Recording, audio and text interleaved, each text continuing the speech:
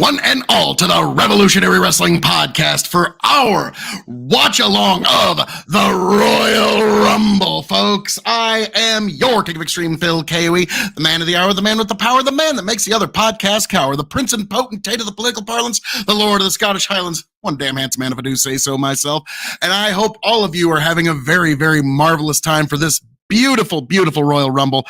Folks, it's truly the most wonderful time of the year. Christmas came, Christmas went, and now we are on the road to WrestleMania, folks. Yes, it's the most wonderful time of the year, where over ropes people will be flying, and through tables will be crying, and will bring us good cheer. It's the most wonderful time of the year. Yes, Royal Rumble, folks. And the event is getting underway right now. And boy, howdy, folks. It has been a week in wrestling.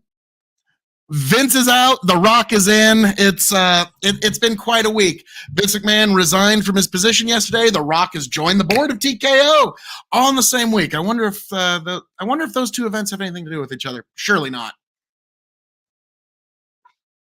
Hi, lovely. For those who don't know, my girlfriend's crocheting right now, just kind of looking like she's just being the supportive girlfriend right now. Like, oh, that's nice. That's nice. Yeah, some of the audience is like, wait, what? A pro wrestling fan with a girlfriend? I don't believe you, Phil. I don't believe you. It's like, yeah, I know. It's a bit strange, but here we are nonetheless, folks. So the Royal Rumble match is going to be underway before too long. We got Rhea Ripley. She's walking into the arena. She was 2023's Female Wrestler of the Year for the Revolutionary Wrestling Podcast. We got Montez Ford and Bianca Belair, a future power couple of the WWE coming into the arena. So let's see. And of course, folks, because this is a pay-per-view, it would not be complete without a fucking commercial. Okay, we of course have to have another commercial, something about St. Pete, Clearwater, Florida. Excuse me, I had a little cough. And then we got Hulk Hogan talking about Florida, brother. Come on, brother. I mean, it's Florida, brother. So, folks, I hope y'all are looking forward to this Royal Rumble as much as I am. So what do you think is going to be the opening match? Personally, I think it's going to be the Women's Royal Rumble, or they're probably going to start with the Universal, which is very strange. But nowadays on the card, everybody either wants the first or last match, because the first match you can leave and go on to the next town a lot sooner than everybody else. If you're the last match, then you got the ego of being in the main event. So, folks, I'm wondering what all y'all are drinking this evening for this Royal Rumble for a little bit of wrestle. What I'm having this evening is a very interesting blend, if you will, from my little whiskey cask that Tony G and Chicken got me. It's 2 parts Maker's Mark Toasted Marshmallow Private Select, 1 part Bowman Brothers Pork Cask Finished, and then 1 part Four Roses Small Batch. So it's a bit of a Solera cask blend that I'm enjoying this evening, and that's all I'm going to be drinking this evening is this lovely blend. I'm wondering what all y'all at home having for Royal Rumble. So, boy, howdy. This is going to be an evening, folks. This is going to be an evening. So, of course, because the pay-per-view started. Now, what's funny is one of our fans last night said, do you think Hulk Hogan's going to make an appearance? And I said, nah, there's no way. He's the first face we see is Hulk Hogan. WWE Universe, let me hear ya, brother. Like, I'm sorry.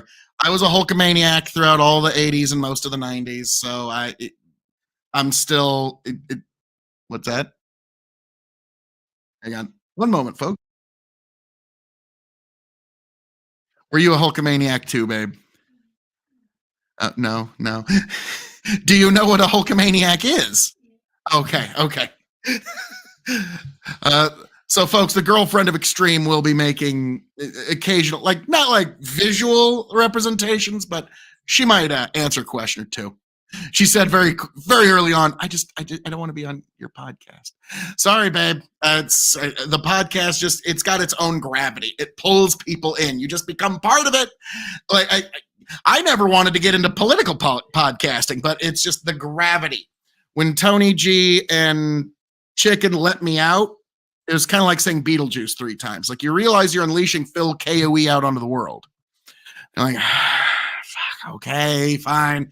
But there's really no way of putting me back in that bottle. So, folks, here I am. I've been inflicted onto the world, and now you all have to deal with it.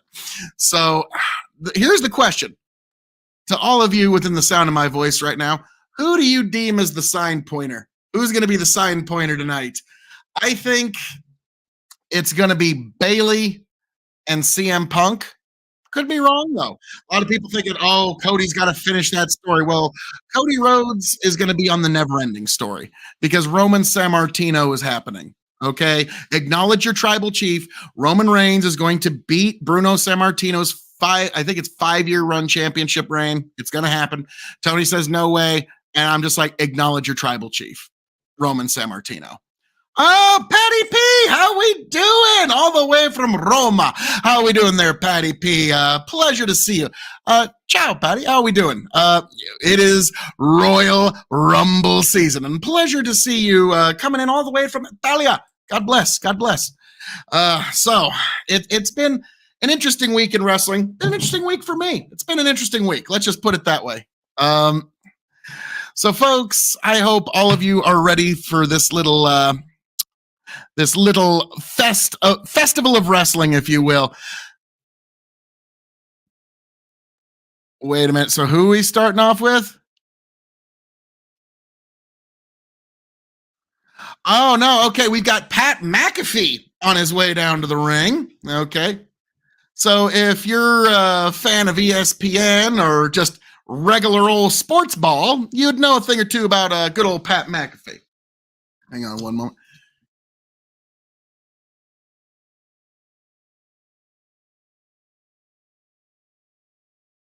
So we got Pat McAfee on his way down to the ring.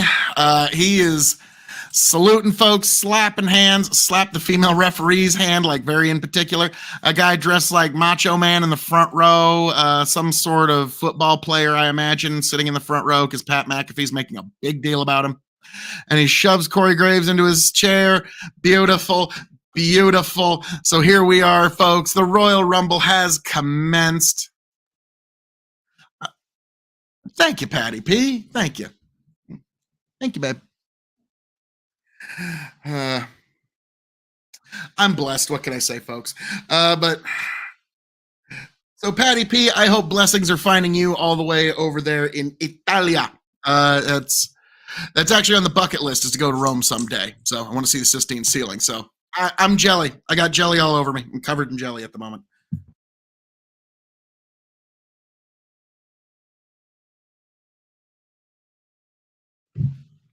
So Pat McAfee still acting a fool, and he is now going to be the third commentator with Michael Cole and Corey Graves. Michael Cole, he outlasted Vince McMahon. Who would have ever thought it? I don't even think he would have thought that. And who do we have to sing the obligatory national anthem? It's going to be some singer none of us have ever heard of, I'm guessing.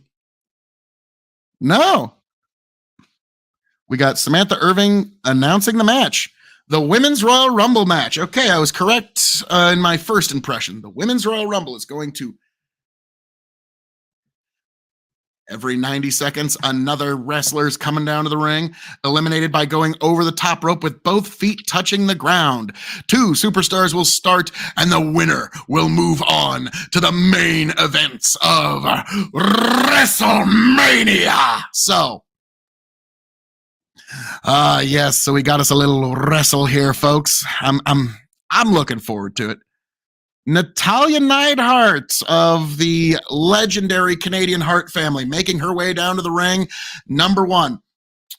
Natalya, we love you. We love your family. But I'm sorry. In terms of this match, you have no hope in life. I'm so sorry. I'm so sorry. Like you're just not gonna make it. It's not gonna happen for you. Okay, let me put it this way. if Natalia wins this match, babe, you might have to run me to the hospital because I'm having a massive heart attack out of shock. Okay, just like let me just knock on wood there. It's like Natalia ends up winning. Oh fuck! Okay, whoops! I made a bet. My mouth wrote a check. My ass now has to cash. Kind of like all the people I challenge to MMA fights online. Eventually, my ass is going to have to cash that check my mouth wrote. But fuck it, I got a mortgage. Glove me up. Let's do it. So we got Natalia Neidhart coming down as the first competitor extraordinaire. So let's see who we get next. Man, she was doing this before I stopped watching years ago. Goodness gracious. So yeah, she is a true ring veteran at this point. Who we got next on the is this who I think it is? Let's see. The lights went out in the arena. Oh shit, I think it's Naomi. I think it is. Yep. Naomi's on her way down to the ring.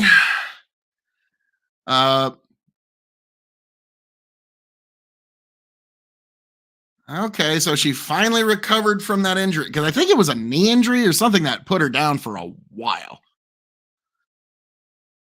Like, yeah, she was like, I don't know what it was, but it was a bad injury.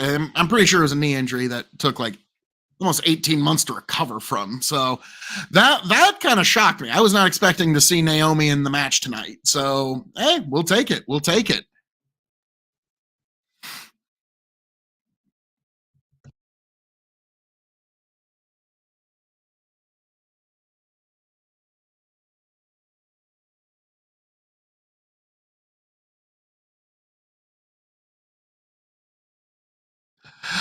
Yes. Sorry. That was a backstage joke. Oh wow, that was a backstage joke with me and the girl. But Naomi's actually got her name dyed into her hair. That's well done. That's impressive.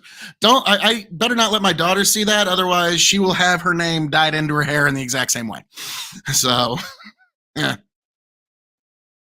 Naomi's in tears because it's her first time being back in I think almost 18 months. So yeah, this is a now it was sooner than that. But I can't. But yeah, she's been out for a minute here.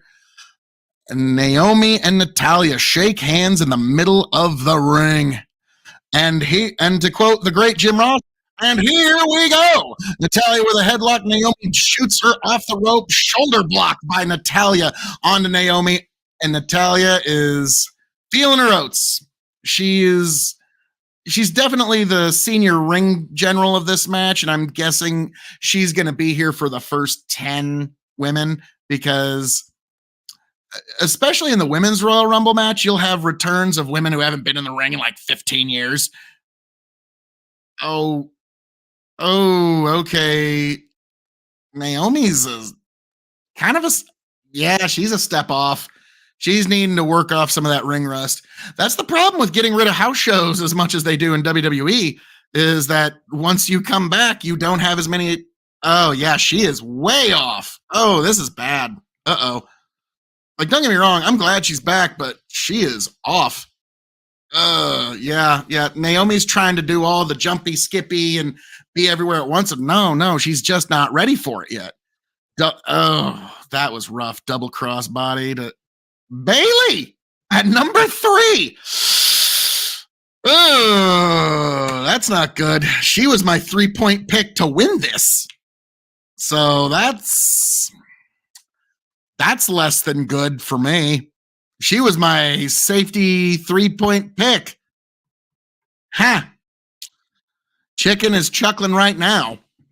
Son of a biscuit. Because now Bailey's got to last like 40 fucking minutes in this match. Oh, man. Naomi needed about 4 or 5 house show matches before she came back. I'm sorry.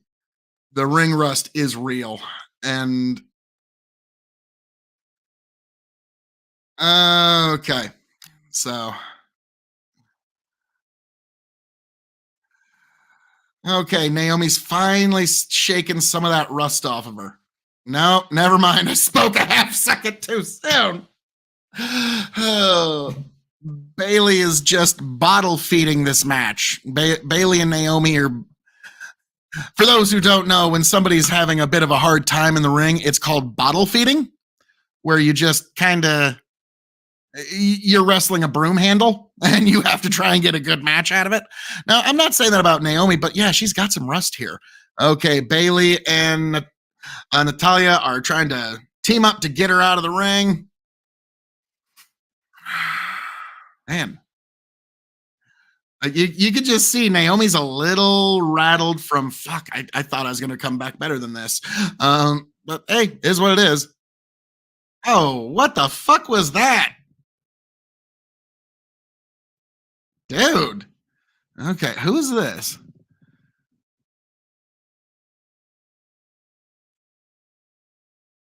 Oh, Candice LeRae. Okay. A former NXT tag team champion. Oh, well, fuck, Michael. I'm sorry. I didn't know we were talking to a real star here. Okay. Like, oh, man. I was about to say, unfortunately, other than Bailey, you'd have to whack yourself in the head with a stick to see some stars in this match right now. So it's like Natalia, I've always liked her. She's just never gotten to that next level. Like she was just always, as the company defined, a good little worker. And once you're in that good little worker box, you don't ever get out. Okay. Candice LeRae's doing really okay. She's doing really simple stuff here, but it's all connecting together. So I got to give her credit on that. Now Naomi's like, oh fuck, I got to wrestle some more. Okay, arm drag. Oh. Okay. Yeah, that's the unfortunate thing. Like me and Tony have seen Naomi live when she was at, I think it was SmackDown when they came to Lincoln. And she was right on. Like she was probably one of the more talented people we saw that night. And so that's why it's just so jarring to see her doing so badly in this match. Like she's kind of botching basic moves that she would normally hit like that. And again, that's why you need house shows. It lets you kind of get the rust off you without a televised audience and assholes like me to talk about how much ring rust you got on you. 3, 2, 1. Who is on the way next? Entrant number 5. Uh, let's see.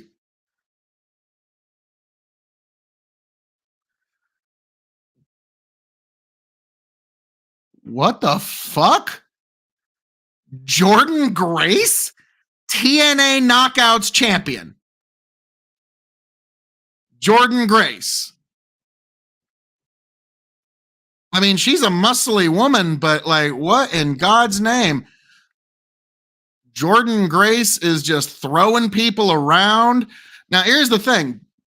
Boy, this must really be the non-Vince era because Vince McMahon in 1,000 years would have never brought a champion of another company that it was not previously established and put them on his show. So this is huge. This is a very big change in company dynamics, even. Okay, apparently Naomi and Jordan Grace are big friends because they're hugging in the middle of the ring, and then bam, bam, bam, immediately start punching each other.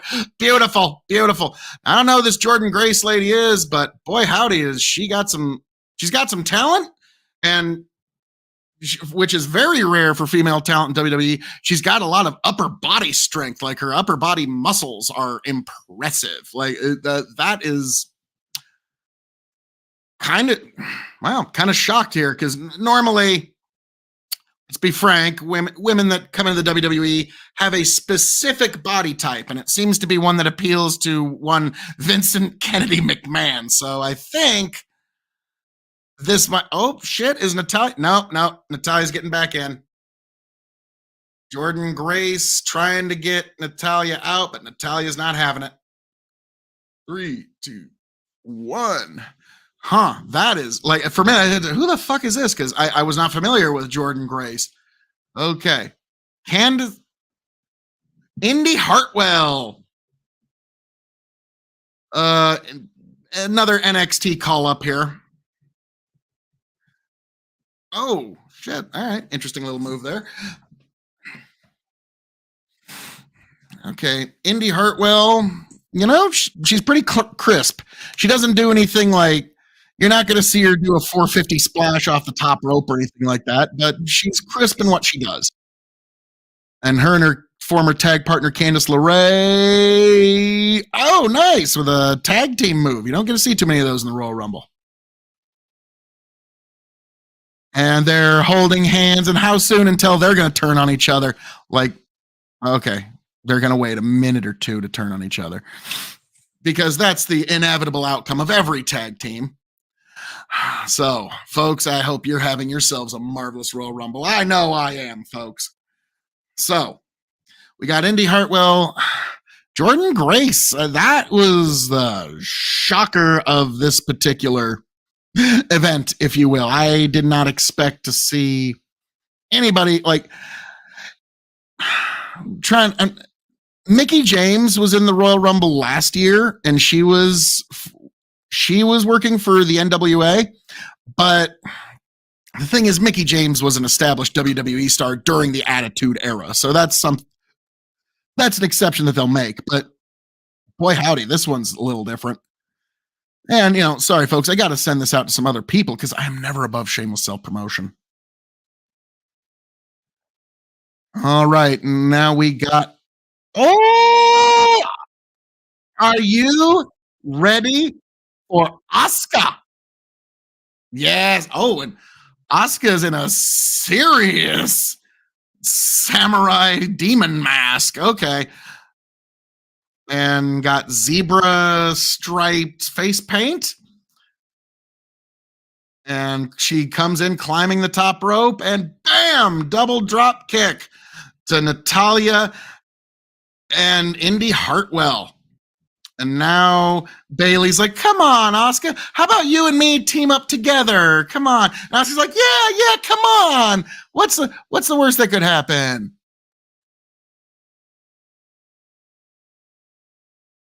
Yeah, Bayley and Asuka. No, Asuka's like, yeah, I'm totally on your side, Bayley. Totally. I think this is a alliance that's going to last for basically the whole match. I really do. I think Asuka's being genuine here. I don't think she's going to turn on Bayley or at any point. Okay, Indy Hartwell. Trying to make an. Oh, shit. Asuka is trying to eliminate Indy Hartwell. Will Indy be the first elimination? Oh, no. Indy's keeping the hope alive. Bayley is trying to keep Asuka from getting thrown out. And now Bayley's trying to get Indy Hartwell out. No. Oh, shit. Because I think this is one of Chicken's picks is Asuka. So Chicken. Oh, out goes Indy Hartwell. Out goes Indy. And Bayley pulls Asuka back in. Okay. That's fucking teamwork.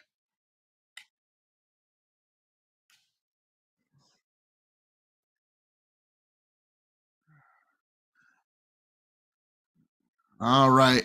Ivy Nile.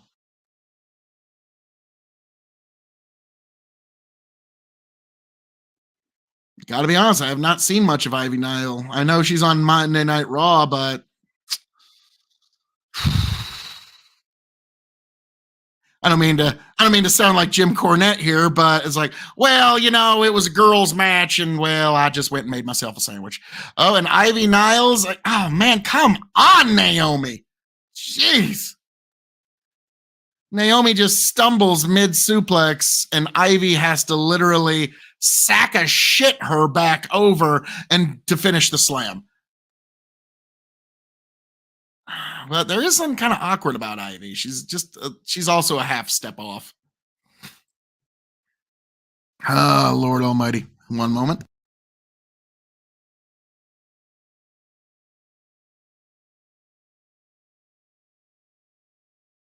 I'm kind of the play-by-play guy, if you can't tell. I gotta provide for the Revolutionary Wrestling Podcast and the KOE Nation all of my brilliant analysis, love. So that's just a necessity. So getting back to the match, Bailey's getting a little too arrogant. I'm not liking that, considering she's my 3-point pick. I don't like that because she might get thrown out. 2, 1. All right. Number 9, who we got here? Katana Chance. Whew, let me tell you, I've been blown away by the star power of this match, folks. I got to tell you, it's been just recognizable face after recognizable face. Okay, all right. Okay, Katana comes out and does all the things that Naomi was wanting to do, but actually does them well. Okay, I'll give her that. She's quick on her feet. Well done. Okay. She does all the high flying stuff that Naomi was trying to do. Oh no. Grace just picked her up like she was nothing, held her with one arm and then slammed her. So this Jordan Grace has a potential big future. Okay. If she were to sign a contract with WWE, because, well, I mean, she just has the look. She's got the muscles.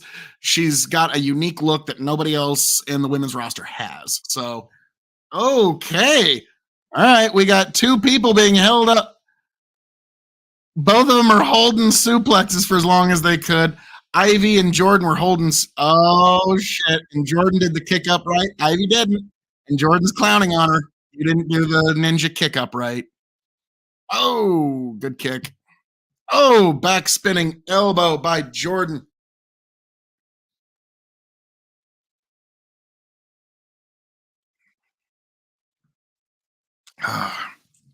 So, all righty.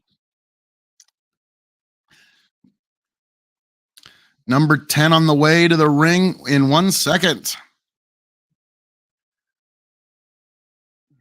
Oh, shit. Bianca Belair on the way. One of the 5-star fucking machines of the women's division, Bianca Belair. If you need a 5-star, at least a 4-star match, all Bianca's long ass hair just about cost her right there. She tried to do the jump over, but her literal 5.5-foot long braid got caught on the rope and she just about stumbled on her face, caught it last second. Well done. So my speculation with Bianca is someday she's going to have a hair versus hair match at WrestleMania and she'll lose that giant 5-foot lock then. Oh, Asuka almost went out. Bianca's Bianca Pertner winning the business for herself there. Just like, fuck you, Asuka. I don't want you in here. Huh.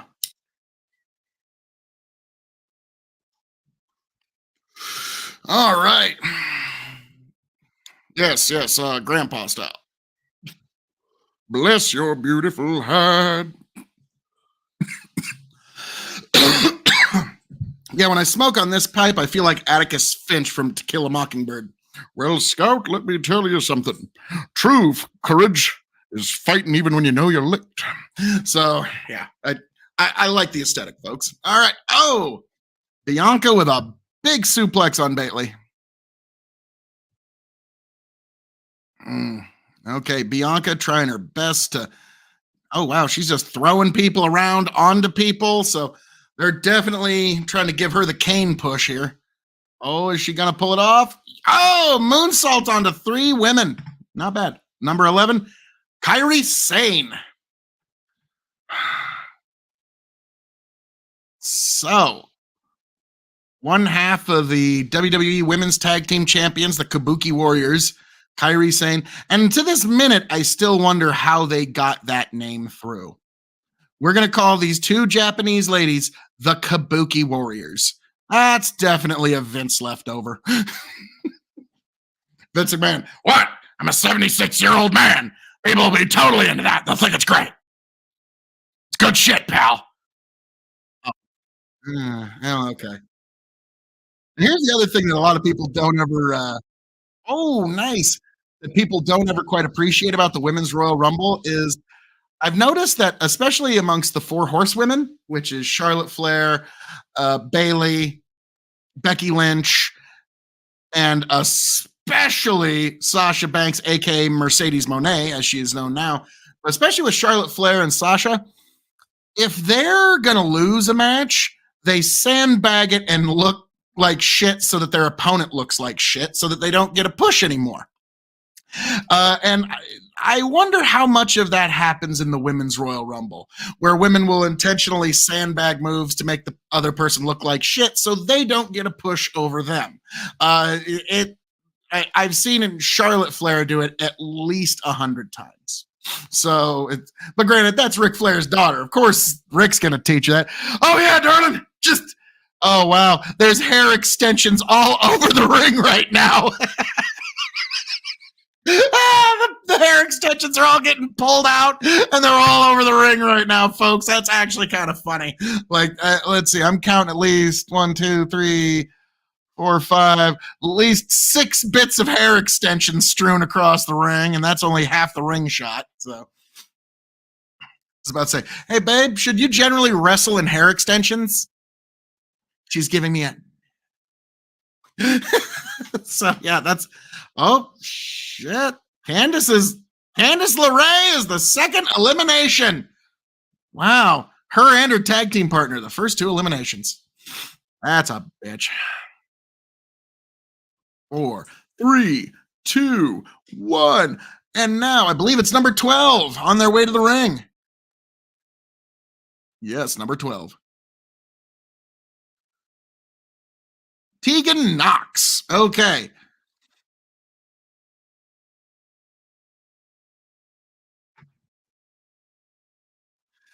Michael Cole called her the girl with the shiniest wizard. For those who don't know, the shining wizard is basically a finish where you throw your knee into the opponent's face while they're sitting on their butt. It works. It works. It basically gives the wrestler a chance to slap their leg and make a big loud slappy noise in the arena. Oh, Lord Almighty God. So, folks, how are we all doing this evening? Yes. The KOE Nation is present. The Big Bucket Empires. Tegan Knox jumps over with a flipping standing senton and whoa! Grayson Sacca shits Tegan Knox up to a power bomb, just straight like she straight up fucked up the jump. So Jordan Grace straight up Sacca shit her all the way up, just on her own power alone. That was impressive. Okay, like yeah, Jordan Grace, give that girl a fucking contract already. Oh, what? Oh, Tegan Knox eliminates Natalya, and there goes Tegan Knox by Bailey. So I was correct. Natalya was there to general the first 10 people. And now she's gone. And Tegan turned on Natalya and eliminated Natalya. Then immediately Bailey eliminates Tegan. Just goes to show. Betrayal never prospers. Number 13, Caden Carter. Katana Chance's tag team partner. Okay. So let's see. Well, let's see what she's got. I haven't seen too much of her shit. Okay, that was neat. She just gets on the apron and stops Katana Chance from getting eliminated in a very creative way. Okay. I was about to... Okay, this Caden Chance, she looked like she's kind of low to the ground, low center of gravity, and I figured she'd be doing power moves, but she's bouncing off ropes like she's a cruiserweight in WCW in the 90s. So... Oh, Kyrie. Holy shit. Kyrie's hanging on to the apron and her feet have not touched. Are you fucking kidding me? Well done, girl. Well done. Can she survive? Can she survive? Are her feet touched? Oh, we all were rooting for that one. Okay, wait. Oh, there goes Asuka. Oh shit, that was Chicken's 2-point pick right there. That is a problem for Chicken. Okay, that is an issue.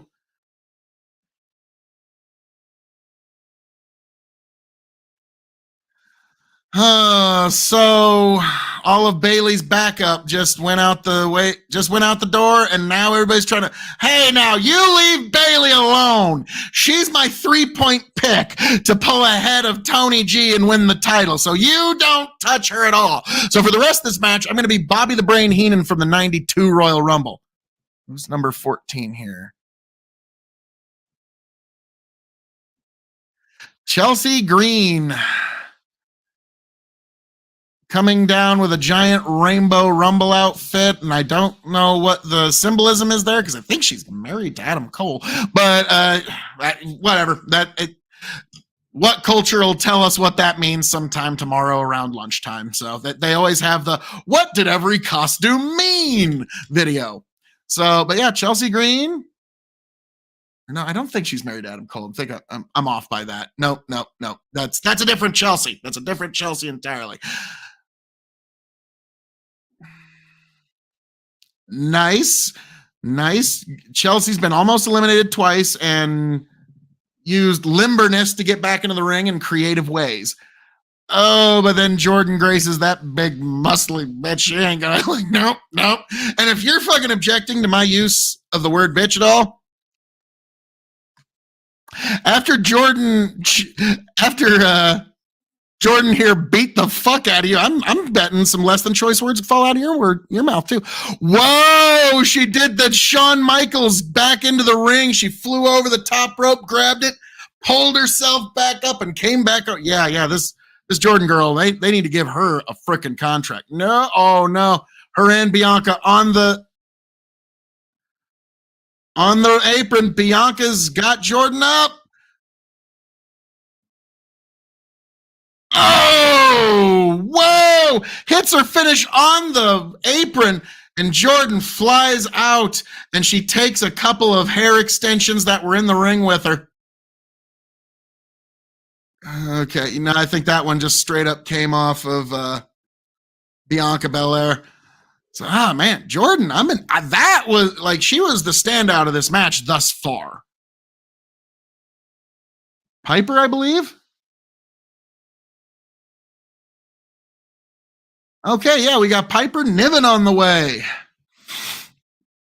Marching to the ring looking like a Viking warrior.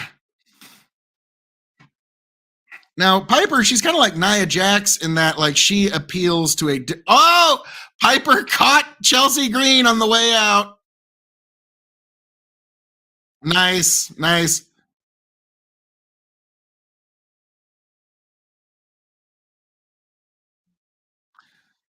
All right, Piper Niven. She's a big girl.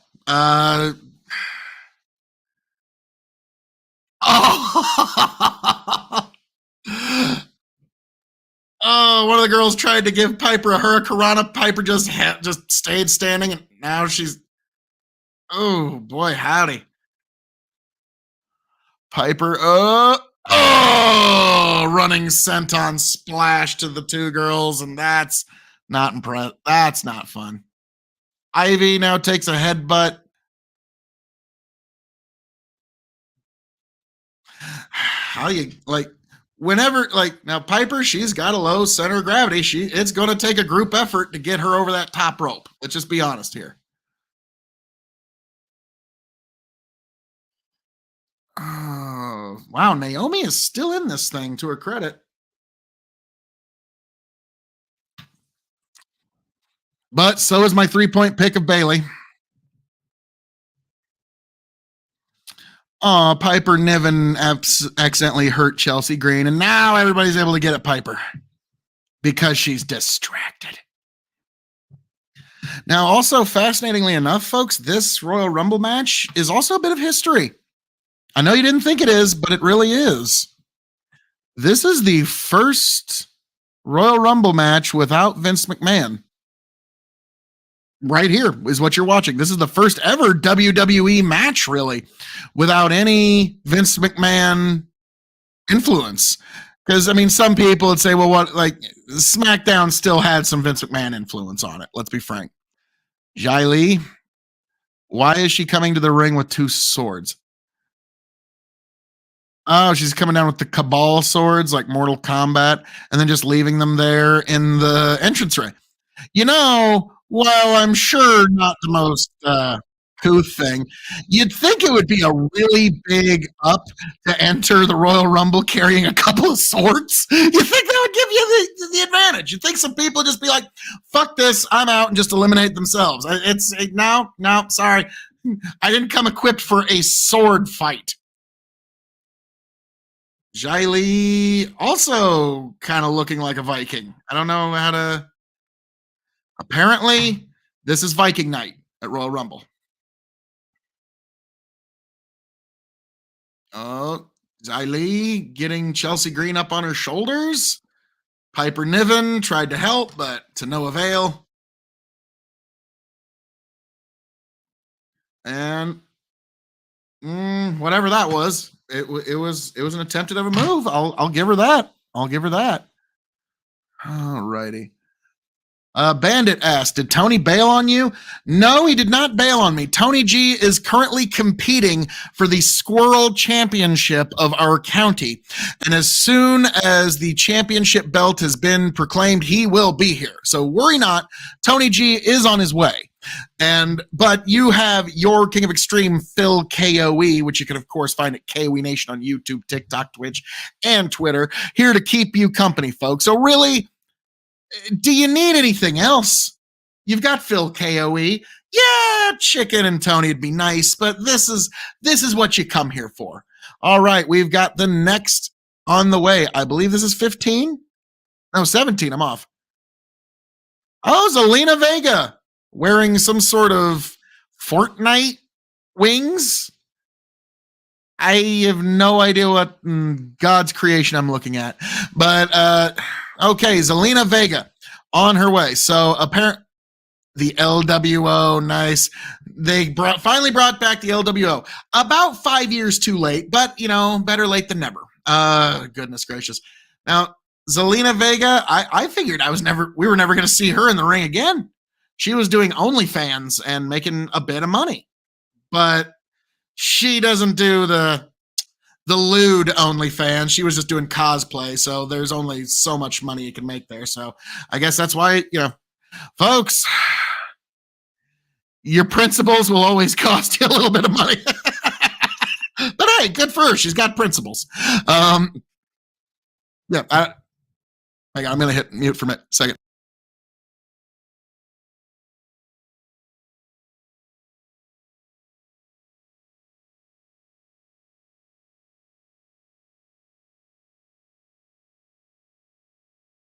So, all right, Piper Niven has Zelina Vega. So it's the biggest person in the match throwing around the littlest person in the match. This is a very good David and Goliath story. They probably need to have them feud sometime. Because, yeah, Piper's just like literally just sack of shit and Zelina around like she's a fucking straw. Like she's carrying around like she's just nothing. All righty. Creative little tag team matchup maneuver there by I think it's I can't remember the girls' names now, unfortunately. The one tag team that's in there. Who do we got?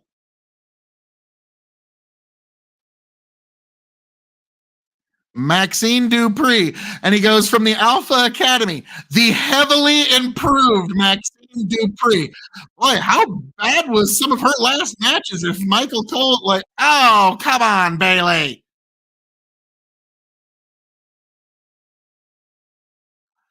Oh, yeah, like if you gotta go, the heavily improved Maxine Dupree, and she doesn't seem all that improved. Okay, so they're trying it again. Oh, Jesus, Lord Almighty, Bailey. Come on, you know what this move is. And now everybody's booing the shit out of her because she fucked up that move twice heavily. Now, that was mostly on Bailey, but it was a little on her too. But yeah, I'm kind of shocked Bailey's one of the ring generals and veterans of this match, and she kind of fucked this up.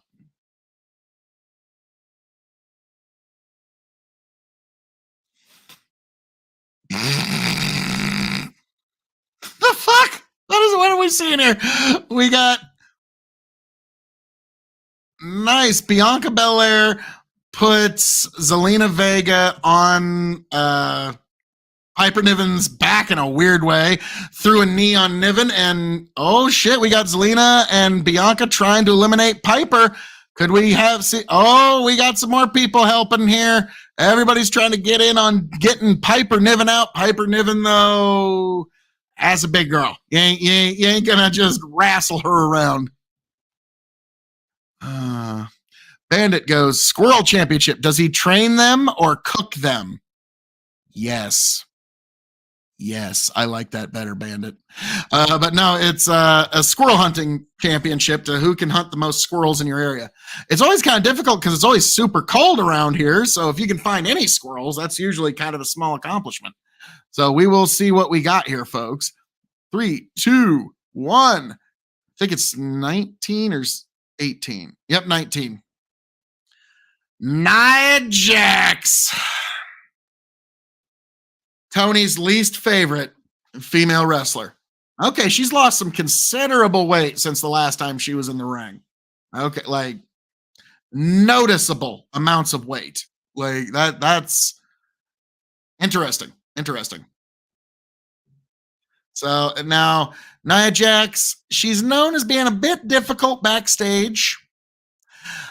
And the reason she can get away with it is she's The Rock's cousin. And now that The Rock is on the TKO board, yeah, she's just got that look in her eyes of I can do whatever the fuck I want. All y'all bitches can fucking suck my fat vagina. I don't give a fuck. Fuck you. My cousin's on the board. Fuck you. And did I mention fuck you? And let's see, she just eliminates Io Sky in like 5 seconds. So yeah, it looks like, and then she just by her head shoved Ivy goes out in another 5 seconds. So Nia Jax shows up and eliminates 2 people and acts like she's the absolute shit and she's the queen of the ring and nobody can fuck with her. And now she's picking up Chelsea Green like she's nothing. And Piper Niven gets out of the way of Piper Niven, who runs into her partner Chelsea Green. Nia Jax now runs into the corner, gets Chelsea Green again. Piper Niven is now going to try to suplex Nia Jax. No way. Nia don't take no bumps. Are you kidding me? Nia ain't taking no punishment here. Don't be silly. Okay. So yeah. Nepotism in WWE, it's always been a thing. But now it's a different family. It's not the Kennedy family or the McMahon family. It's the Johnson family. Dwayne The Rock Johnson.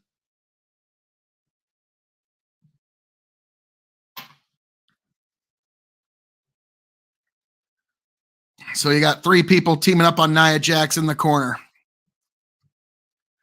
Oh, Lord Almighty God. Nia Jax now just charges out like. Yeah, Nia Jax has yet to be taken off of her feet in this match. I don't know if anybody's noticed that, but. And now Nia Jax just picks up Piper Niven. Well, almost. Couldn't even get Piper up for a slam. So Nia Jax is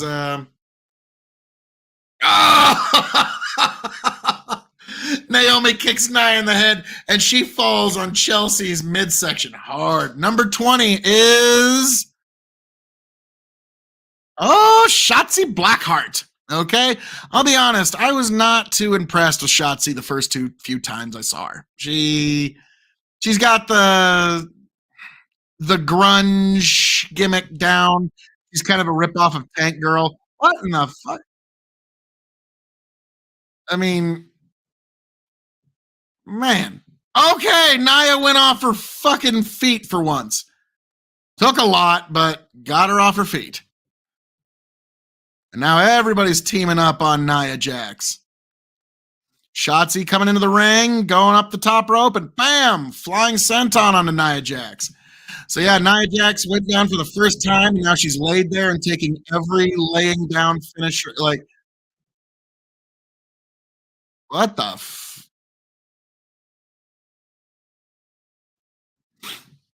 Oh wow. So this late oh god. So the new and improved, I forget her name, McGee or whatever her name is. Oh shit. The whole match is trying to get Nia Jax out of the match, but somehow Nia Jax fights them all off.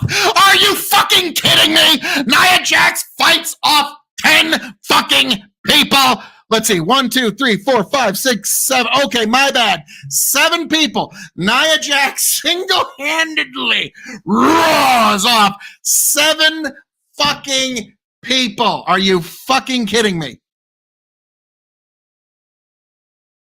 Maxine gets eliminated by Bailey. Nia Jax finally does the fucking body slam, but the camera wasn't even there to see it. And Nia Jax is going to single-handedly eliminate Piper Niven like it was nothing. Jesus, this is bad. This is bad. Like, this is just yuck. Let me just go ahead and say, boy, do we miss Pat Patterson. Holy fuck, Pat. The Royal Rumble has never been the same since you passed in 2020. God bless you. For those who don't know, he was the guy who agented that match. And another girl gets tossed out by Nia Jax. But yeah, Pat Patterson was the agent of he basically invented the Royal Rumble, came up with its concept, and then kind of helped carry it to what it is today. But he was the brains behind that. Okay, number 21, Becky Lynch. All right. It took us a minute, but we finally got some star power in this match. All right.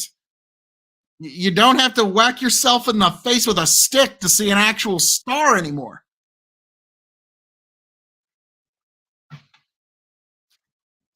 And Becky immediately lays right into Nia Jax, and Nia's standing there.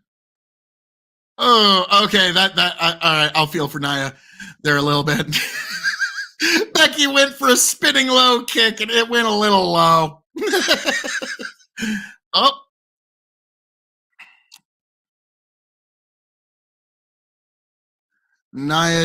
Becky Lynch now climbing the top rope with a double torpedo drop kick on Nia Jax.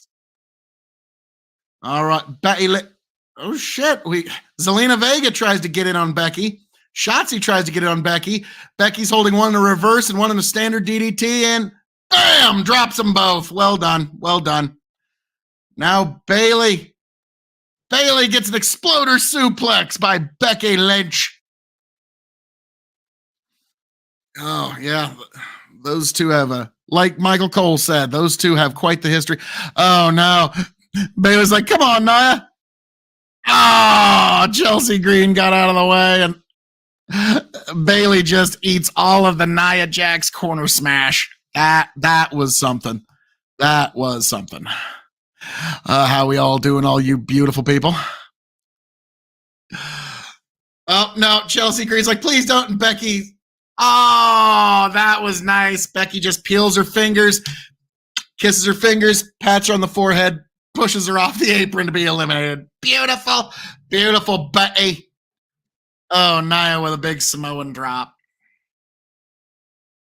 And now who do we got for 22?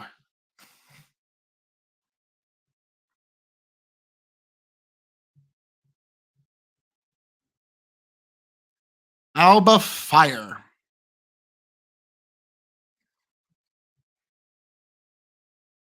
So Alba comes out with like a weird stick and a robe, and she stands at the entrance for a second.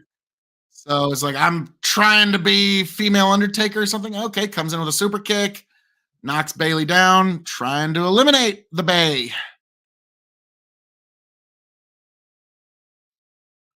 Oh, she's a former NXT UK Women's Champion. That's why none of us have ever heard of her, because she wrestled over the United Kingdom. Okay, what in the flying fuck am I looking for? What in God's creation? So she held two people up for a very weird, awkward move that probably didn't need to happen. Naomi's been in this match for 42 minutes, Bailey for 40 minutes, and Bianca Belair for 27 minutes, folks. So not too bad. And yes, the mic was on for that. All righty. So, all right, Nia Jax flooring some folks. We got Shotzi almost eliminated. Bailey is still in this match. Bianca over 43 minutes now in this match. I don't think anything will ever got to remember Daniel Bryan stayed in for gosh, I think 80 minutes or something, some insane amount it'll never be broken. Oh. Okay, all right. We got Bianca with Nia in the corner. Naomi is still in this match, to her credit. She's getting her ring rust off all at once. 3, 2, 1. Who's number 23? Who do we got here? Oh, Shayna Baszler. Okay. It's the last 10 where you finally start seeing some star power. Not only women's champion in her own right, women's tag champion, but also UFC fighter extraordinaire and one of the better. Oh, got her in a Kimura where she's hanging upside down. That was interesting. Bianca Belair now tries to grab Shayna, and that didn't go well. Shayna throws her with a German suplex. And that is interesting. She will grab you in a Kimura lock and turn it into a slam rather than a submission.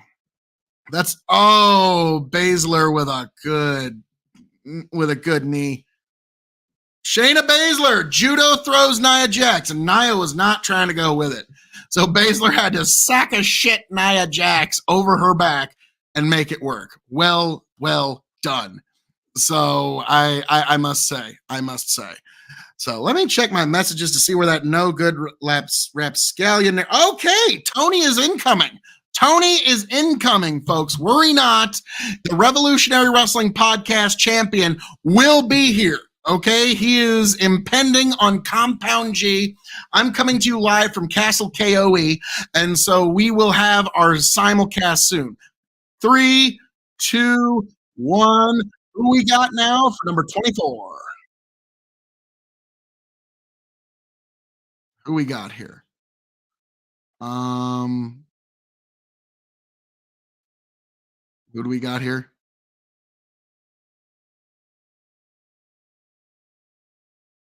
Valhalla.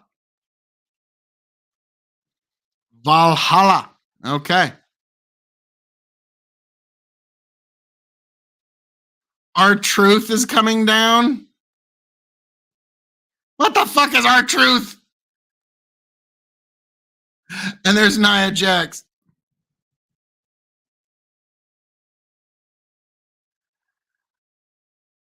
What in the fuck am I looking at? R-Truth is just.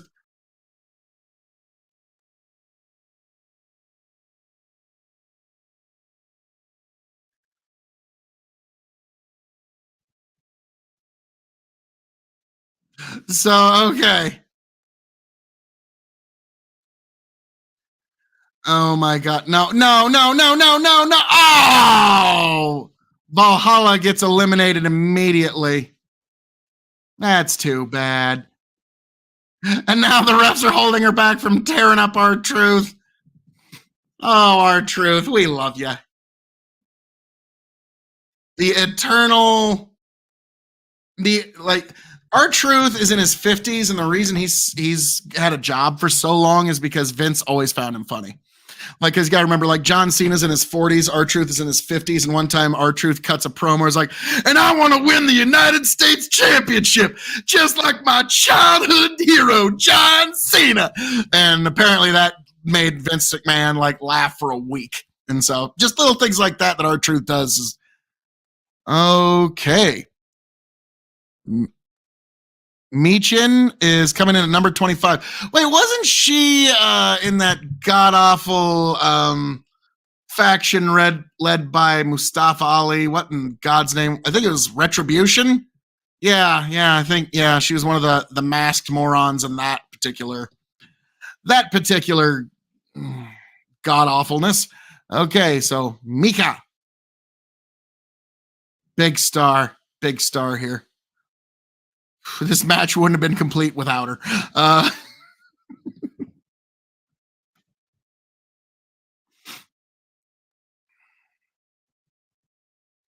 And Nia Jax just kind of tackles Mika over. And okay, that's actually sounding the way like some Hispanic families refer to their like daughter, Mika, like the way I'm saying it, which I'm sure is wrong. Let's. Fire is about to get eliminated here. Yep. Naomi eliminated Fire. So Naomi's been in for 48 minutes. Bayley has been in this match for 46 minutes, and Bianca Belair for 33 minutes, folks. And your King of Extreme and the vocal cords of Extreme have been with you this whole time. So that's really the Iron Man of this particular match. She's looking at me like, that's adorable. You do you. You do you. Now, who do we got for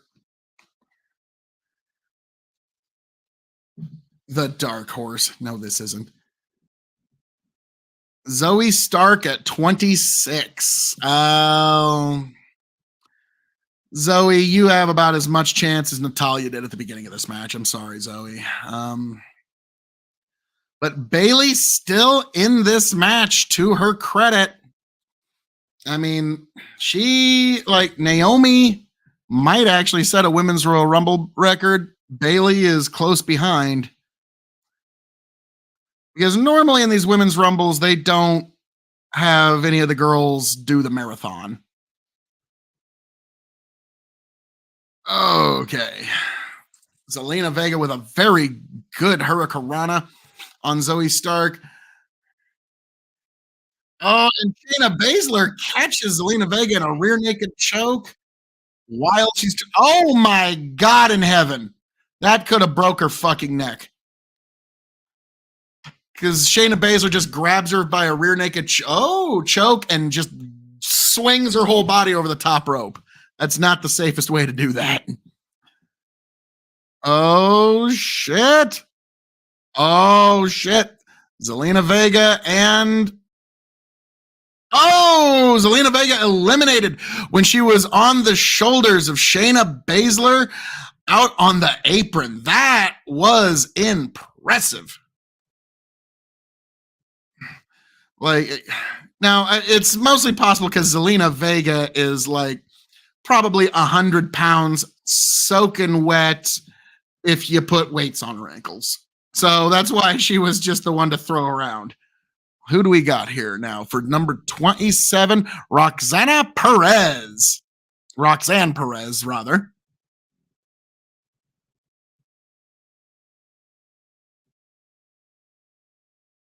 So she's challenging for the NXT Women's Championship in about a week and a half. So that's why she's here, to get her a little bit of extra rub and shine for her big title match coming up. So Perez is now tangling with Baszler, which is usually not a good idea. Oh, Perez now in the corner, and nice. Throws Stark into the corner. Perez off the ropes with a tilt-a-whirl and then another tilt-a-whirl. That was impressive. Oh, you can tell she damn near broke her ankle just trying to do that kick up. Like she tried her hardest not to sell it. Nice. Man, Bayley still in this thing, to her credit. And I need her for 3 points. And to really pull ahead of Tony and Chicken, Bayley winning this match would almost cinch the Royal Rumble for me. Well, that's not going to happen, Phil KOE. What? Oh, we got a special run-in. Tony G, how are we doing this evening, sir? I'm doing a lot better now that I'm here with the Revolutionary Wrestling Podcast. It is I, your 15-time Revolutionary Wrestling Podcast champion, quadruple distilled, non-chill filtered, and your blend master of ceremonies for this Royal Rumble 2024. And it looks like I came just in time to see Nia Jax hurt a bunch of people. Yeah, pretty much. You came just in time to see Nia Jax unnecessarily hurt people. Yep. So not bad. So Nia Jax, Tony is proving that The Rock really is on the TKO board because she's gone off her feet like I think 4 times this whole match. That sounds about right. There's Jade. Oh shit! Jade Cargill has made her debut. Oh, okay. All right. So there's my 1-point surprise pick. So I got a point for that. Which was such a bullshit pick, but fuck you, chicken, for running through the predictions. Oh, what can I say? My surprise pick is going to be somebody that's on the roster. Fuck you. Well, I figured she's going to go to NXT, but now here she is. Fuck that. She's gotta be. This makes perfect sense. Jade's too much of a mainstream appeal. She's just the right age. She's got the right look. She's in great shape. When she was in AEW, she did some shit with Shaq. So she's already kind of in that mainstream. Yeah. The crowd is like, this is the biggest I've heard them. Holy shit. Yeah, this is the most. Oh, shit. She's got to throw out Nia. Yes. No, I'm afraid not. I'm afraid this is going to. Whoa! Just gets big old Nia up on her shoulders, flexes her arm. And like I said, she's in tremendous shape and she's got the look that WWE's been wanting for years. So, yeah, she's going to be a huge star. Yes. Oh, shit. No way. No way! She just sucker shitted Nia up over the top rope. Well done, Jade Cargill. Welcome to WWE. And they didn't make her call her Jada or anything. And now she's looking at Nia Jax like, Okay.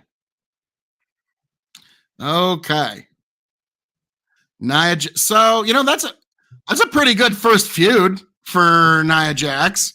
Oh, it's fantastic. For Jade Cargill. Well, no, really, she needs a ring general like a Lynch. Oh, I think you're a half second ahead of me, T. Okay, I figured. Because you've still got to protect her. Like, you get her in and you get her do her big spots, but you still have to protect her in terms of in-ring work. So this is perfect. This is exactly what it needed to be. We are 7 seconds away from entrant number 29. And we've got... Now I think I'm ahead of you. Well, then paused again. Tiffany Stratton. Okay. This is going to be a fan favorite. Big fan in NXT. She's got a ton of followers. This is one that people are going to be keeping an eye on moving up to the main roster. Probably sooner than later. Oh, off the top rope. Am I ahead of you now, T? Yeah, pause it for like a second. Okay. 2 seconds. Okay. Now they're showing the replay, and she slowly and hits it there. Oh, I haven't gotten to the replay yet. Now I'm doing the replay. Okay, then I'm just going to hit pause for 2 more seconds. There we go. And now Stratton picking up Becky for a big spine buster. She just clotheslined Becky. There's the spine buster. Okay, 1 Mississippi, 2 Mississippi, 3 Mississippi. And now she did the Alabama slam. Okay, we'll get synced up. All right, now she's flipping around and hits Becky with an elbow in the corner. Cartwheels, back elbow. 1 Mississippi. Snapmare, bounces off the ropes. Foot stomp to the face of Becky. Trying to eliminate up now. Nope, she gets her over the top, but Becky is hanging onto the apron. Okay, we're pretty close now. We'll try to sync it up a little later. But yeah, all right, folks. So, Phil, I see that we've got Becky, Jade, and Bailey all in the match. No Sasha Banks, I assume. No, that would be like I don't think we need Sasha now that we got Jade. Well, the chick had Sasha at one point. Has AJ Lee been in the match? Nope. Damn it. Well, Was I mean, Naomi in Tony, the we might match? know about 8, 7, 6, 5, 4, 3, 2, 1. Where you at, T? 3, 2, 1, 0.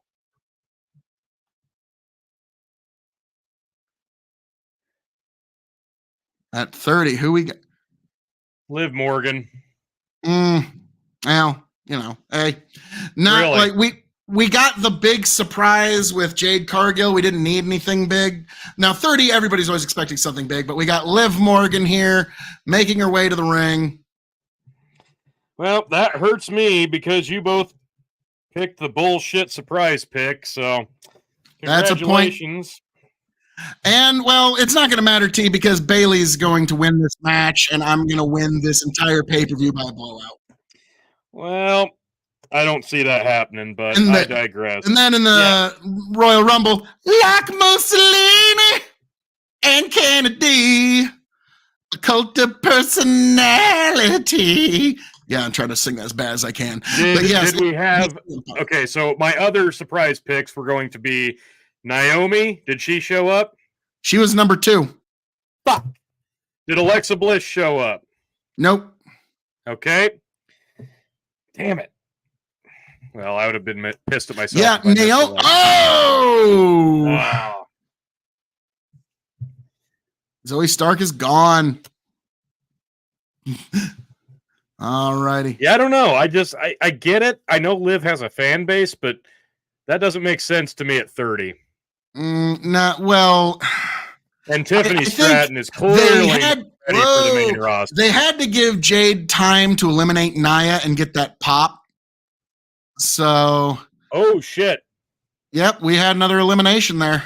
That was I think that was a botch. She was supposed to hold on, I think. Maybe. Yeah. Io Sky in the back looking on. Let me know when they cut away. Now it's Rhea.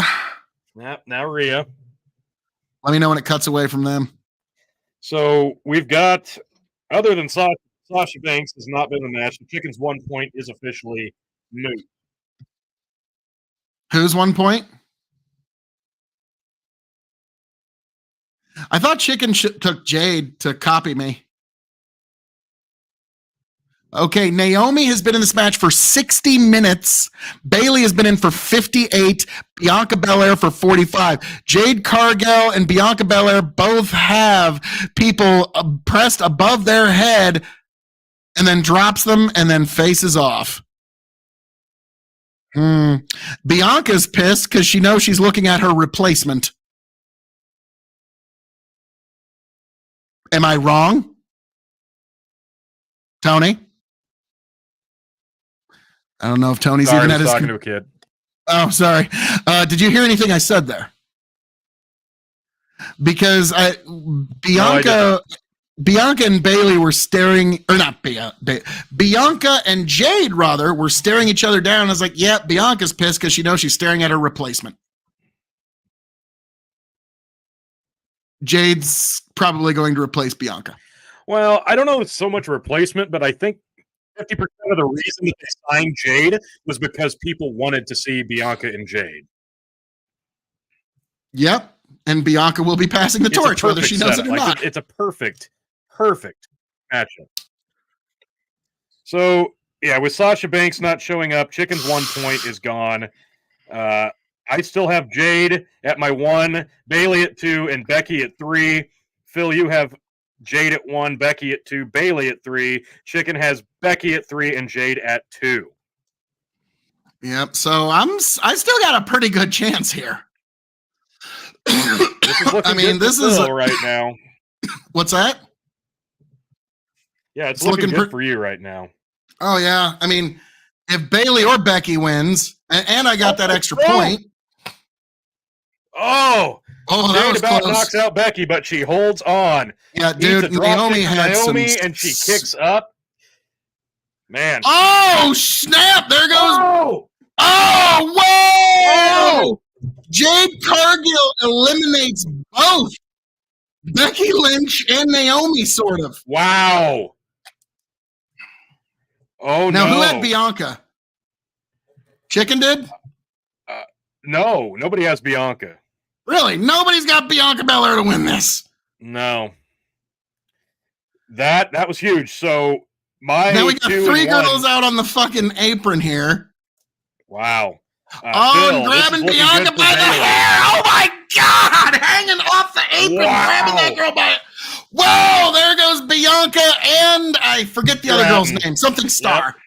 Yep, Stratton. Okay. Bailey's still in, but God Almighty, don't get cocky now, Bailey. Come on. Now, if Jade wins, I pick up 2 points.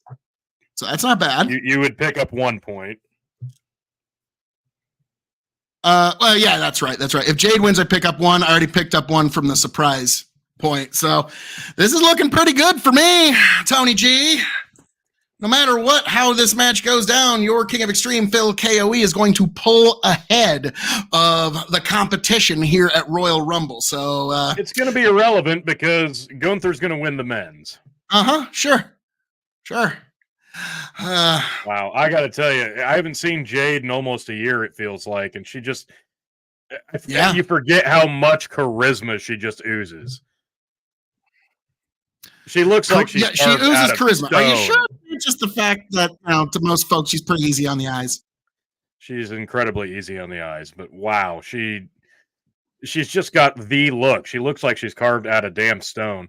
Oh, whoa. Shit! Bailey's going over the top. Bailey's like, whoa, fuck! I almost fucked that all up. Oh man, nope. Liv is going. Jade gets Liv over the top rope. Bailey and Liv both on the apron. Now they're double teaming Jade, and they are going to pull her over the top. Jade over the top rope. They are trying to get her off. Nope. Oh, and she's still hanging on. Jade does a flip up, but gets pulled back down. All 3 women still on the apron. This is your final 3. Liv, Jade, and Bailey, all on the apron, on the outside. Liv hits a bicycle kick. Jade falls back into Bailey. Liv hits a... Jade! Oh, my God. Yes! Yes! Woo! Man. Bailey with the W! Jade with the surprise! Your King of Extreme pulls ahead 4 points at the Royal Rumble! Folks, that is a cincher. That one, Tony, as much as you might want it, you got to admit, it's going to be hard to come back from all of that. Woo! You're only 2 points ahead of me. Oh, you took Bailey as your 2 point? Yeah, I've got Bailey at 2. So okay, but still, you're never going to pull up ahead of your King of Extreme. The important thing, Phil, is that nobody on Chicken's list did anything on the Royal Rumble. So Chicken has 1 point, I have 2, and you have 4. Yes. So the King of Extreme, folks, pulls ahead 4 points. Tony with 2, Chicken with 1. Yes, the world is as it should be, folks. So I gotta tell you, I came in at about the 23rd entrant, but honestly, this was really didn't miss much. Strong. No, this was a really strong finish. I hope the first 2/3 of it were this good. I actually said 63 minutes and 3 seconds. Holy hell. Wow, that's impressive. And yet Bailey is the sign pointer, and I will be right about the main event, CM Punk as well. But that's impressive. That is impressive. But so Bailey and Naomi with a hell of an effort. Yeah, Naomi was number 2, but honestly, other than Naomi and a handful of girls, the first 20 people, I even straight up said before you got here, you would have to literally whack yourself in the face with a stick just to see some stars. It was very it was overly NXT heavy, and a bunch of she's the monster of Raw that none of you have ever heard of.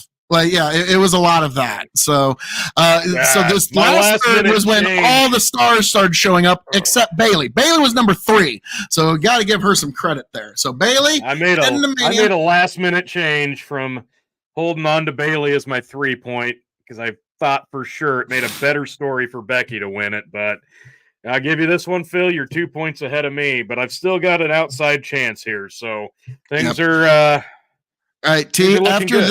After this commercial for all the belts and stuff, let's try to sync our shit up just a little more. Right.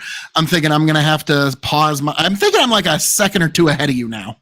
Yeah, just a couple of seconds. Okay, so, the shop WWE shop is now tonight only. Save 30% off site wide, and that just ended right now.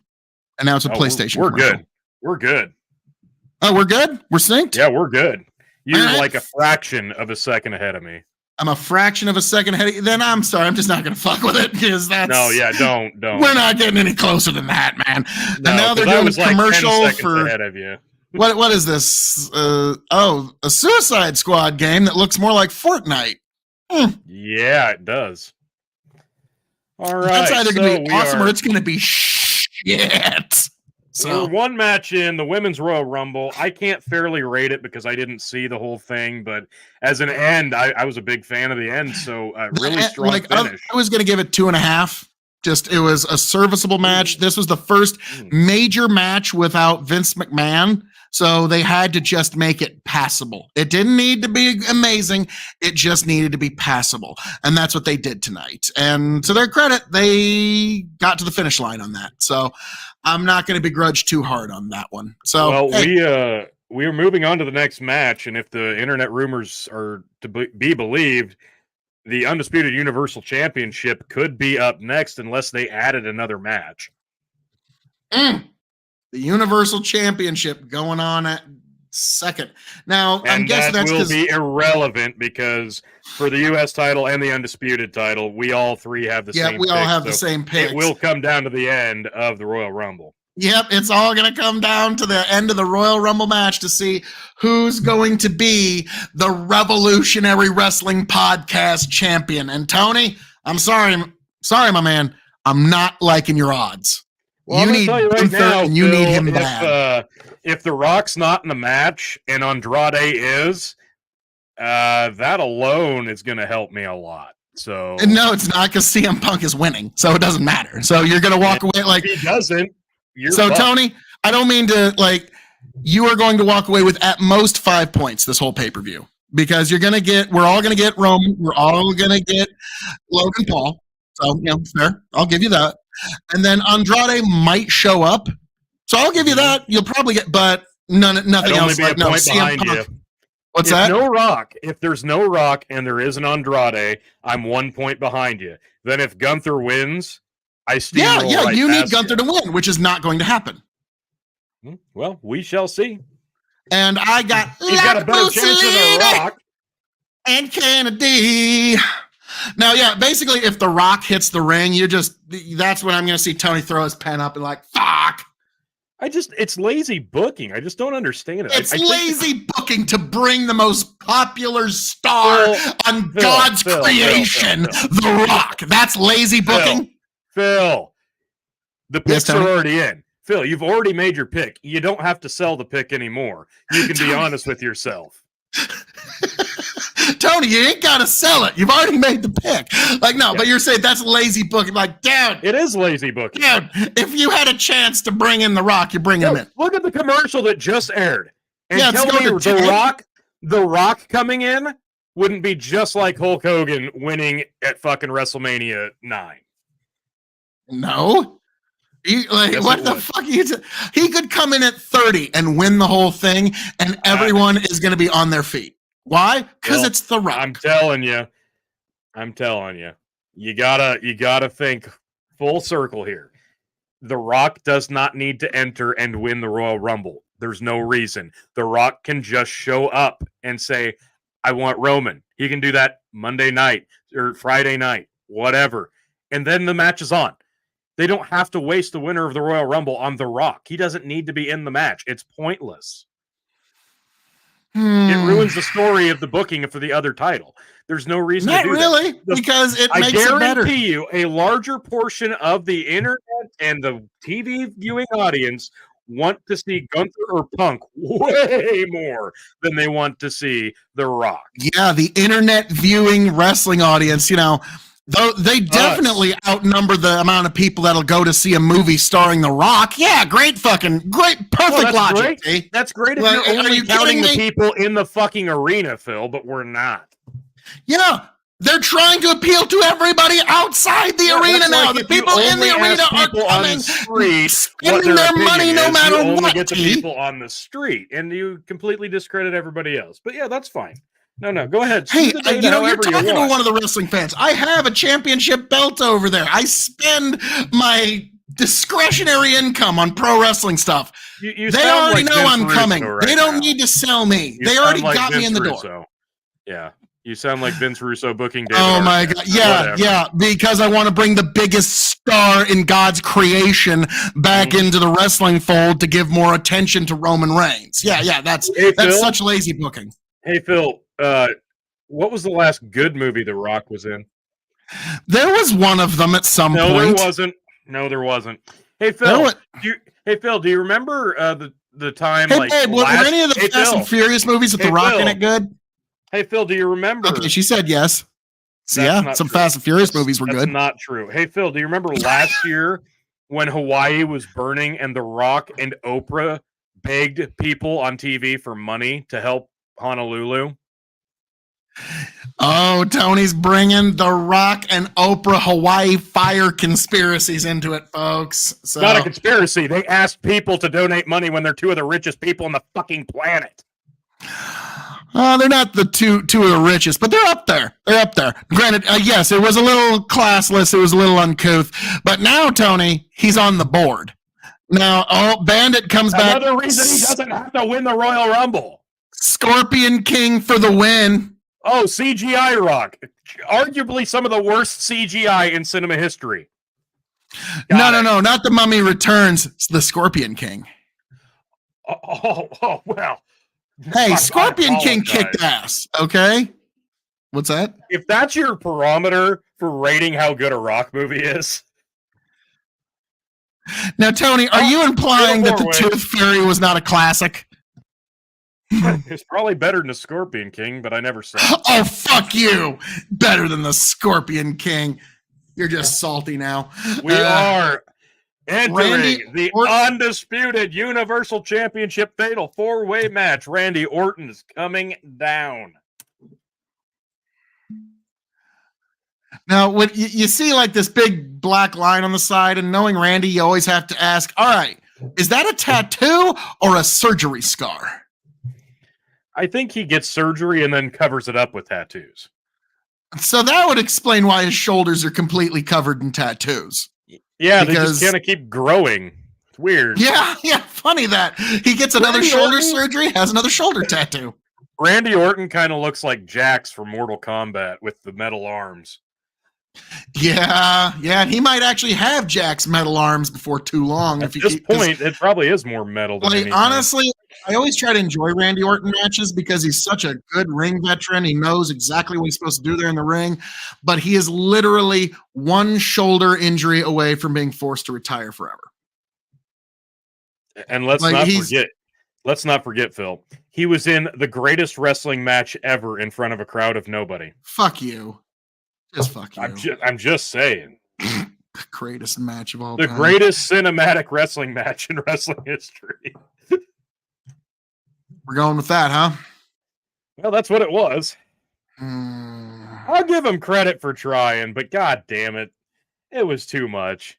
The production honestly, oh man.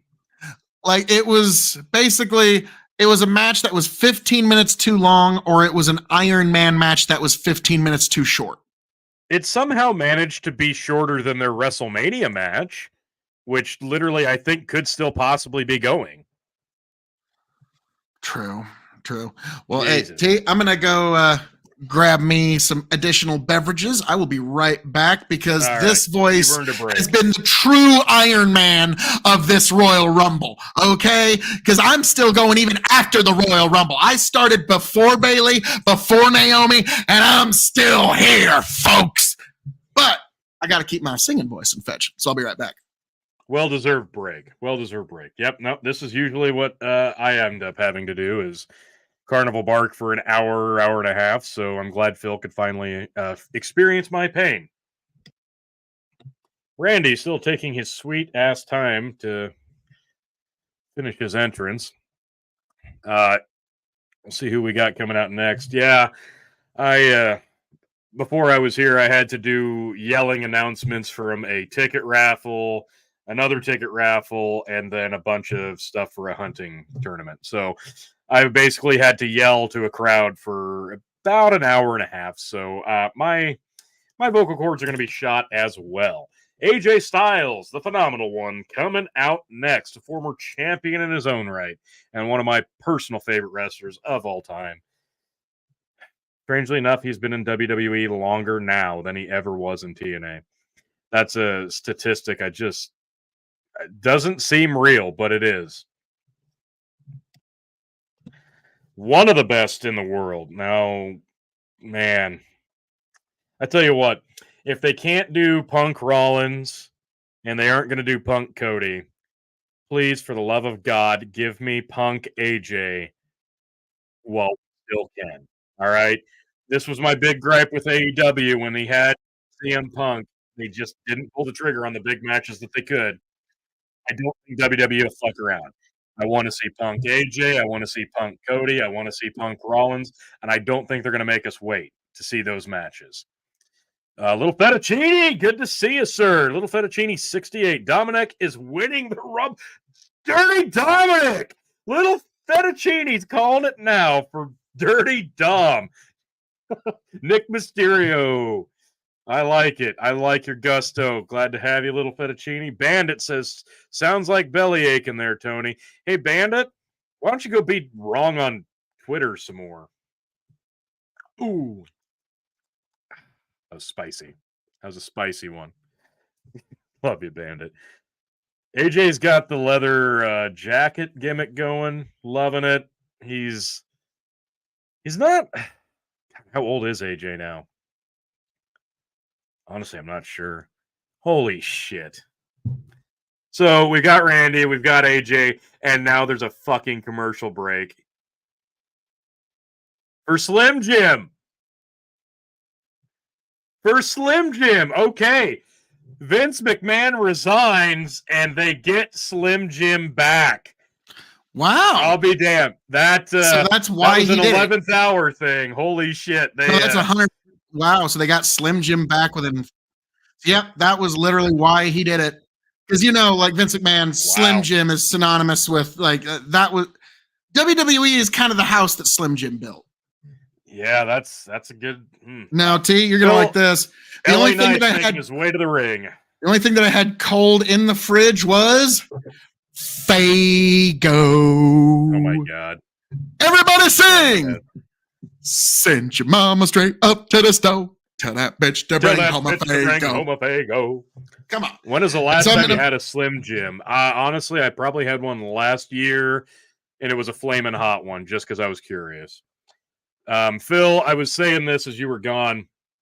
WWE doesn't make a lot of the mistakes that AEW did in capitalizing on the talent that they have and making the big matches and not like just the smart matches. They missed on a lot of the Punk matches, a lot of the Cody matches. WWE's got an opportunity here. If they're not going to do Punk Rhodes and they're not going to do Punk Rollins, you kind of have to do Punk and AJ, don't you?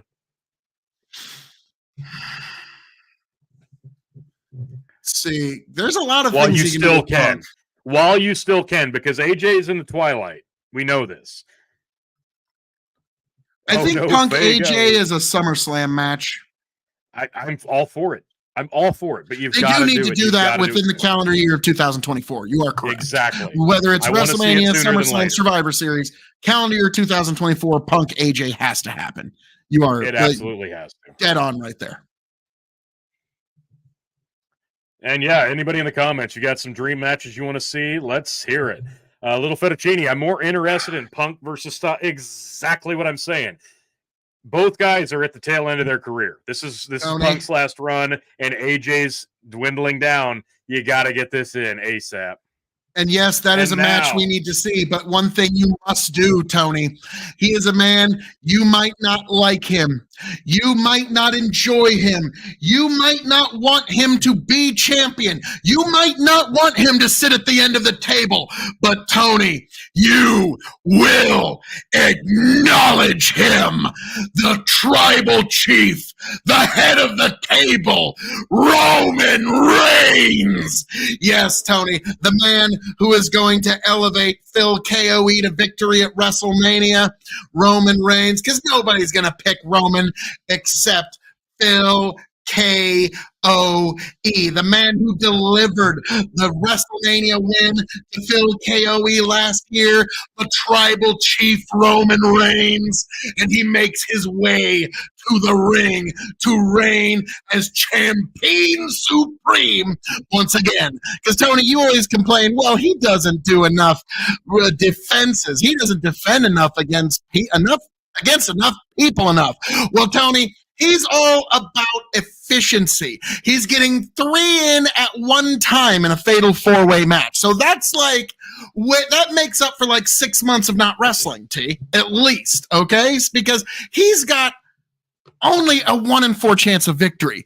Yet your champion, your tribal chief, Roman Reigns, gallantly comes to the ring and defends against all odds. And Tony there, he seems distracted. And I'm sure back. He's like trying to calculate the odds of Roman Reigns. Anything important there? No? Okay. Moving forward.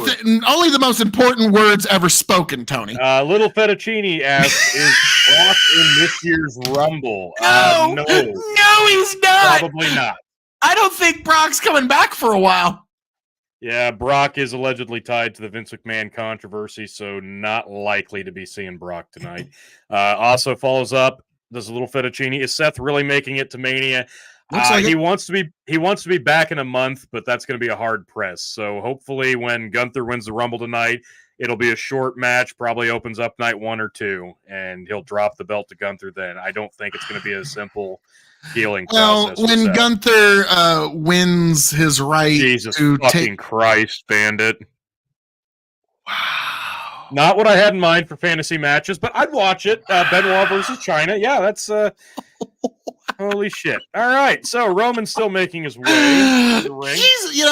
Tony, our fan base is really the best fan base in all God's creation. It really is. The RWP fans are some of the greatest fans out there. But no, I'm a fan of Roman. I'm a big fan of the heel run. The long-term storytelling, it's exactly what we needed. It was time for something like this. And take all Phil's kayfabe bullshit, carnival barking out of it. This is going to be regardless of how the story ends and when the story ends here, and Roman does eventually drop the title, it's going to be a very, very rewarding payoff because it's going to make the fan, like, this is going to be one amazing reaction. I honestly, right now, if you ask me if it's going to happen at Mania this year, fuck no. It's too predictable. It's way too predictable now. That's why I didn't have Cody Rhodes in my picks to be. Well, I guess I had him as my 1 point pick, but it's irrelevant. He's not going to win it. They're not going to do it. It's too obvious. He's my 2 point. And that's why I said, if he can't win it last year, you can't follow up with the same thing the following year and expect people to buy it. It's just pointless because you did nothing within the year after it. Tony, by the final 4, I'm going to be in a very good position. I'm just letting you know, because the final 2 are going to be Cody and CM Punk. Yep, Phil's trying to will his win into existence, but it's not going to work. Little Fettuccine says Gable versus Braun Baker. I like that a lot. That'd be a good one. And also Actually, says I love that match. He'd like another Brock versus Bobby match. I would like one that wasn't convoluted and stupid because they never got it was a Hell in a Cell match or something where you knew it was the end of the fuck. But good point here, Little Fettuccine. Is Jade a face or a heel? He was kind of confused. And I think they honestly debuted her to kind of gauge the crowd's reaction. She's a natural heel, but the desire to see her loved her. Like, so yeah, I think turned her face tonight. I think the crowd turned Jade face tonight, but we'll see how that goes in the coming weeks and months. But now, as Jim Ross would say, I actually expect this to be a really good match. I'm telling you now, I kind of expect this to be a match of the year contender. So I'm glad I got here in time to see this. This is going to be really good, I think. Yeah, this is good. You're right. This one does have match of the year potential. This is a ton of star power, talent. Yeah, I'm taking Roman my glasses off for this. You got That's AJ how Styles. I am. Whoa, Tony's dropping the shades for this. Okay, if Tony's dropping the gimmick, you know, if that's the case, I'm going to get comfy, T. This is one. I haven't seen a great AJ Styles match in way too long, and I've been looking forward to this. So, and you got LA Knight, you got a veteran in Orton, and you got the head of the table. This has a ton of fucking potential. So I was about to say you got the guy carrying Hogan's boots in Roman. You got a true ring general in Orton. You got somebody who's just an amazing wrestler in the twilight of his career in AJ Styles, and you got the up-and-comer with a lot of talent in LA Knight. All the pieces are here. Let's see if they can make some beautiful music. And to quote Jim Ross, and here we go. And it's on. The bell is rung. LA Knight and AJ feeling each other up a bit. Sizing each other up. Sorry, I didn't mean to give the wrong visual there. Giggity. Roman and Orton both kind of hanging back. Yep. LA's like, hey, why don't we work together, guy? Come on. This alliance will last. Oh, absolutely. All three of them are looking at it's like, wait, what? Phil, hit pause on yours for like 1 second. Okay. Now they grab him. All right, three guys are all going towards Roman. He tries to bail. Can't do it. They're all ganging up on Roman.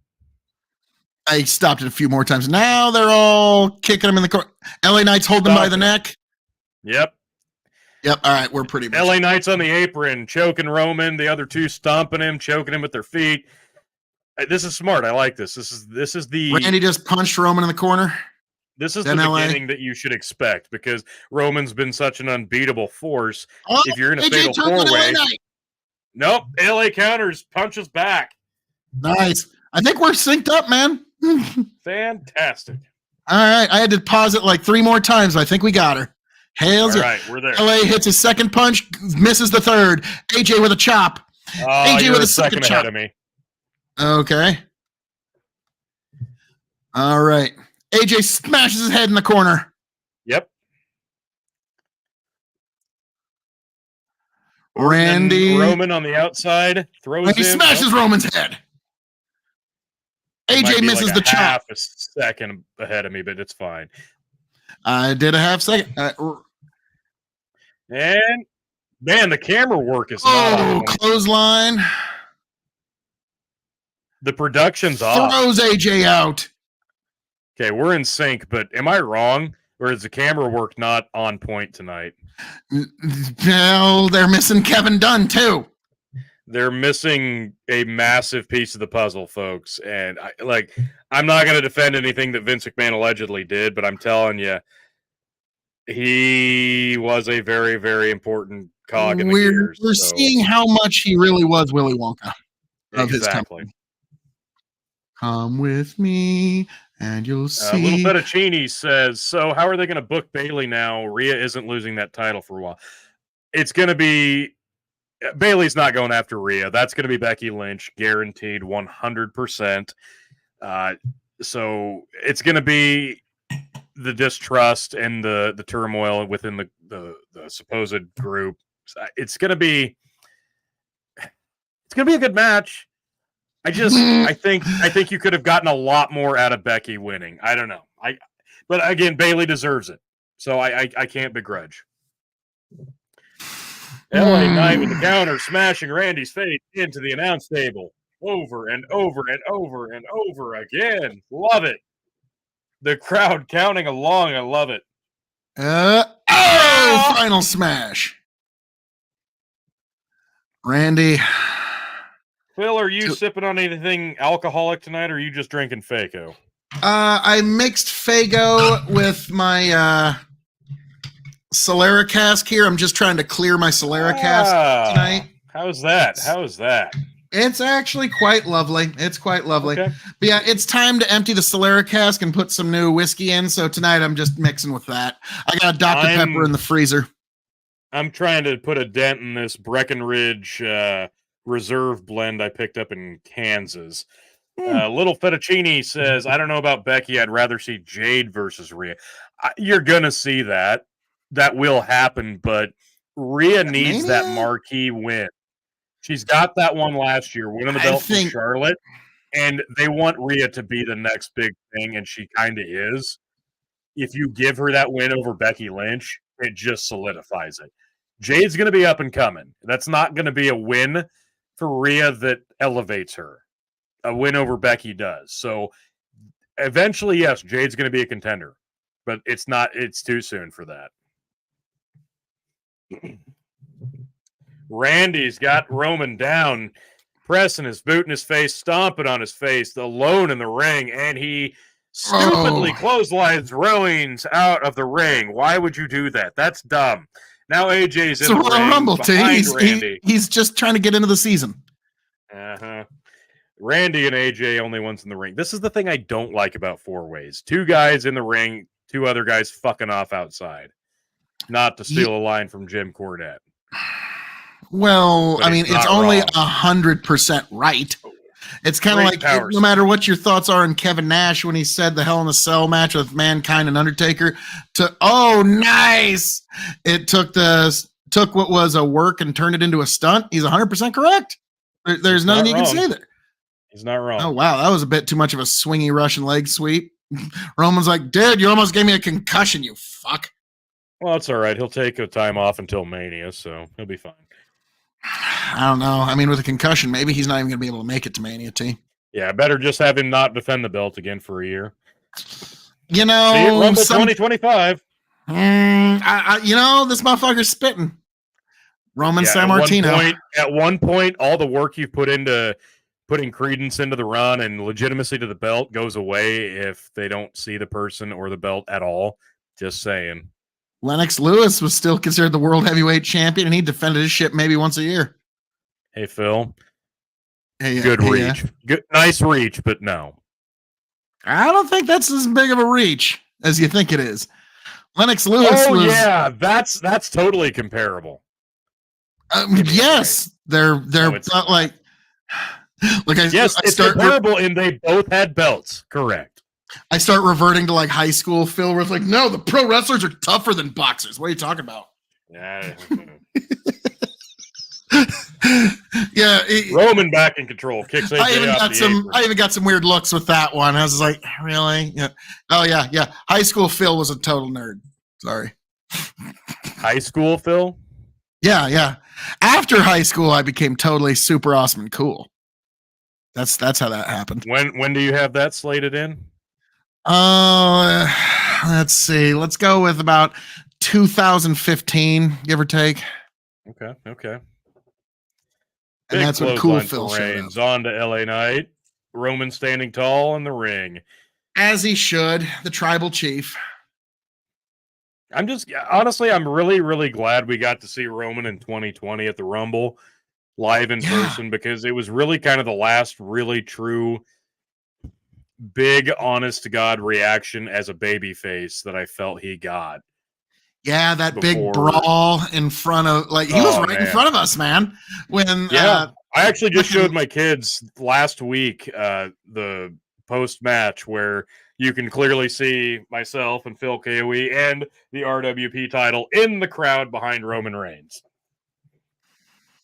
Beautiful. It's beautiful. We even got into the film for a moment, which basically means the RWP title, since it was on the pay-per-view feed at the Royal Rumble, basically means the RWP title is part of WWE canon. Oh, absolutely. Maybe more prestigious. More, yeah, probably at least as prestigious as Roman Reigns' undisputed Universal title, but For sure. maybe a bit more. Maybe Well, a to bit be more. frank, the RWP title is older than all of their world championships right now. And defended more often.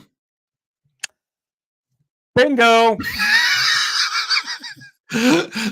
Oh, look at this. The crowd is divided. A lot of people reacting to Roman giving the one, but a lot of people boo. I love it. The solidarity, the reaction. This is exactly what Roman needed. Well, no, and anybody who ever argued against a Roman Reigns heel run, this is the proof.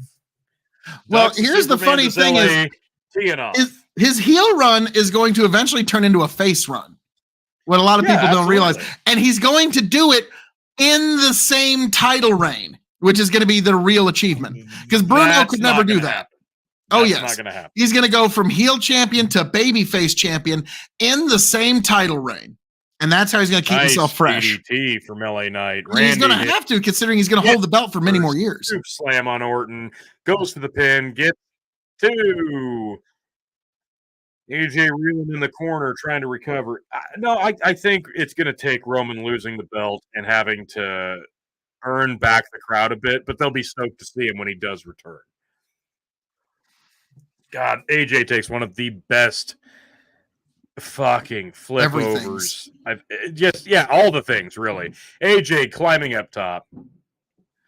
He's kind of like what the Iceman was for us in RXW, and that just you could throw any move at him and he would be the best one to take it. Yeah, he really did know how to take a good move. Yeah, but it didn't matter what it was. He wasn't as well watched in wrestling as we were. So that was the thing that made it interesting. Now me, LA Knight in the corner. I would plod like, nice bulldog from the corner. And AJ still up top. LA Knight pounces to the top rope. Massive fucking superplex from the top rope.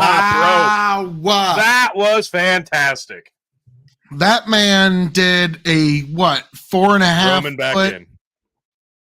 Like that was a 4.5 foot vertical jump there.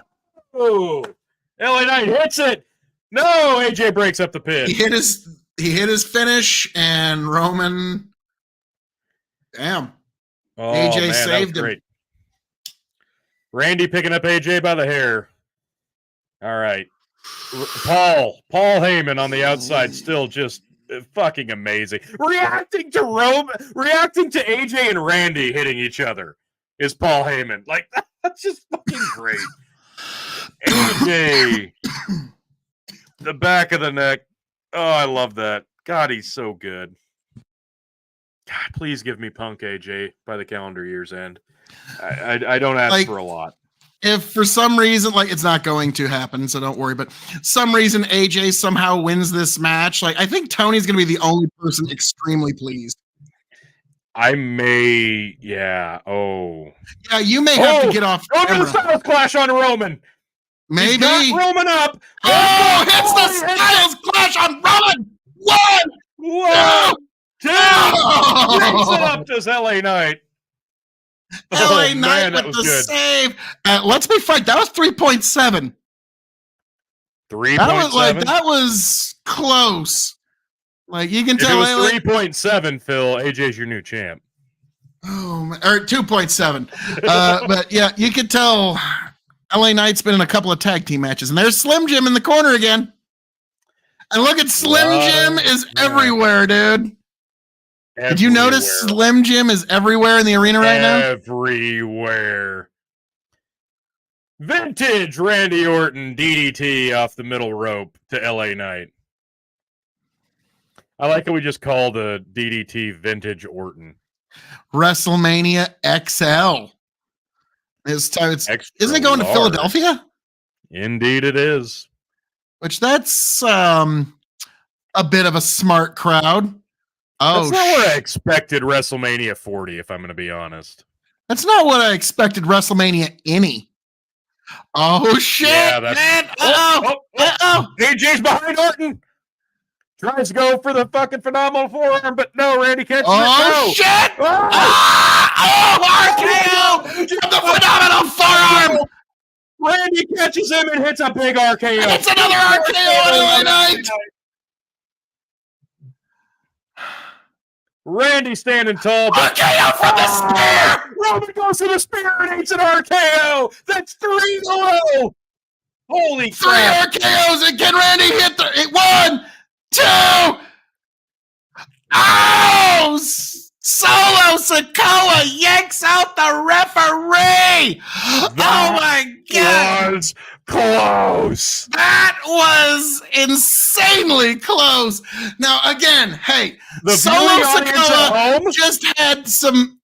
Yeah, Solo Sikoa pulled the ref out at 2.999999999.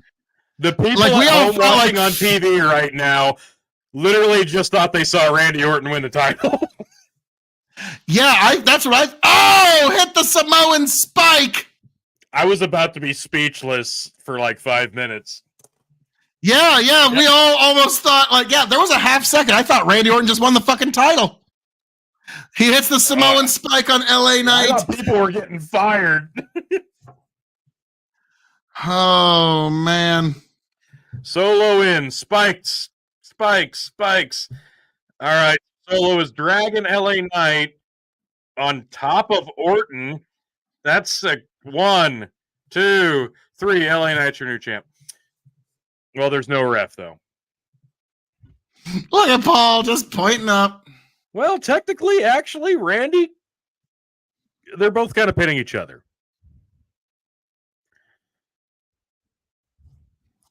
Now, you see, Tony, Solo was just worried that Roman was getting a little too teamed up on. So he wanted to have a discussion with the referee to make sure that everything was being cut. Oh, AJ moves the last second. Jesus Christ. And Solo takes himself out and damn near takes out the fucking ring announcer girl. Yeah, the female ring announcer about just ate it. Bad. Holy shit. Solo misses AJ on the barricade. You know, that old spot. Roman's up to his knee. He's got LA Knight bridged on Randy. That's like a 20 count. One of them should be the. Yeah, both of their shoulders are on the mat. I don't understand why he did that. Oh, shit! Out of nowhere. No! Top of both LA Knight again. 1, 2.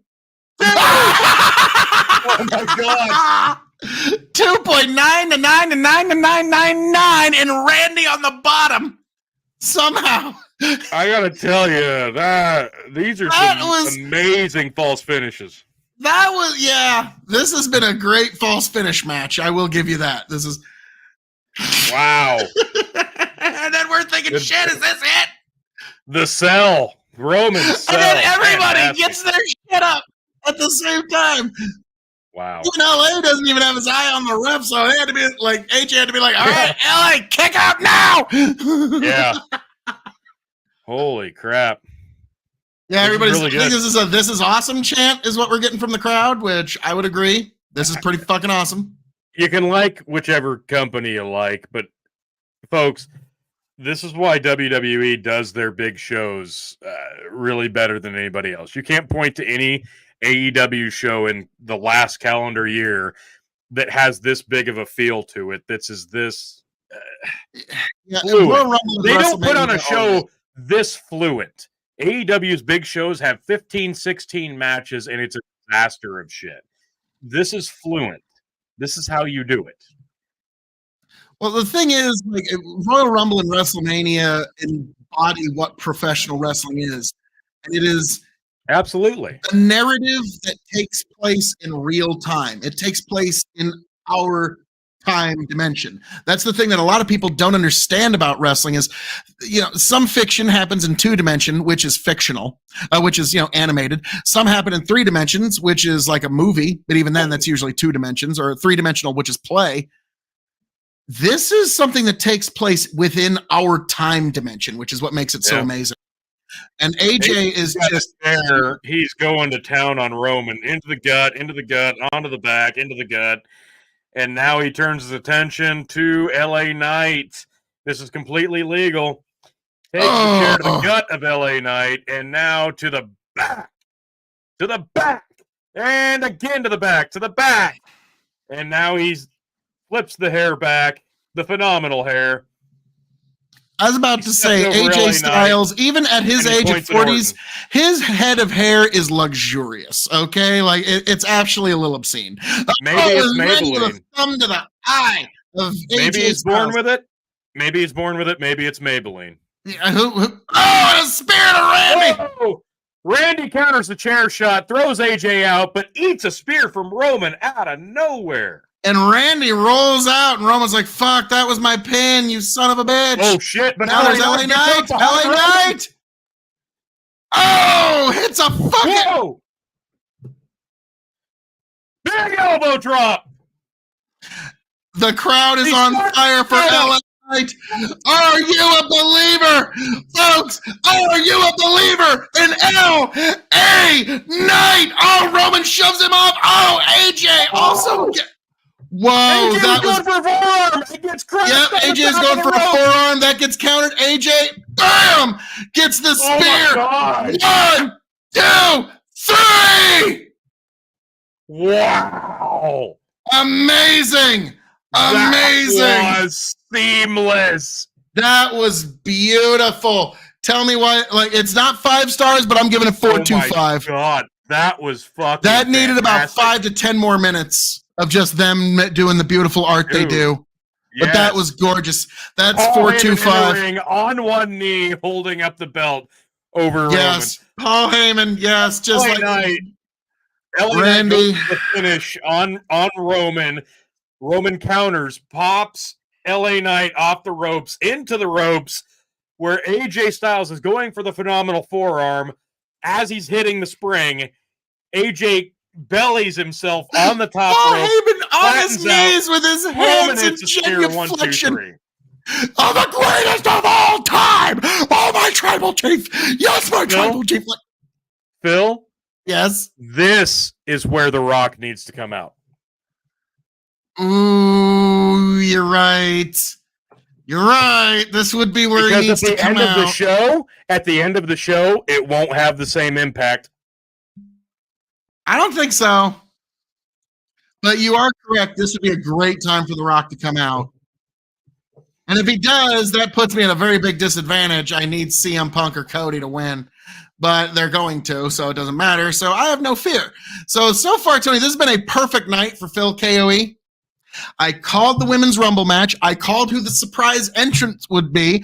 I called who would win the Fatal 4-Way. And I called who would eat the pin in this match. So yeah, we're going to have a little talk about the surprise entrance next year. And I don't care how bitchy or big of a twat chicken is during the predictions. No, we're going to have a little chat about the picks next year. Fair enough. Tony, you know, if you can tie Ric Flair's record, you can make any rules about the specialty picks of Royal Rumble that you wish. If you can tie Ric Flair's record by Rumble next year, any rule you want for specialty picks and surprise picks, you get to pick without question from Chicken, so long as it's even for everybody. You can't just be like, I get 3 surprise picks and you fuckers get none. Fuck you. It's got to be even. Cody Rhodes on screen now exits the RV on the outside of the arena. It looks like we're getting a Cody package. Oh, that's what we need is a Cody the American Nightmare promo package. I'm always nervous. No, we're cutting to a Hulu commercial.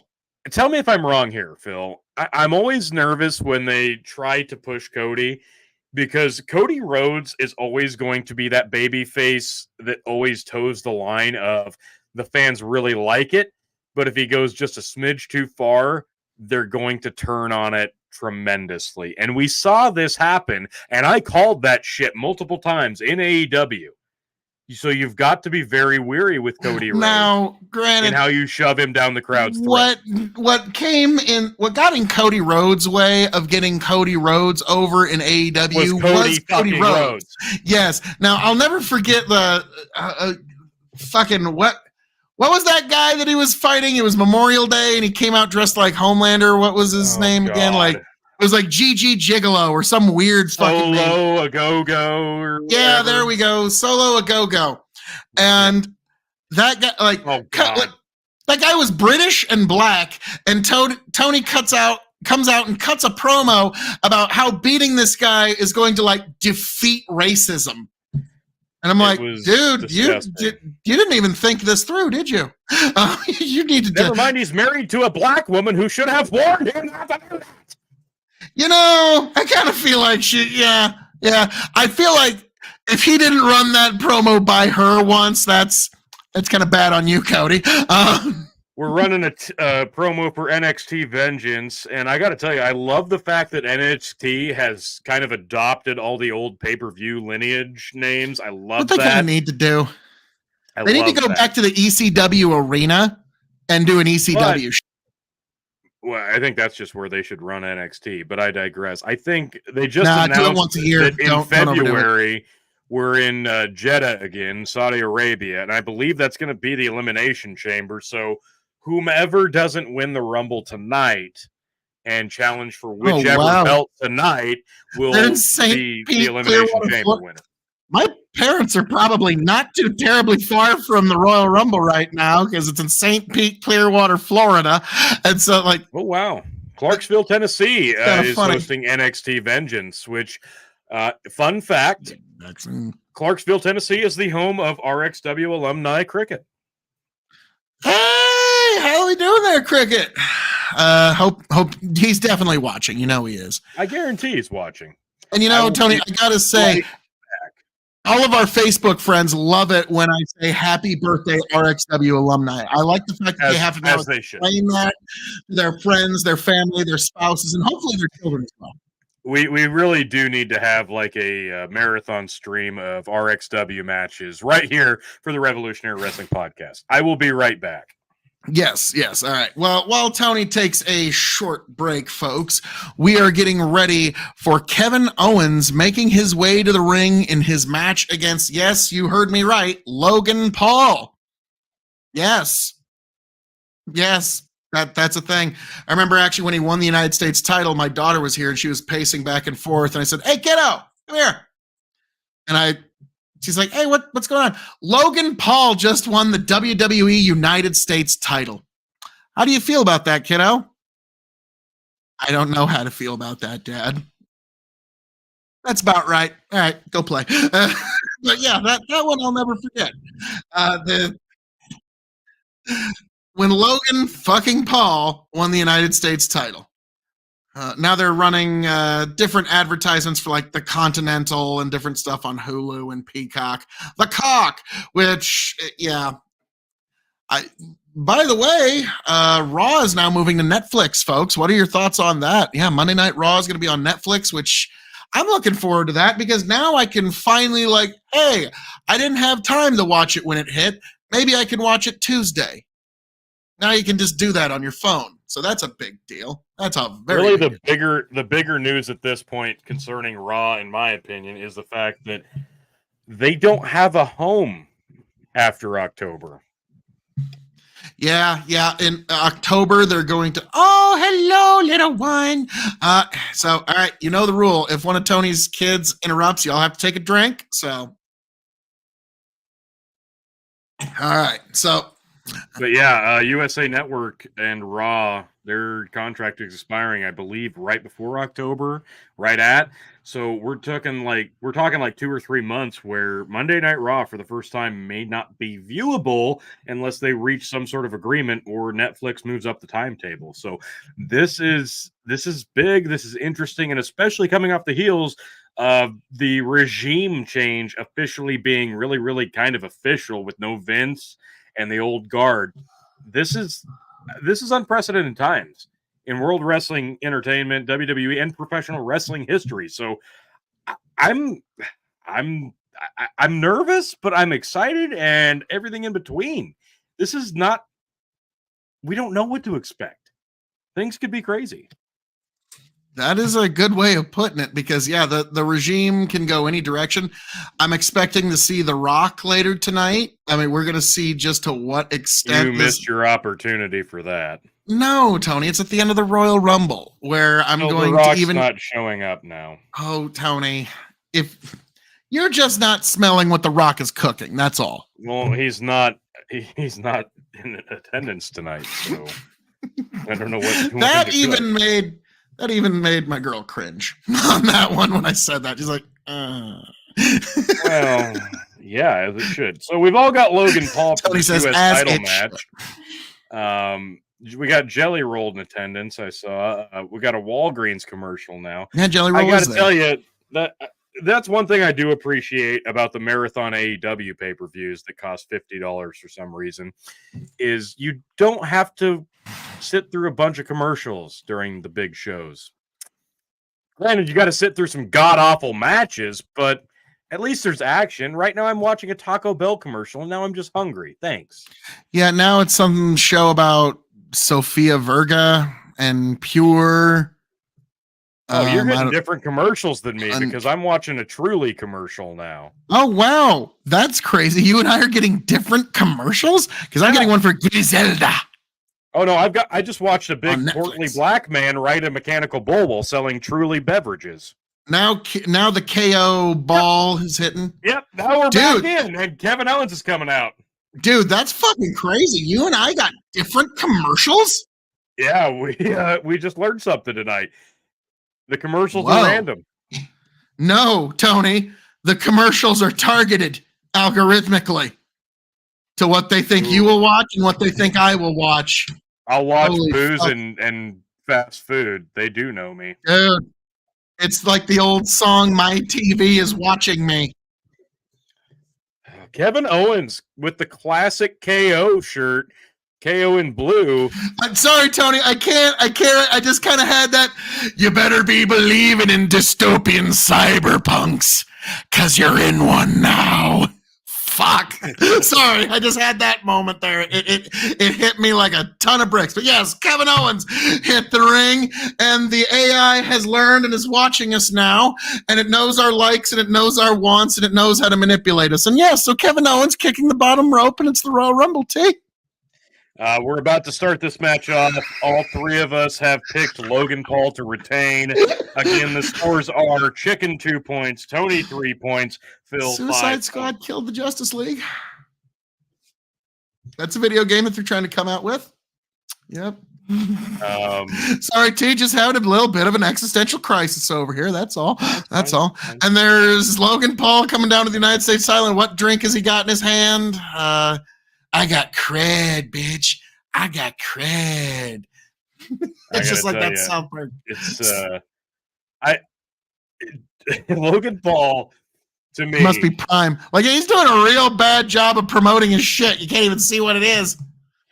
It doesn't matter. I gotta tell you, Logan Paul to me is like the biggest breath of fresh air in terms of a celebrity ever entering the wrestling business. Name one that's ever become a in-ring performer that's been as monumental home run performance. Just Logan Paul in terms of sheer reach, in terms of in-ring performance. Like, is there a better one? No, and I was going to say when you're talking about it, what celebrity would even compare, and it's not an in-ring performance. Sex sign. The only guy that I would come close is Andy Kaufman, and Tony, you know that is like astronomically high praise coming from me. That is the highest of praise. Because like Andy Kaufman was why I got into professional wrestling.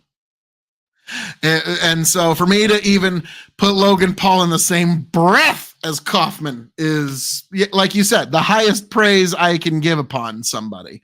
And yeah, this guy has a major knee injury, and he's back a couple months later and wins the United States title, which is unbelievable.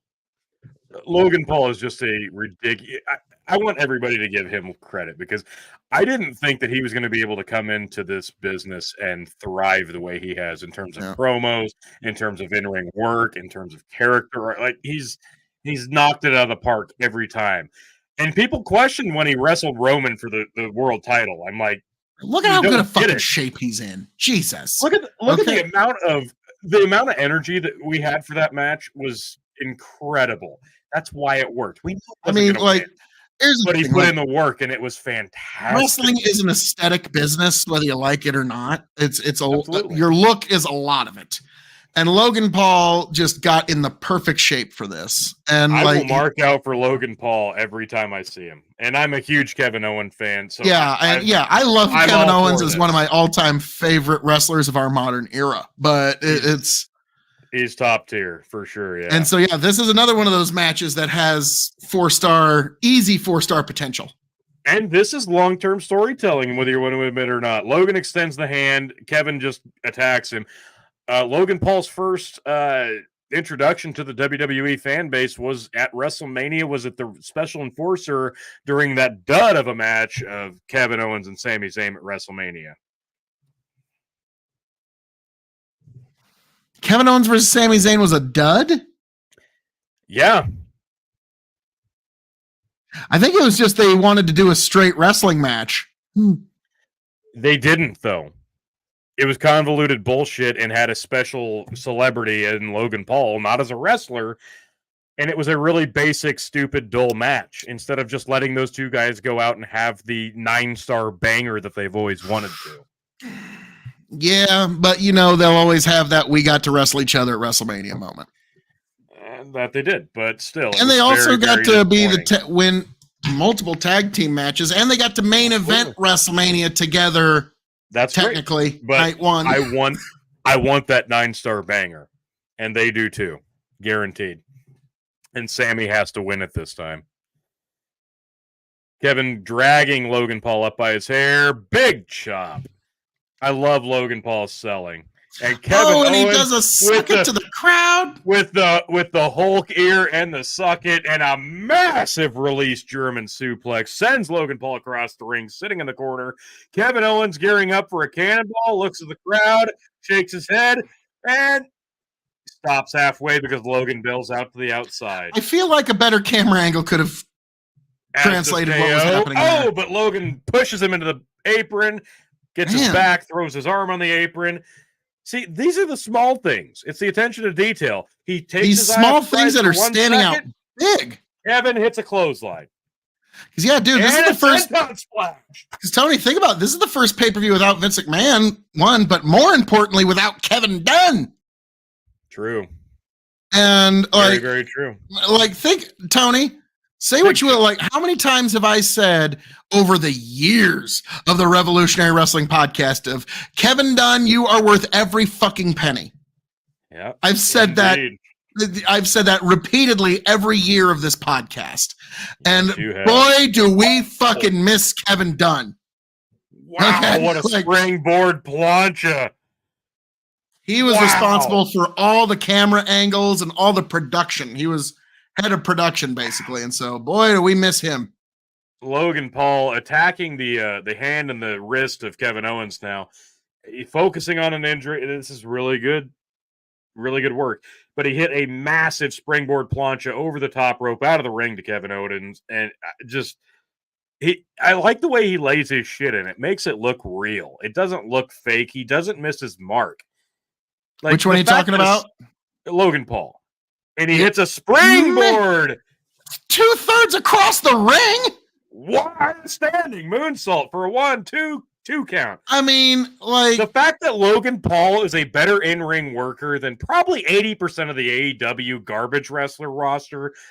I'm sorry. There's your fucking proof, people. Hate me all you want, but I'm not fucking wrong. He's going for, you could argue, a reverse armbar or a Kimura, depending on. Has Logan Paul even had a dozen professional wrestling matches? By now, yeah. Maybe a dozen? Yeah, by now he's had over a dozen. Okay, fine. Maybe a dozen.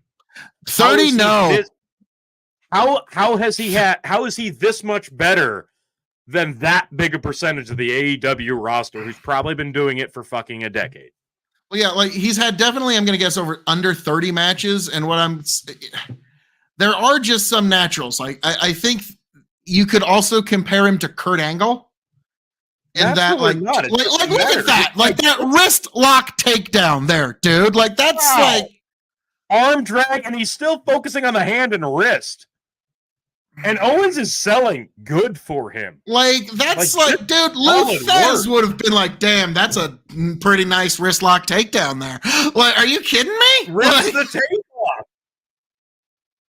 Rips the tape off, goes back after it. Kevin Owens, without seeing it by now the he's ref, biting his other goes fingers. after the eyes. Love it. This is really good. And it's just basic psychology, like mixed with It doesn't the fact have that to be he's a over the very athletic guy. This is proof. You don't have to do a bunch of stupid shit. You don't have to put yourself at risk. It doesn't have to be unbelievable. Logan's it doesn't have to be flown that around a lot forth. in this match, you but it's don't need believable. 90 false finishes. Oh, wow. He did the Naomi fucking splits leg drop. Nice. Oh, that was amazing.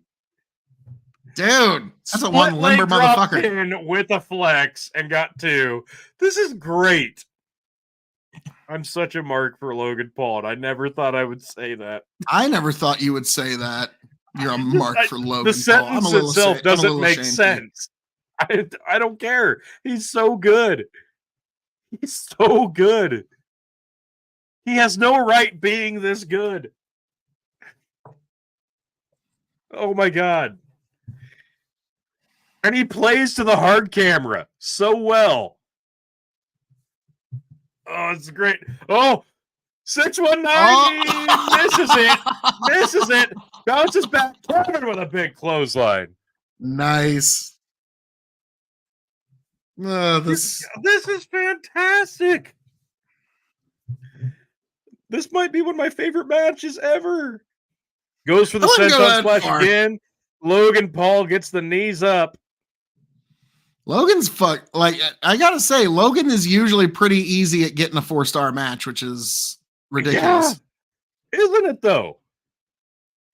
It's like he's playing 2K in real life and he sees the star rating right over himself. So I was like, no, I got. Oh, big snap suplex onto the knee, on the back of the neck. Ooh, that was drills Logan Paul. That was ugly. That was good. That was really good. What an aerial shot. Look at that. Wow. All right, they got the camera production crew back in sync now because that was a great shot. Wow. St. Petersburg, Florida. 40,000 in attendance tonight. Dude. You remember a couple of years ago when we were doing the first year we did Revolutionary Wrestling Podcast and SummerSlam, they only had 15,000 people in the arena. Yeah, it was under 20. Well, no, it was way less than that. They said it was 15,000. It was an arena that only held like 12. Yeah. So of there's the cannonball. Owens hits the corner again and a second cannonball. Massive cannonball. Wow. Man, just a completely different camera style. It is. Kevin really would have never done that shot. In 1,000 years, Kevin would have never done that. Frog splash from Kevin Owens. Holy shit. Nails it. 2. Ooh. Kick out. 2.5. 2.6. But yeah, that transition shot from Kevin on the apron to the turnbuckle. That's just one of those shots that would have never happened under Kevin. No, Dunn, it's a very it's subtle, but you can see a difference. Now, granted, we've been watching Kevin Dunn's production since we were 5. That's going to put me at a massive Phil. That's going to put me at a massive disadvantage moving forward. No shit. Yeah, massive swanton attempt. Logan Paul gets the knees up, runs to the apron, gets outside of the ropes, climbs on the to top rope, and misses a swanton. Like, dude. That was like one of the better swantons that's ever been swantoned. He's very, very graceful. But yeah, like, I don't think a lot of people know. Like, Tony, there's so many times that, like, Randy Orton's been out on injury and he's been gone for 8 months and nobody's been expecting. We're just watching a pay-per-view. And then just a guy is standing there and the camera will just be in a certain direction. Tony goes, Randy's going to jump out with an RKO. 4 seconds later, buckshot lariat by Logan Paul. Which is better than anybody else in the sport. Yeah, just Hangman Page, just retire that move. Logan does it better than you. Woo! That he wasn't got even the some- 5-star frog splash. That was just a... Forget Neville. Logan Paul Wow. is the man that gravity forgot. Look at that hang time. For the size in his frame, it's incredible. Yeah, you're right. With as much muscle as he's put on his frame, as much as he can spring around the ring, like I wouldn't add much more muscle on his frame, honestly, No, because he's the perfect size. it'll start to slow him down, actually. So I think, yeah, the aesthetic that he has is perfect. Don't change it. It's perfect. He's got Kevin positioned, sitting on the top rope. He's talking shit to somebody. the content. Oh! Kevin turns it into, I don't even know what you'd call that. A Falcon Arrow suplex. Yeah, Falcon Arrow package off the top rope. One, Wow. 2. Oh. Wow. I'm even trying to pull myself back at this point for marking out, and I can't. Don't just let yourself enjoy the ride. That's This all is you can do. amazing. This is absolutely amazing. Yeah, this is actually a spectacular match, and I'm enjoying it. I'm always impressed by Kevin Owens, and I'm always impressed by Logan Paul. And I didn't know that this match was going to be this I good. think you could literally make these guys do a best of 7 series, and it would be one of the best things ever. Give me an Iron Man match of this, and I would be in heaven. This is Make incredible. that the 7th match of the best of goes 7. to the stunner, but Logan Paul goes back to the injury on the wrist and the hand of Kevin. Kicks the hand, and now he's taking his wrist tape off for reasons we don't know. Throws it. Oh, he's getting Going ready for a bare punch. knuckle punch. Misses it, eats a sweet chin music. Off And the he gets top. tossed into the ropes. Oh, Big pop-up powerbomb, but he misses it.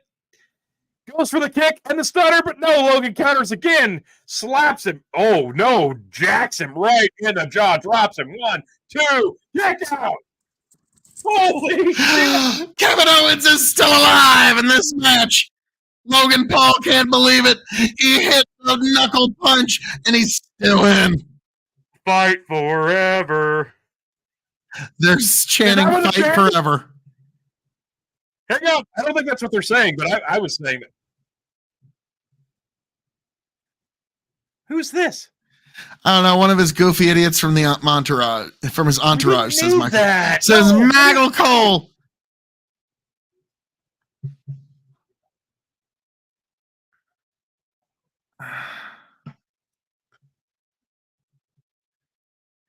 I don't know. Somebody, one of the security guys in I don't a know what suit, this is.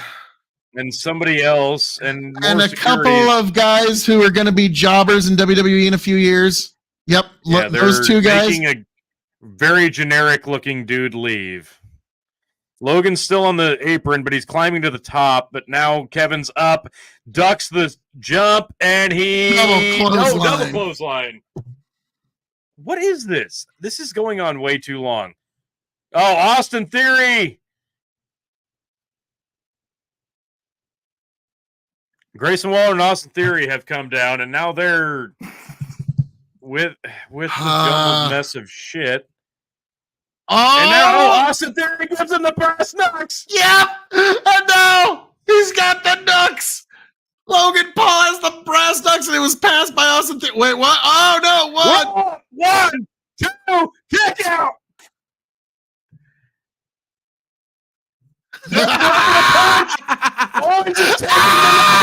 Kevin Owens has the brass knucks. Oh, Kevin Owens lost the brass knucks. 1, 2, 3. Oh, the ref sees the knucks. Sees the knuckles. The referee sees the knuckles. Disqualifies Kevin Owens, and Logan Paul retains. Oh my god! Oh, did not see that coming. 4 stars. That was spectacular. I loved every bit of that. Oh my god! Oh, 4 stars. That was beautiful. That was beautiful. The end got a little busy. But they it was got like there. a magician's magic trick. You have to have the guy loaded right. Owens goes back in, attacks Logan Paul, who's celebrating with the belt. He falls outside. Kevin follows him, throws him into the ring steps. Hang on. Flips the top off the announce desk, clears the monitors. Kevin Owens is going to power bomb Logan Paul, picks him up, power bombs him through the announcer's table. Climbs the steps, looks at the crowd. Man, that was impressive. Is there any reason not to give that 4 stars, T? Before the convoluted ending, I was ready to give it 4.5. What's he doing? He's trying to get himself a lozenge. I think rematch at WrestleMania. You know? I mean, they could do it. Honestly, before the end got really convoluted there and slowed down with the interference, I was ready to give it 4.5. But 4 stars for sure. That was awesome. Oh, he picks up one of those little throat lozenges. That was fucking amazing. That exceeded every expectation I had, and then some. That was so damn good. That was spectacular. That's pro wrestling. And Phil, at what point did either man put themselves at risk, put their lives at danger, put their careers on the line? They didn't. It was simple. It was so simple, but it was storytelling. It was the details. It was the attention to the little things. And guess what? It was better than that match alone. Give it 4 stars. Was better than any of the last AEW pay-per-view matches I've seen in the last at least 6 months. And watch all of our viewers die out by half. Yeah, that was impressive. That was just perfect, on point, what it needed to be. And that was fucking fantastic. Logan Paul and Kevin Owens. Beautiful fucking music. I'm blown away. Yeah, 4 stars. That was amazing. I would be honored to see a rematch at WrestleMania. Please, let's do it. I'm ready. But really, you can put Logan Paul in there with any of the top guys, workers like Kevin Owens, and you're going to get that kind of attention to detail and effort. And I am so excited to see what they do next there. That was fantastic. I just got this year they got the Superstar Billy Graham. Yep. All right. Perth, Australia. We got a premium live event coming up. What's it going to be, folks? Rhea Ripley. We got a crowd shot. The Elimination Chamber's coming from Perth, Australia. So whoever does not win the men's Royal Rumble tonight, the winner of the Elimination Chamber will likely, if The Rock doesn't decide he wants to throw his name in the mix, be your challenger for one of the belts. Oof. All right. Things are deciding. We are on the road to WrestleMania, folks. The announce table is in shambles. Corey Graves, Michael Cole, Pat McAfee, all just standing there. What do we do now? Well, all we've got left, allegedly, I believe, unless there's a surprise match, is the men's Royal Rumble match. And for a 4-match card, this might be one of the strongest pay-per-views WWE has done in the last at least a decade. And now we're getting a WrestleMania plug. You got to sell the city of Philadelphia, obviously.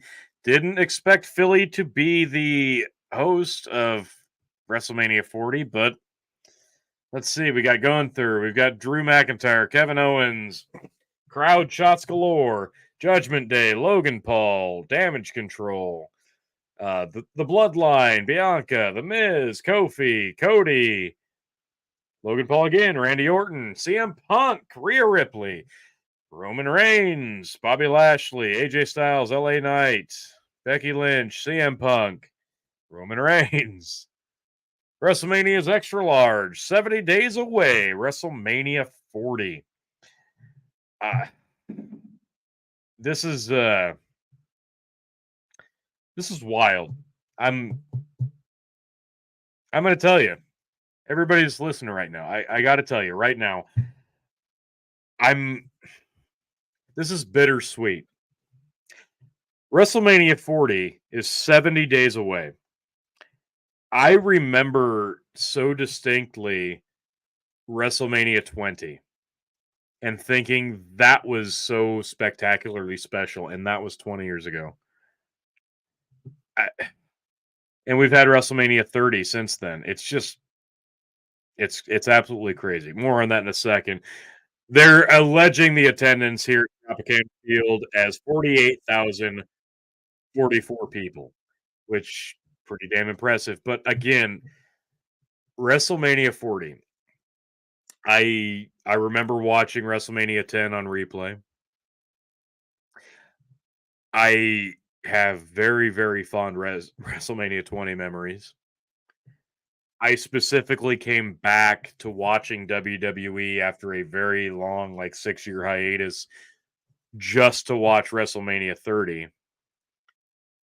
And now we're here at WrestleMania 40. 40 years of WrestleMania. And it's wild to think that WrestleMania 40 will be the first WrestleMania ever without the old guard, without your Pat Patterson, without your Kevin Dunn, and specifically without Vince McMahon. And WrestleMania is just over 2 months away. And now we're going to see the 40th WrestleMania, what it will be without Vince McMahon. Roman Reigns versus CM Punk. They're going to go with the safe money match. We shall see. I'm sorry, T. You know I'm right. In terms of all the people there, that's the money match. You're not, but it's fine. What's a bigger money match other than The Rock? Logan Paul versus The Rock. You son of a bitch, I'm in. And I named it. Just like that. At the drop of a hat. You son of a bitch, I'm in. Logan Paul versus The Rock. Everyone in the fucking universe would watch that match. Like, it would be stupid. It would be silly. What's fucked up? You know what's fucked up? Logan Paul would be the one to carry it. No, but he would be the one that would push it over the line. Okay? Because you got to have The Rock there as the central cornerstone, but Logan Paul, like my daughter, she doesn't care about pro wrestling at all. She would be like, okay, I kind of need to see The Rock versus Logan Paul. Yeah. like even like my mom who hates pro wrestling, she's like, okay, let me know how that goes. Hey, Phil, who ate the pin in the Universal title match? Was it LA Knight? It was AJ Styles. Was it? It was AJ Styles. That's why I say I've called a perfect night so far. Okay. Well, that's about to change because we're about at the men's Royal Rumble main event. But Phil, what I was telling the people watching right now, all of them, thank you. I appreciate everybody watching right now. We love all of you at home. There. We're almost there to the men's Royal Rumble match, and this is going to be a good one. Stick with us. Tell me I'm wrong here, but WrestleMania 10, you remember WrestleMania 9? It was the Bret Hart, Yokozuna, and then Hulk Hogan win. They came back pretty strong for WrestleMania 10. Did they not? It was a very strong WrestleMania. It was 10 years of it. They had to. Which one? What was the main event of that one again? Was that Michael's Heart? No, Michael's Heart was like 12. I think you're thinking of like, that's probably like, was that Hogan versus? No, sorry. That was the ladder match, Razor and Shawn. Okay. Yeah, that was the ladder match, Razor and Shawn. Actually, I'm just going to read off the fucking matches here, if you don't mind. We've got a second because we've got to stall for time, apparently. Yeah, because we're getting I'm getting like Serta mattress advertisements. What are you getting, T? I'm getting dog food. Anyway, we had a dark they match. certainly well, they're advertising Sleep Number beds, and I've been talking about buying a new bed, and you have a veritable like army of animals at your house. Wow. The dark Your match. TV's watching me. The dark match was the Heavenly Bodies. Tom Pritchard, Jimmy Del Rey with Jim Cornette defeated the Bushwhackers. Owen Hart defeated Bret Hart. Bam Bam and Luna defeated Doink and Dink. Savage defeats Crush with Mr. Fuji. Nice. Alundra Blaze defeats Leilani Kai. Men on a Mission defeated the Quebecers. Yokozuna with Mr. Fuji and Jim Cornette defeated Lex Luger by DQ. Earthquake defeated Adam Bomb. Razor defeated Shawn Michaels in a ladder match. And Bret Hart had defeated Yokozuna with Mr. Fuji and Jim Cornette. Very, very strong. Very Jim Cornette heavy event. As it should have been. But WrestleMania 20, we remember as being very, very, very, very special because it was the 20 years of WrestleMania. We were all, you, me, and Chicken all got to watch that simultaneously together. And it was the Goldberg-Lesnar debacle, but it specifically had the Eddie Guerrero-Chris Benoit moment. We'll never, ever forget that moment, even knowing now what we know now. And then me personally, I took a long hiatus from WWE to watch TNA pretty religiously. But I came back to WWE for WrestleMania 30, and I watched The Undertaker streak fall at WrestleMania 30 to Brock Lesnar. I watched Bray Wyatt falsely lose to John Cena for no fucking reason. And I watched Daniel Bryan beat Triple H and then win the triple threat in the main event to become the undisputed champion. And now 10 years later, here we are, 70 days away from WrestleMania 40, and we are in uncharted waters. No Kevin Dunn, no Vince McMahon, maybe Bruce Pritchard, Pat Patterson, God bless you. Here we are, Royal Rumble, but you're gone as well. Oh, God. We don't know where we're headed. And WrestleMania 40 years of WrestleMania. Pat went home with the Lord before he had to see what happened to his little baby, WWE. God bless And now, sir. Here we are. Royal Rumble. Yep. And we're starting off with Jey Uso, number one. I didn't see that coming. I will be right back. But you know what? This guy's going to put on a hell of a fucking effort here, folks. So we are at the men's Royal Rumble match up, folks. The main event of the evening, as it should be. This will decide who goes on to WrestleMania. And number one is Jey Uso. That I did not see coming. So number two, I'm going to turn up my volume here. Okay, now I can. And it's brought to you by Cricket Fudge. Like, you know, that the commercials are a bit much. Now, it concerns me that I am getting specifically targeted advertising, and so is Tony. That's concerning. It's like, you better believe in dystopian cyberpunks, kid, because you're in one now. So who do we got coming in as number two? All right. Jimmy Uso! Oh! Twin brothers Jimmy and Jey Uso. Are you fucking kidding me? And these brothers have not been getting along lately, as you may know. Oh, God almighty. This is beautiful. This is beautiful. We get 90 seconds of Jimmy and Jey Uso. This is the match these two have been planning since they were 4. And we finally get to indulge in it. They've been keeping this away from us for so long. Yes, T. This is the match they've been planning since they were 4 years old. And we finally, like, folks, just take this in like a delicacy. Take it in like you would eat a fine steak or a prime rib. Okay? Fucking Bandit says I'm wrong here, Tony. Well, you know what, Bandit? You've got about an hour to see how right I am. But he was talking about who main evented WrestleMania 10. He was actually he was right on with that. No, here we go. Yeah, I was in the wrong one. Here we go. This is wild. Jimmy and Jay starting out. This has to be. This has to be the match at WrestleMania, and this is brilliant. Out of the year, Jimmy, Jey Uso, the beginning of the Royal Rumble. This is brilliant. This is beautiful. This is art. This teases the match at WrestleMania, talking. and it's going to be fucking great. Exchanging blows. Exchanging back and forth. And now Jay is hitting some extras. Can I say something? I'm a big fan of Jey Uso, and I think he's got a little bit more potential as a single. Except for this shit. I hate this shit. Jimmy, let me just say this. Jimmy Uso, Phil, have you ever seen that? God damn it, what's the name of it? Is it 187? Samuel L. Jackson is the substitute teacher. Yes. You know what movie I'm talking about? Yes. Cesar, the fucking the white skinhead. Jimmy Uso oozes that facial expression. Like always a little over the top angry.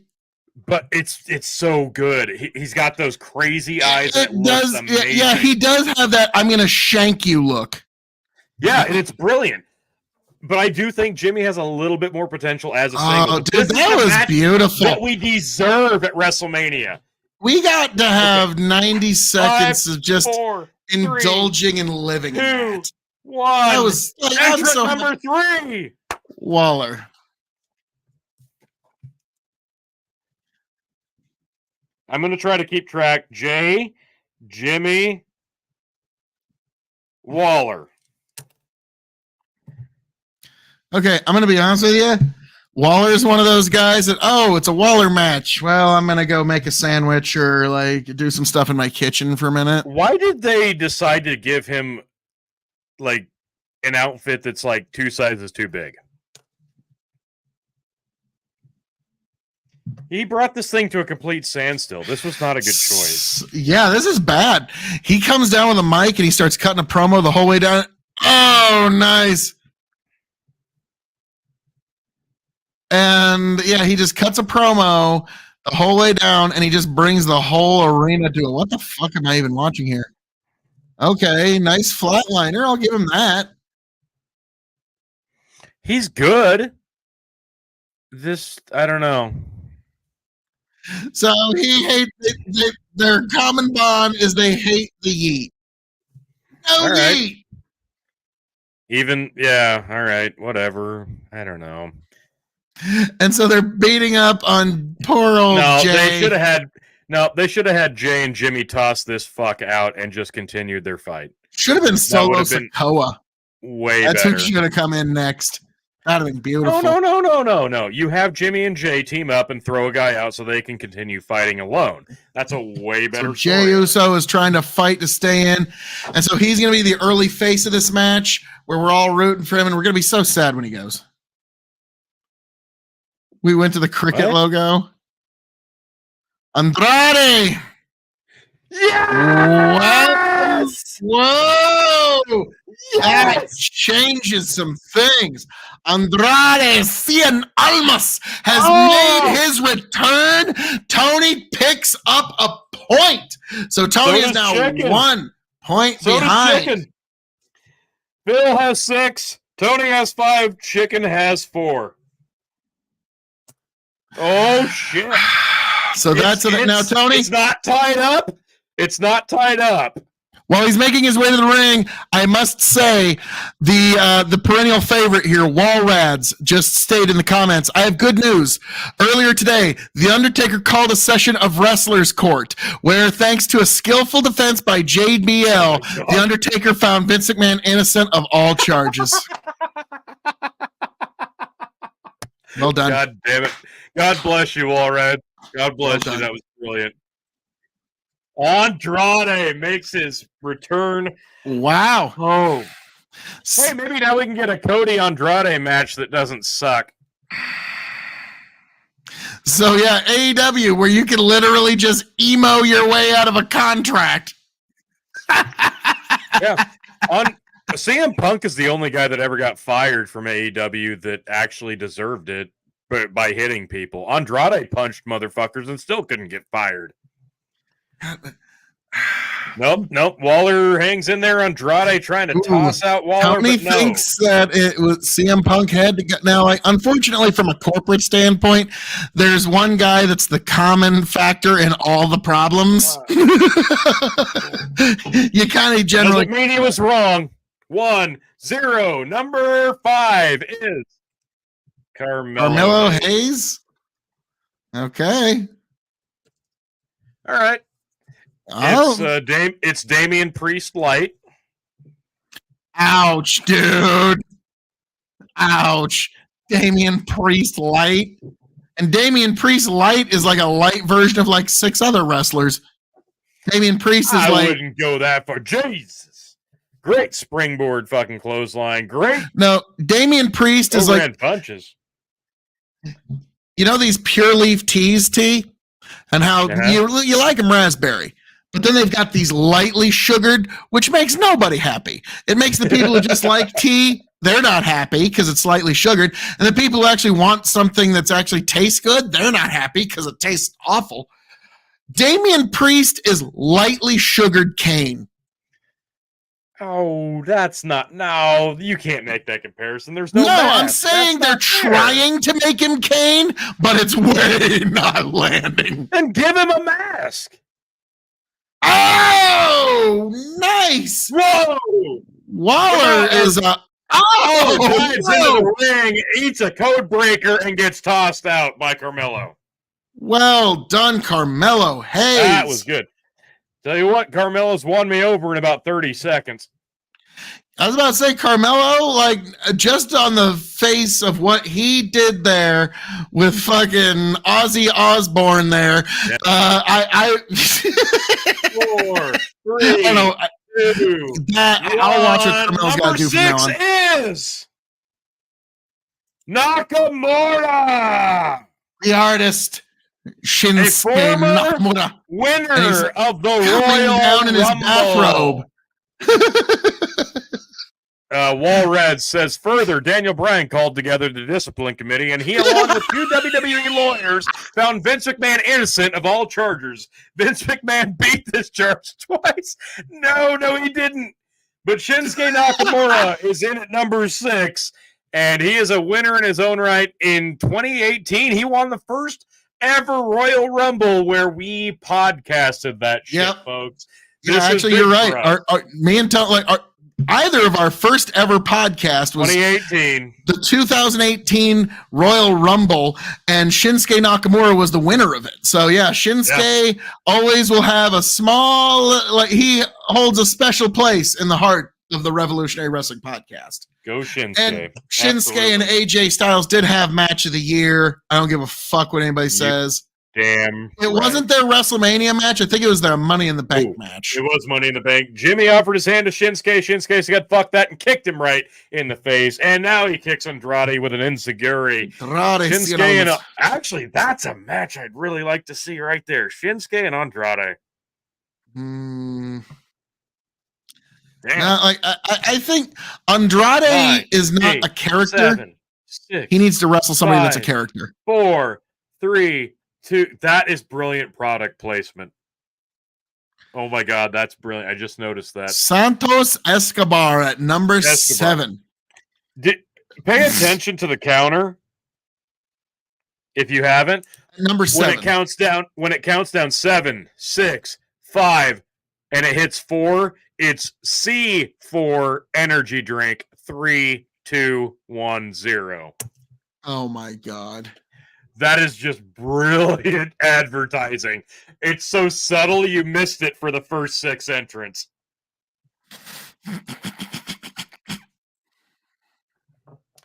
But Cricket 5G wireless is hard to miss because it's surrounding the barricades and the ring. Never mind, it's a Royal Rumble. Let's talk about Cricket 5G. Jesus. Escobar with a knee to Jimmy Uso. Oh, Santos Escobar with a knee to Nakamura, and now a knee to Jimmy. Man, Escobar comes in like a bat out of hell. Oh! His pop-up eats a knee. Drops him on the knee. That's brutal. The Luchadors. I think they got a bit of a history.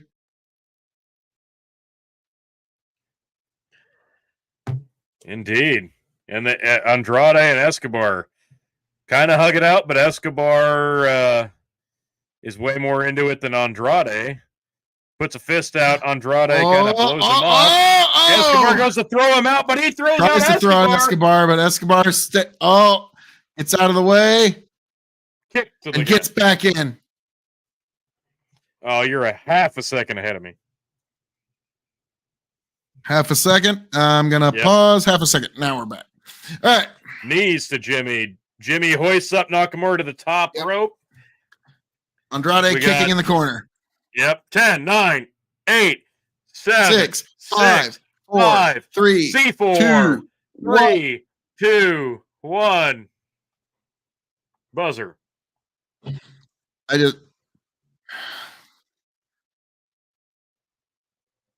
Karrion Kross. Okay.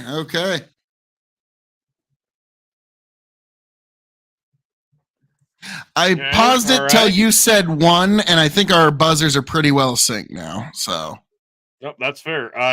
Next time we get to the countdown, we'll do it sync up, and we'll see how close we are.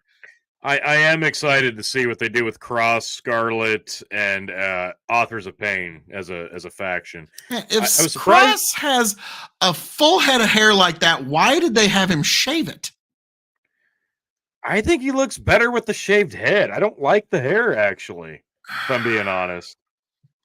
Well, I get that we don't, but WWE's trying to appeal to a female audience more, and turns out women like a full head of hair. Fine, but it's neck length. It's like barely to his shoulders, so it's not even the right length. I'm sorry. Babe, is that an accurate statement, or is that too broad? What's that? Show her a picture of the bald version and this version. Okay, yeah. I'll show her a picture of bald and then full hair Karrion Kross. Well, there was bald, there was peach fuzz, there's this, and then there was like Indy before he hit NXT. Peach fuzz, nobody. 8, no. 7, 6, 5, C4, 3, 2, 1. Buzzer. Okay, now we're Dirty Dom! Dominic Mysterio! Rey Mysterio's Little Fettuccine. Wayward Little Fettuccine son said that Dirty Dom is going to win this match. Walrad says, I cannot wait for Vince McMahon to enter at number 30 and win the Rumble. He worked us all. Biggest swerve since the 98 Survivor Series. Thank you, Walrads. You are appreciated so much. Walrads, God bless you. Don't ever change. Dom taking his time. Loving it. I'm loving this Rumble, Phil. I'm really loving the Rumble so far. The pacing is about right. The first third, we are almost there. And I got to tell you, it's about exactly what it needed to be. The first third is spot on. I'm liking it. I'm liking it a lot. Royal Rumble, folks. Karrion Kross. Personal favorites, 1992, 2001, and of course, the best, 2020, obviously. Yeah, 2020 is always going to have a special, dude, I'm sorry. When Drew McIntyre kicked Brock Lesnar over the top rope and 50,000 people in Houston, Texas came alive, you felt the ground shake beneath your feet in a way that can't ever really be understood. Because half of the match, they truly made us believe that Brock Lesnar was going to win that match. Yes! And dude, oh man, you remember those two dudes in front of us? I've never seen a happier couple of dudes than when Brock got kicked out. That was... who do we got now? Carlito! Oh, man, this is pretty AAA and Puerto Rico heavy territory match right now. Yeah. Yeah, true. Dude. And if you want to consider Dominic a part of that legacy, true. I don't think he's ever had a AAA match, but you know what I mean. Yeah. I mean, shit, it's Karrion Kross and Escobar bailed out under the ring. He's not eliminated, but he Karrion bailed. Kross and Shinsuke are the only two that really don't have any. Oh yeah, and the Usos too, but they probably wrestled there a million times. Dirty Dom going after Carlito hard. No, Carlito says, I'm actually the biggest guy in this match, believe it or not. And I'm going to pull an apple out of my penis taint shorts. And I'm going to eat it. Yep, that was gross. And Escobar throws Carlito over the top. But he lands on the apron. Now, Escobar and Dirty Dom making an agreement. Hits the apple in Escobar's face, grabs Escobar, and jumps Escobar him goes over the over. top. Oh! Out goes Escobar. Is he the only elimination so far? Or Hayes is Yes, Escobar is the first elimination. 7, 6, No, Waller's 5, out, isn't he? 4, 3, 2, 1. Buzzer. Are we synced? Who's it? Who is it? Lashley. Oh, Lashley. All right, we got some Motherfucker's star about to go power out. here. No, Grayson Waller's out, right? Yep. Yeah. Oh, yeah, you're right. Okay. Grayson Waller was the first elimination. Waller's out. Escobar's out. Okay, Lashley's in at 11, but everybody else is still in, I believe. Jesus. Oh, Jesus. Lashley hits a spear on Jimmy and Nakamura. Andrade charges Lashley, gets a choke slam for his trouble. Lashley, Jesus Christ. Lashley and Jade Cargill can't be real people. Oh my God, he charges Dominic Mysterio, and Dom just like cowers and gets enough of a fucking chance, kicks him in the gut, and then runs away. Hits the throat, eats the spear. Oh, it's beautiful. Love it, love it, love it. Lashley just spearing everyone. Now Lashley Lashley Karrion Kross. doesn't age. God, you're right. Carlito's out. Carlito gone. Lashley hits Cross with a big spear. Picks him up, and good fucking bye, Cross. That's like 3 eliminations. And now we've got Hayes and Andrade trying to get Lashley out. He says, no, you're not going to throw me out. And here comes AOP. Why? They're with Cross. Bad camera work because we just missed they whatever signed the fuck back with that was. WWE, apparently. They were fired not too long ago. No. It's Cross, Scarlett, AOP. Oh, shit. Hayes. Lashley's on the apron. He's reeling. Cross grabbing at the ankle.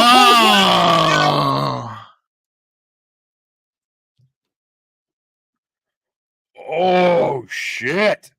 As soon as he came, he's gone. Now, Lashley fighting AOP and Cross all at the same time. Why is his name forgetting me now? Fucking Razor and something. No. Got, is that? The Street Profits Street are with Profits? Lashley. Fuck yeah. Montez Ford needs a fucking program. No shit. No, the fucking Legion of Doom's old manager. 5, 4, 3, 2, 1.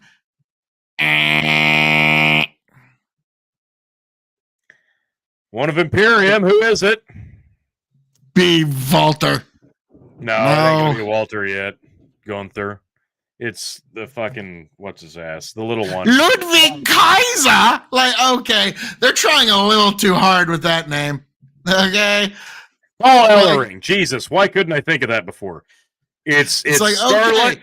Scarlett, Paul Ellering, Karrion Kross, and AOP are the new faction. There, got it.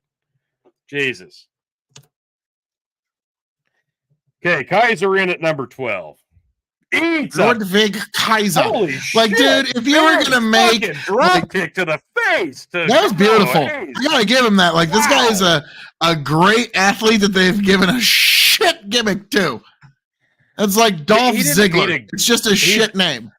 It is, but he was just supposed to be a stand-in with Walter originally, so it's perfect for that. But now, yeah, there's no growth there.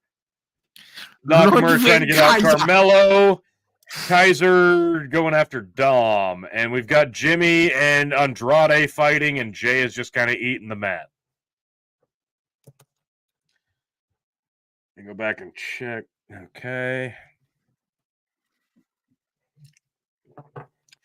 Jimmy has got Andrade up, trying to get rid of him. 10, 9, 8, 7, 6, 5, C4, 3, 2, 1. Buzzer.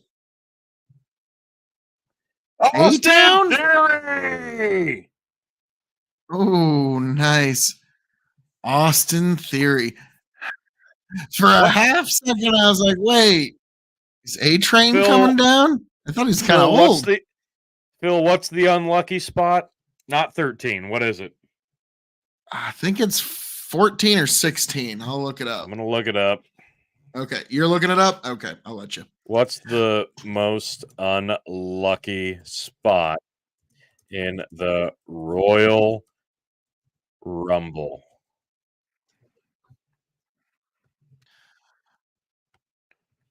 Oh, Austin Theory just throwing folks around. It is 14. It is 14. Yep. And I believe Braun Strowman was 14 in 2020, and he got fired after that. So the streak continued even when we were live. God. So, yeah. And, like, unfortunately, a lot of people, like Eddie Guerrero has been number 14, and, like, Umaga was number 14. A lot of unlucky folks have been number 14. So who's going to get that unlucky position tonight of number 14? Next. 14 is up next. Like number 14 has the most people died. 8, in the Royal Rumble position. 6, 5, 4, C4, 3, 2, 1.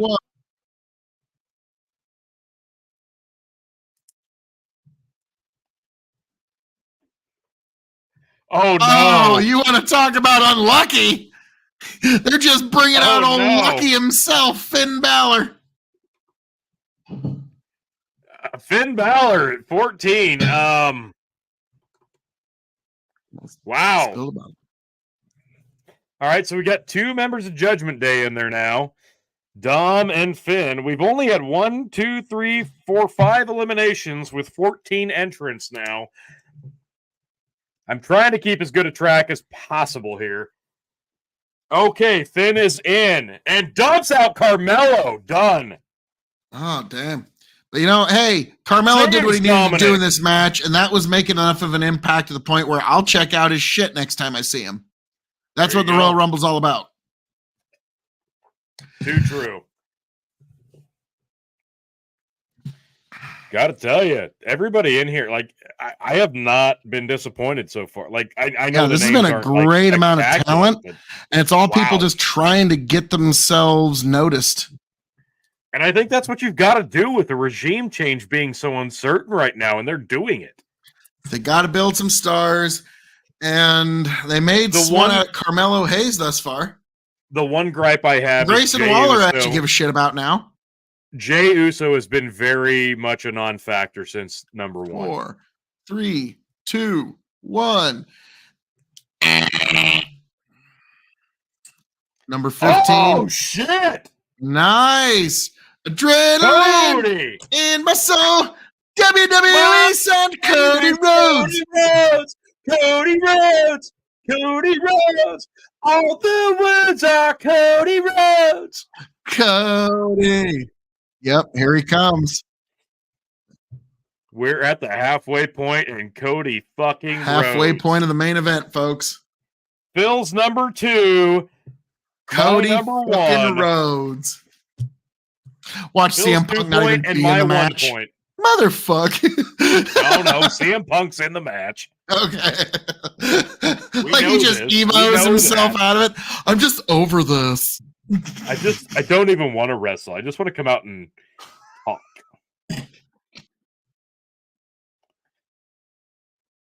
What? Oh my God. 20s. Phil, Jesus Christ. Do you want to feel old? Because Michael Cole just said 26 years ago, Stone Cold went back-to-back in Royal Rumble victories. Wait a minute. We were teenagers. Oh, no. God damn it. Oh, there goes Theory. Oh, there's going to be a fight over that belt. Man. Cody tosses out Theory. Now Balor is on Cody. Holy shit. Austin went back-to-back 26, 27 years ago. So you have Cody as your 1 point. So if Cody wins, Yeah. I'm the champion. Cody's not going to win, Phil. If CM Punk 3, wins, I'm definitely the champion. 2, 1.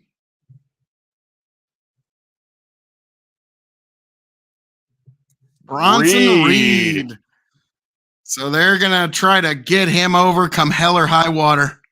Oh, this guy's a good fill-in. Oh, he's great. He's great. Like, he's a good monster to have a baby face. Agility. He's not Bam Bam Bigelow, but he's not Earthquake. Exactly. Like, yeah, that's a great way to put, because like Bam Bam Bigelow will always be the great agile big guy. Oh, like he just seemed to incredible. move. He seemed to move without really acknowledging his 340-pound frame. He didn't know that gravity existed. God, could you imagine if he was in shape? He'd have been a great cruiserweight. He'd have been like Logan Paul jumping all over the place. All right, Brunt. We're still sitting at 1, 2, 3, 4, 5, 6, 7 eliminations. We're at not a lot of elimination. People. Whoa, Bronson Reed carrying Finn and Dominic on his shoulders at the same time, and Samoan drops them both. Cody and Dom hanging on. Impressive. Almost got dumped, but roll back under. Jeez. Come on, Cody. Last until the final 2, because that'll be the most delicious. Cody will be in the final 4. Cody gets dumped. Andrade. Good night, Andrade. But you know what? He served his purpose, Tony. He gave you an extra point. Reed dumps out Andrade, and now Nakamura and Cody, which I do want to see now, squaring up face to face, slugging each other back and forth. I love it. I love it. 9, 8, 7, 6, 5, 4, 3, 2, 1. Buzzer. New day. Gotta be Kofi, right? 17. Who we got here? It's Kofi. Kingston. Whoa. All right. Is this going to be Kofi's last Royal Rumble crazy elimination save? Because he's botched like the last 2. Yeah, that's right. He has botched the last 2 years of his crazy Kofi tries. So let's see if he can. Nakamura's got Cody up on the apron, but no. Cody with the big plancha. Cody off the top, middle, kick to Nakamura, who's on the apron. We're going to go Cody thing. Nice. No, wait. He's not out. Is he out? I think that is. Is Nakamura out? Yeah, he's out. Or did he go through the center? He's out. I don't. Maybe I missed it. I thought he went through the center.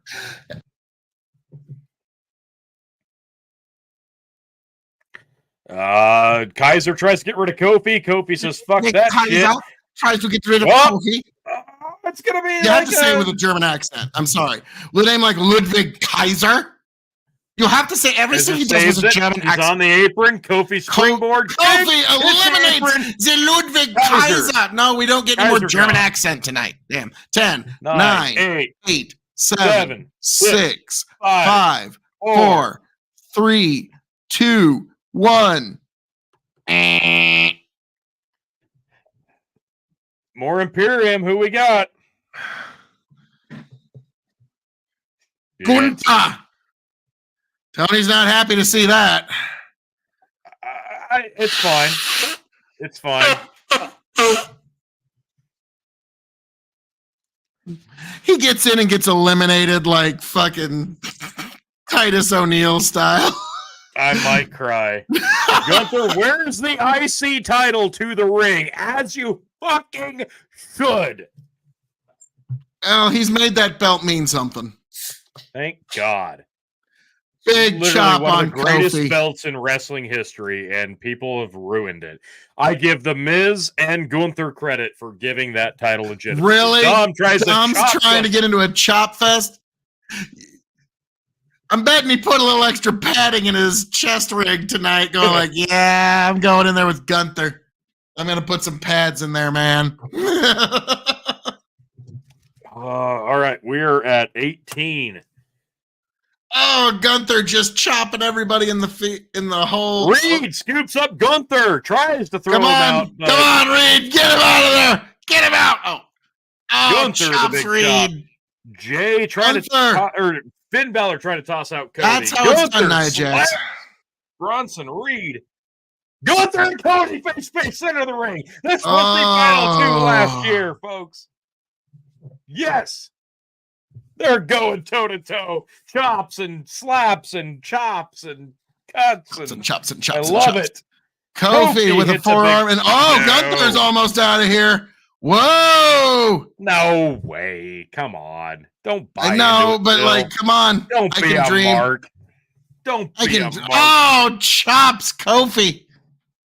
Oh shit! No! Bye Kofi! Reverse suplex Kofi, but Kofi saves it. No, goodbye, Kofi. Good night. Okay, you're right, T. Wow. Last year they retired 3, 2, 1. Buzzer. One of the Viking Raiders. Ivar.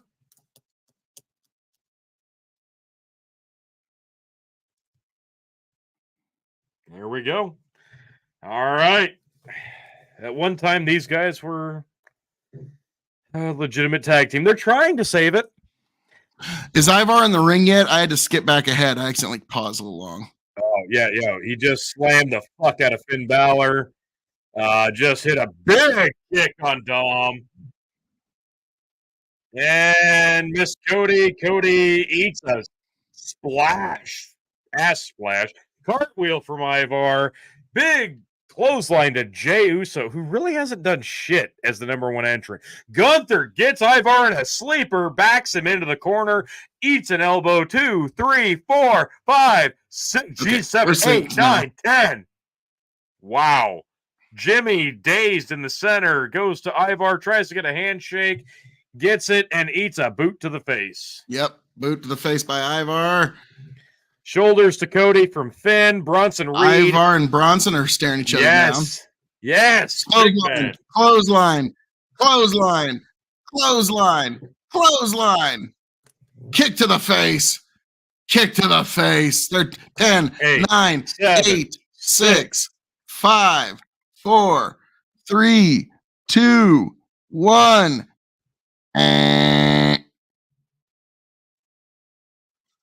20. Who do we got here? Ron Breaker. It's about fucking time. I was going to have him as one of my surprises too. Son of a bitch. That's all right. I got my Andrade point. Oh, yeah. That would have been a good one. Dude! So I didn't pick him because, he's on the roster. Dude! Ron Breaker. No way. Big clothesline to Ivar. He's probably going to clean house. He's probably going to clean up this ring real quick. Goodbye, Jimmy. Yeah. Good night, Jimmy. Thanks for coming. Jimmy Dunn. Oh, big spear to Finn. I bet Finn's gone. Is he? Thanks for coming, Finn. There goes Finn Balor. Braun Breaker cleaning the house. Gunther and Braun. Yes. This is great. You're looking at the man who's probably going to end Roman's title reign, Braun Breaker. No. Well, he's not ready now, but in a few 2-3 years he will be. He presses Gunther out. Gunther powers out off the ropes. Big spear. Puts down the tights. Braun Breaker on fire. 10, 9, 8, 7, 6, 5, 4, C4, 3, 3, 2, 2, 1. 1.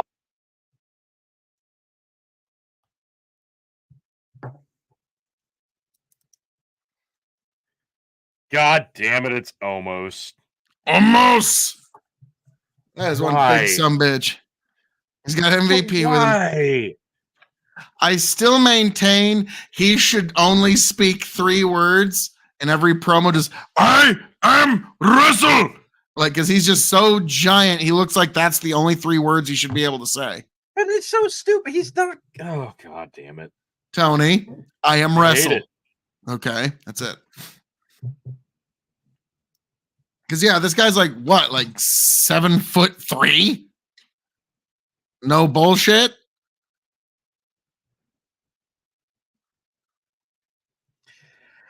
We're more 7'3". focused on almost walking to the ring than anything else. Gunther trying to get rid of Cody, Bronson trying to get rid of Braun, and really Jay just laying on the ground again. Okay, Jay Dom Uso's laying been on in the there for ground. 36 minutes. Cody's been in there for 11 minutes thus far. Yeah, Jay's going to be your Iron Man. He's clearly not going to win, but yeah, he'll be your Iron Man. Almost grabs Dom and a choke slam that probably almost hurt him. Bronson You think Reed Jay makes it to goes Final after Four? Omos. Maybe. Bronson Omos Reed slaps. tries to do something to Omos. Really? Oh my God, that was terrible. Yeah, sorry, Bronson. Jesus Thanks Christ. for coming. Get the fuck off the roster, Omos. He booted Reed, and that was terrible. Oh, Jesus! dude. Ivar tried to springboard off the middle rope. Braun hit him with a spear and then tossed him out. Thanks Reed. for coming, Ivar. 6, 5, 4, 3, 2, 1. Reed and Ivar gone. Pat McAfee. Pat at the announce desk says, "Oh shit, it's me at 22." I love it. I don't care. That's fucking awesome. He's like, "Oh, me? This Pat guy?" McAfee is in the Royal Rumble. He comes from behind the announce desk, takes off his jacket. It's so stupid, but it's great. I hope he gets eliminated. There's a sign that says Pat McAfee is a god. This is great. Braun and Omos are just staring him down. God damn it. And Pat McAfee is one of the other best fucking heels in the wrestling business, and he shouldn't be. He got in the ring and he's climbing out. He's on the apron. And then he climbs back in. And he climbs back out. He's on the apron again. And he's out.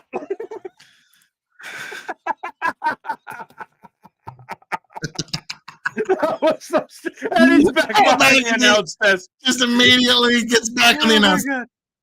Braun and Omos are back fighting again. God damn it.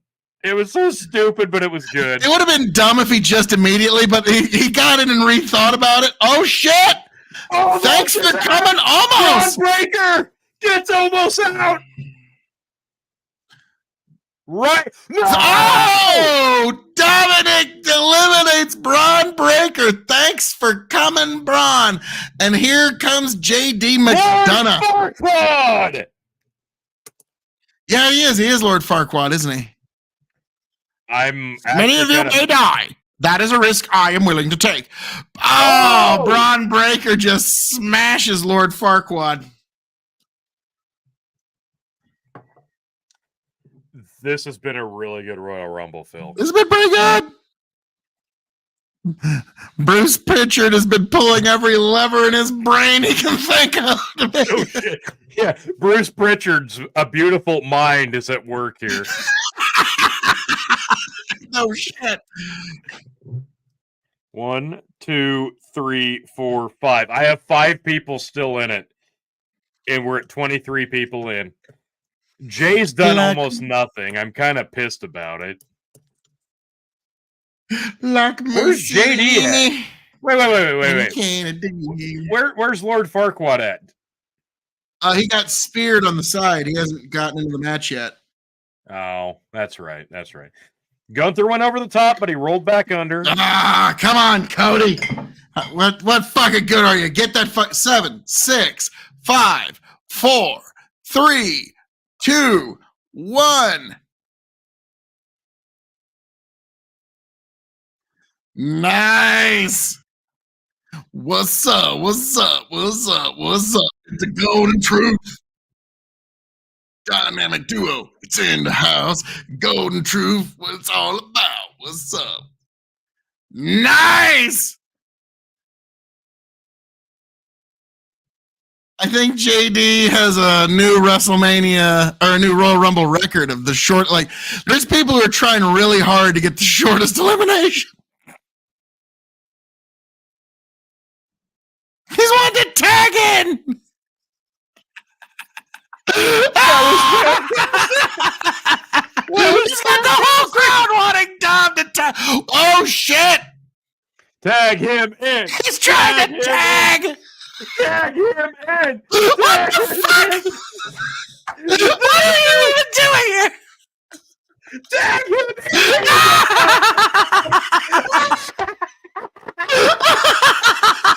Oh my god, I love R-Truth tags into the Royal Rumble and clearing the fucking ring of Gunther. Oh no! He's about to do the five knuckle shuffle on Gunther. Nope. Gunther stands up and boots him in the face. Brings us back to reality, but that was one of the greatest things I've seen in a long time. It's amazing. Tag in the Royal Rumble.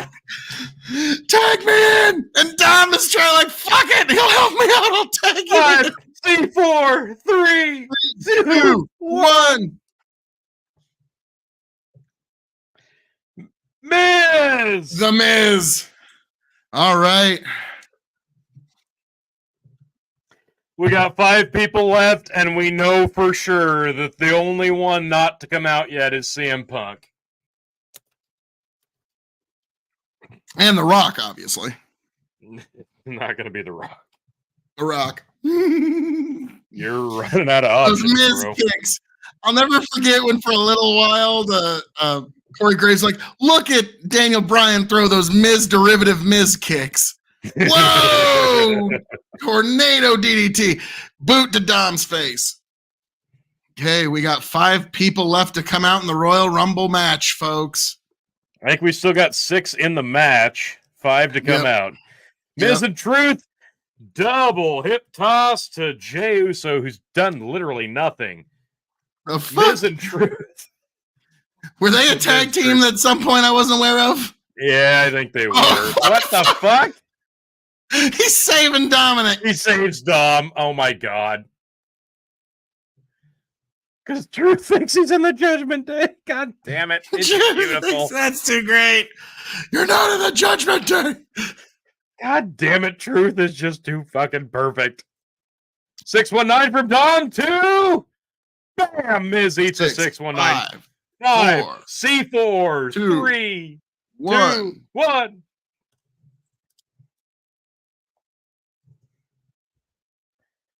That's got to be Damien.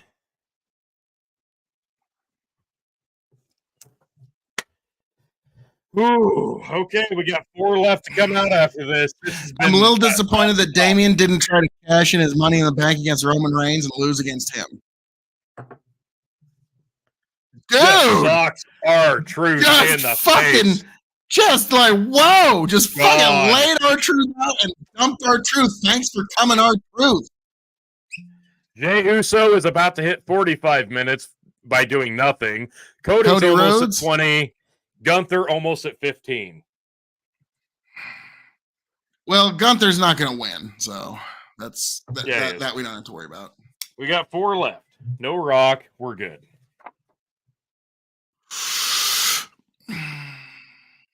If I hear the Rock's music, I'm actually probably going to come back to the StreamYard. Like I actually might want to see your reaction more. Whoa! Nah, that's a lie. I want to see the Rock. No, you're a bigger mark for watching me suffer. Priest gives a choke slam to Gunther. Sits out choke slam. Nice. Cody gets in. Eats one from Priest. Nope. Counters. Hits the turnbuckle. Misses Priest. Splashes him in. Hits the going for a suplex, maybe? Tries to Whoa. dump Priest. Gets him over the top rope. On the apron. Cody's up. Nope. Counter. They're battling for position. Cody Rhodes. Gets Cody up. No. 10, 9, 8, 7, Priest. 6, Cody. 5, Cody. 4, 3, 2, 1.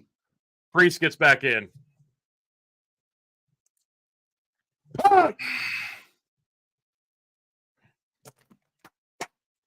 Sooner the better. My 3-point pick, CM Punk. Yep, seeing him now, I'm more worried.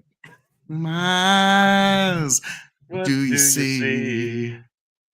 A Quarter pounder with extra cheese.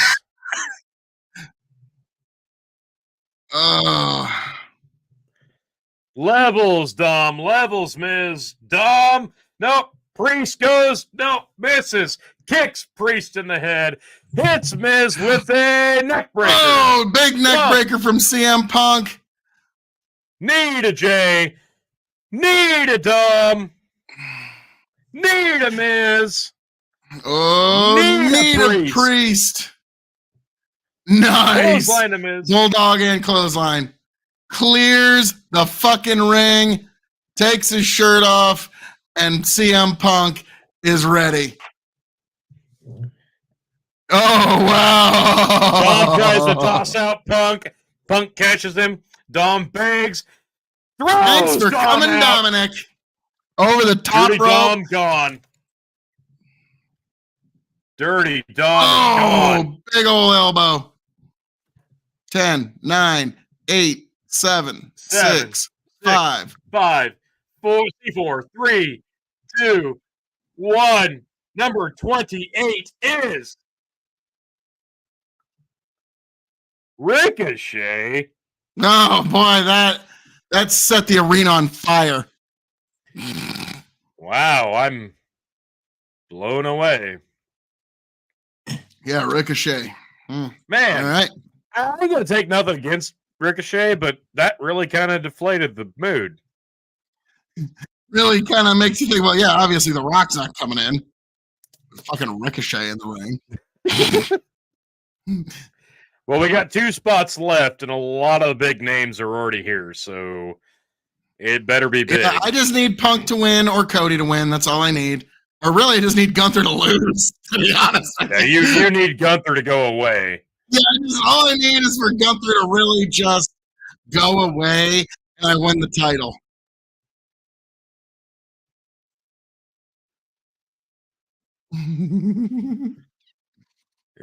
This is kind of Okay. we got 2 left. 2 spots left. We got Cody Rhodes holding Damian Priest while Miz kicks him. And now Cody Rhodes is and Gunther with a chop. And Miz is thanks for gone. coming, Miz. Wow. Gunther found a way to eliminate a guy with a chop. Well done. 10. We got 5 9, left. 8, 7, 6, 5, 4, 3, 2, 1. Who do we got here? Drew McIntyre.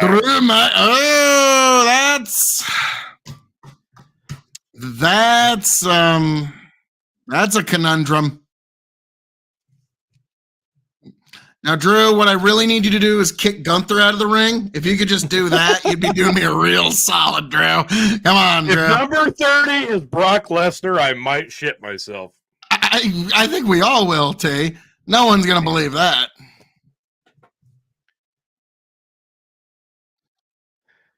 Okay, all we have left is number 30. It's got to be a big name. The Rock. It's got to be The Rock. It's got to be The Rock or it's got to be Brock. there's nobody else that would match that, right? Because now I'm drawing a blank. Jey Usos. Or John Cena, Phil. John 50 Cena. minutes. John Cena. We would all shit ourselves if Cena walked down, but we'll see. It's going to be Cena. Holy shit, it's going to be John Cena. No, it's not going to be John Cena. It's going to be John Cena, and we're going to get Punk Cena in the ring at the same time. Holy shit, it's going to be John Cena, Phil. It's going to be John Cena. No, it's not going to be John Cena. It's going to be like Solo Sikoa or some shit. No, it's going to be John Cena. Oh, big super kick by Jey. Drew. Clothesline ducked from Gunther to Jey. Hits a spear. Cody has got... Who the fuck is that? Oh, Ricochet hung up. But no, Gunther. Oh, shit. Gunther. Jey's trying to get him out, but no, Gunther's holding on. He's holding on. Bigger than shit. He's dragging Jey over the top. Jey was eliminated trying to eliminate Gunther.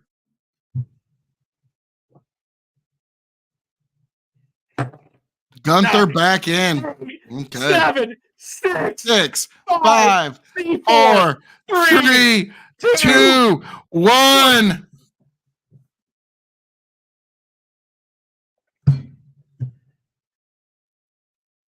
Really?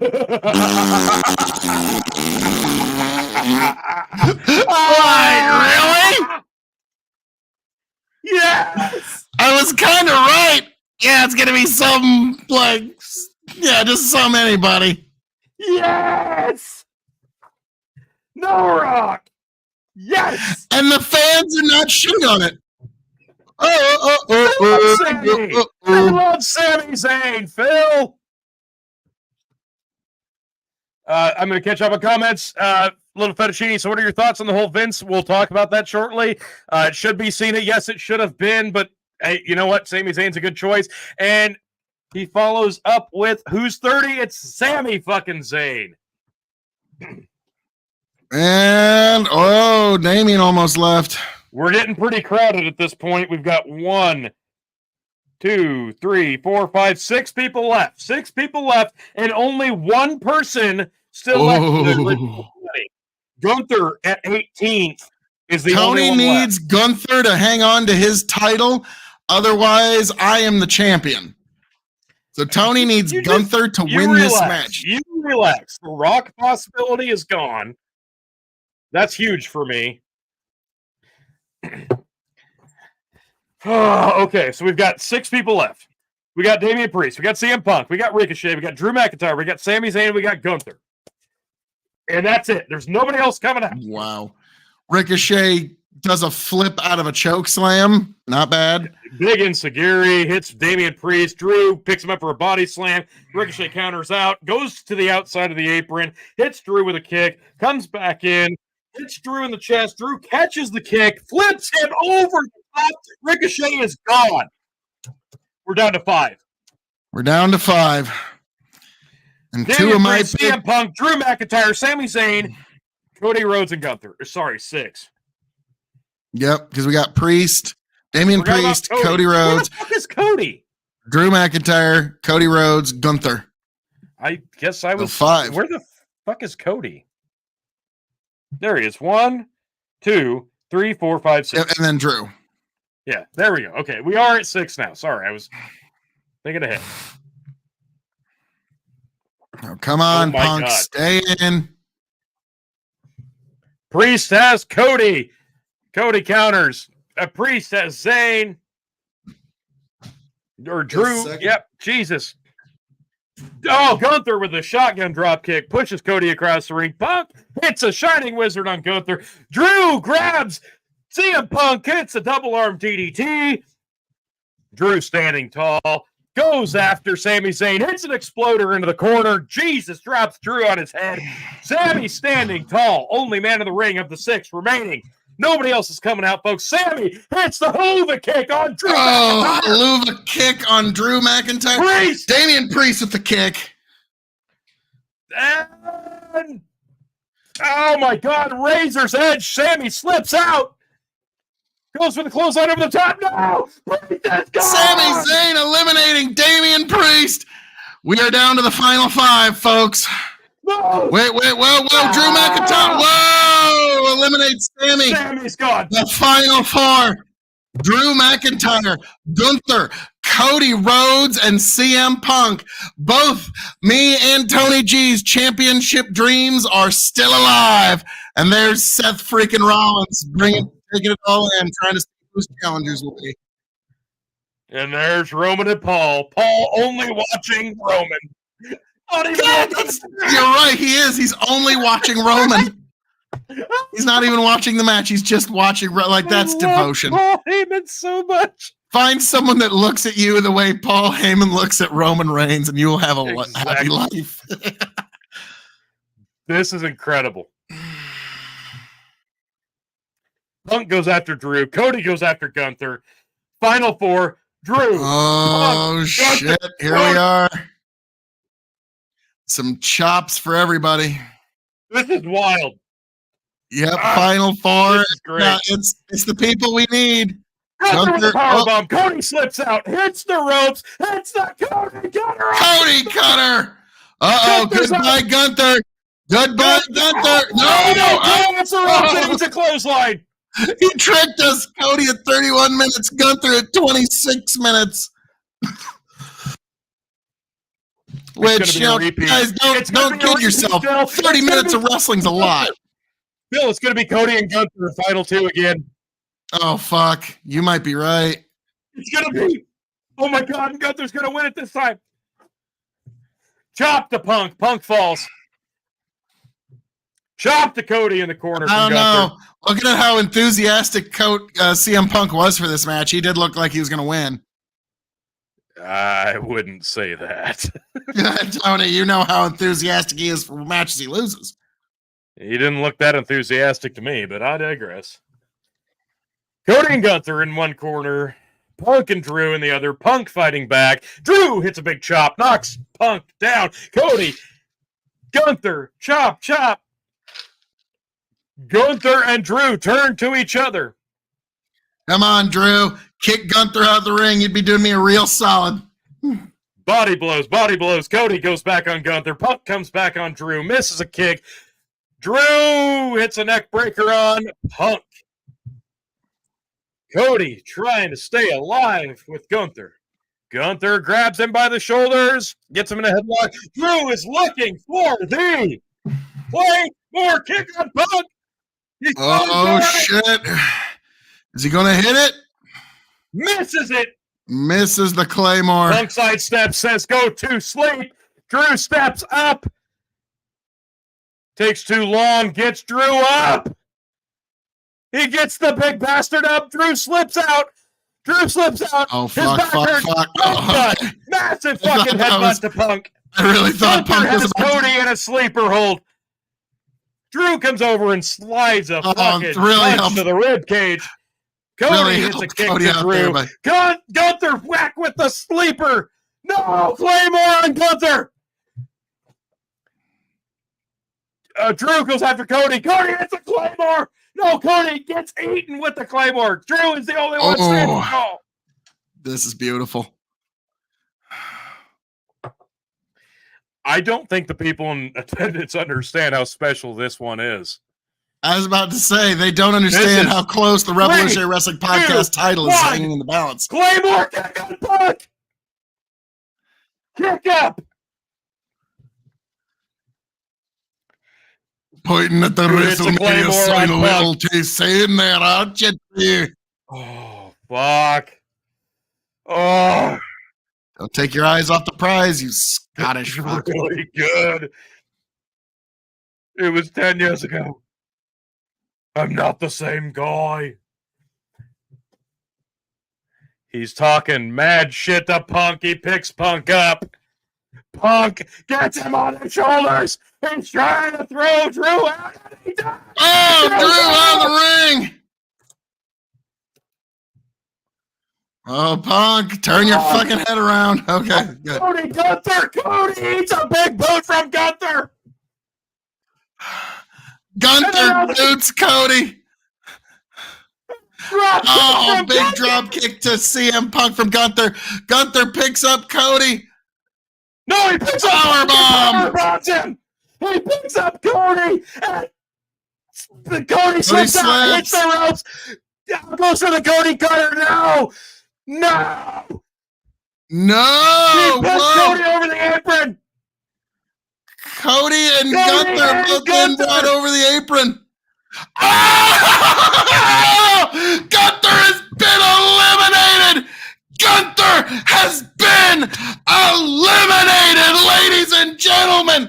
Can you believe Phil KOE keeps the dream alive? Yes, and there's Paul Heyman looking at fucking Roman Reigns, not even looking at the match. I'm sorry. That's just like, what? Oh, so Gunther has been eliminated. Now, will Phil KOE call the perfect night or the almost perfect night and be the Revolutionary Wrestling Podcast champion? Cody. It cannot be Cody. It's going to be CM Punk. Yes, folks. Classical music Punk. Yes. Cold meat Punk. Yes. Chick Magnet Punk is going to go to WrestleMania. You cannot go back-to-back with Cody. You cannot. It has to be Punk. It has to be. So Punk, Cody, last two. And I said this was going to be the final two, by the way. My perfect prediction powers, folks. I promise to use my powers for good, not evil. It has to be Punk. I called how the Ukraine war was going to end the day the invasion happened, and I called the Royal Rumble before it even happened. It's over. It's over. It has to be Punk, because if it was going to be Cody, Gunther would still be in the match. It's over. So Punk's finally going to get his main event to WrestleMania, but regardless, folks. He is. Your new champion. But.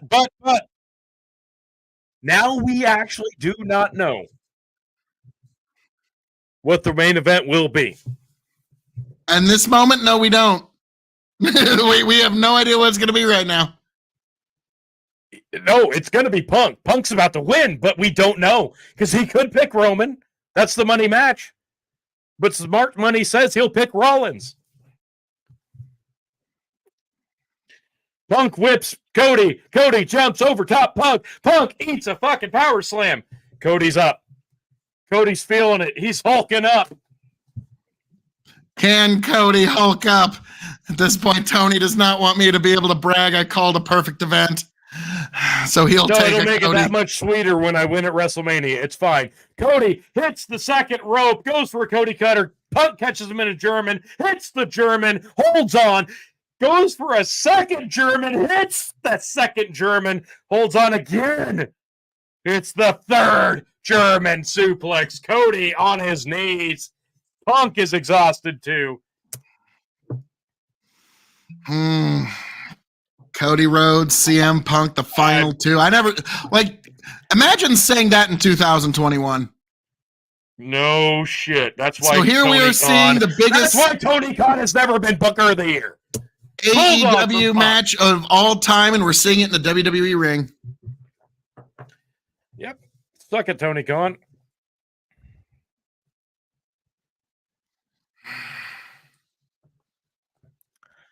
Punk calls for the go to sleep. Uh-oh. Dude. Cody's going to go to Mania. Cody's going to Mania. It doesn't matter at this point. Cody! Whoa! Grabs the crossroads. No, snapmare from Punk.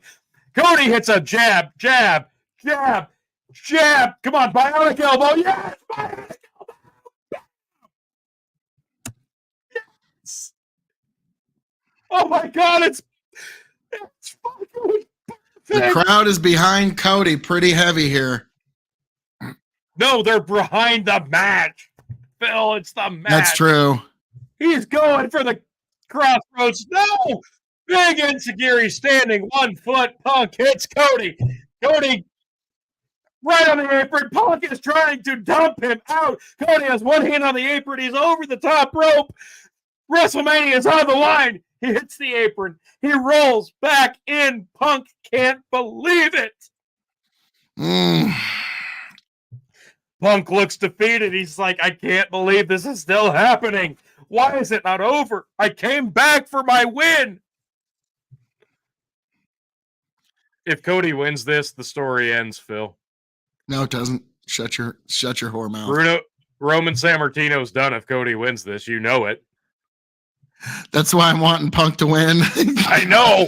That's why you're rooting for Punk so bad. No, so you can wipe the smirk off my face. I'm rooting for Cody now.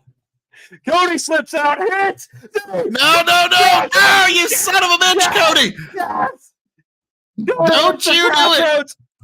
Don't you do it, Cody. Punk's out. Cody hit the crossroads, but he can't do anything. The exhaustion has overcome them. I'm blown away. Oh my God.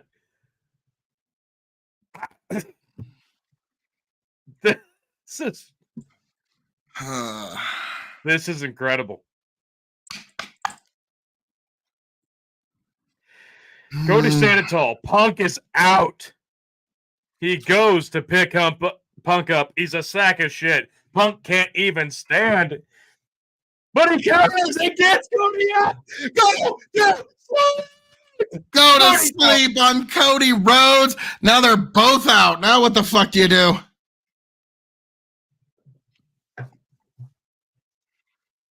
Punk is face first trying to get back up. Cody's out.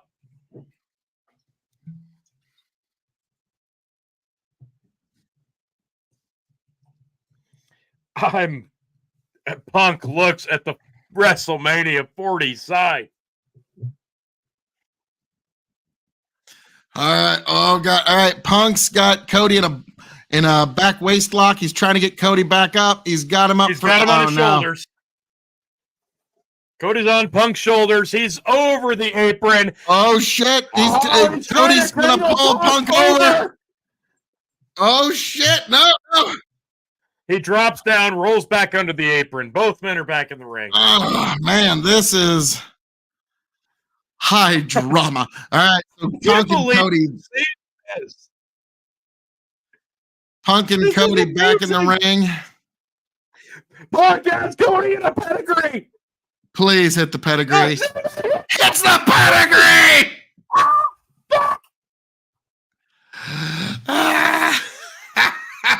Oh my God.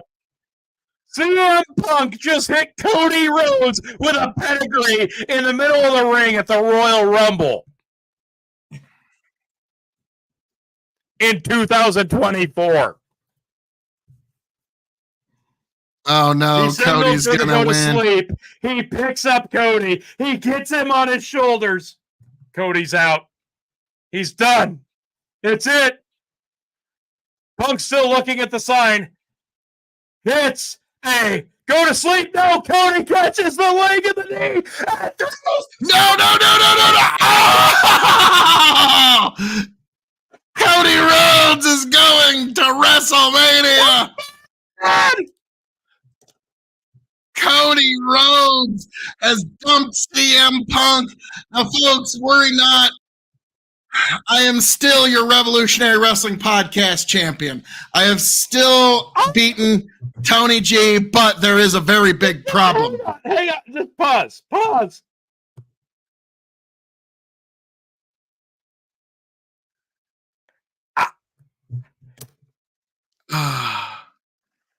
Cody Rhodes has won back-to-back Royal Rumble matches.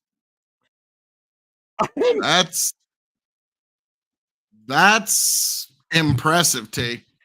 Phil. What? Let's just bask in this for a second. There was Punk eliminating Drew McIntyre. Here's Gunther and Cody on the apron. Cody pulling Gunther over. Gunther goes over. Cody rolls back in. Gunther cannot believe it. Cody on CM Punk's shoulders. Hits the crossroads. But not enough.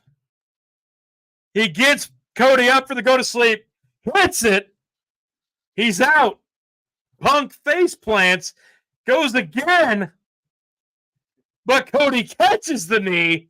looks Punk in the eye and just dumps him straight over. Cody Rhodes, Going to Mania. unbelievably, has won not just the 2023 Royal Rumble, but the 2024 Royal Rumble back to back.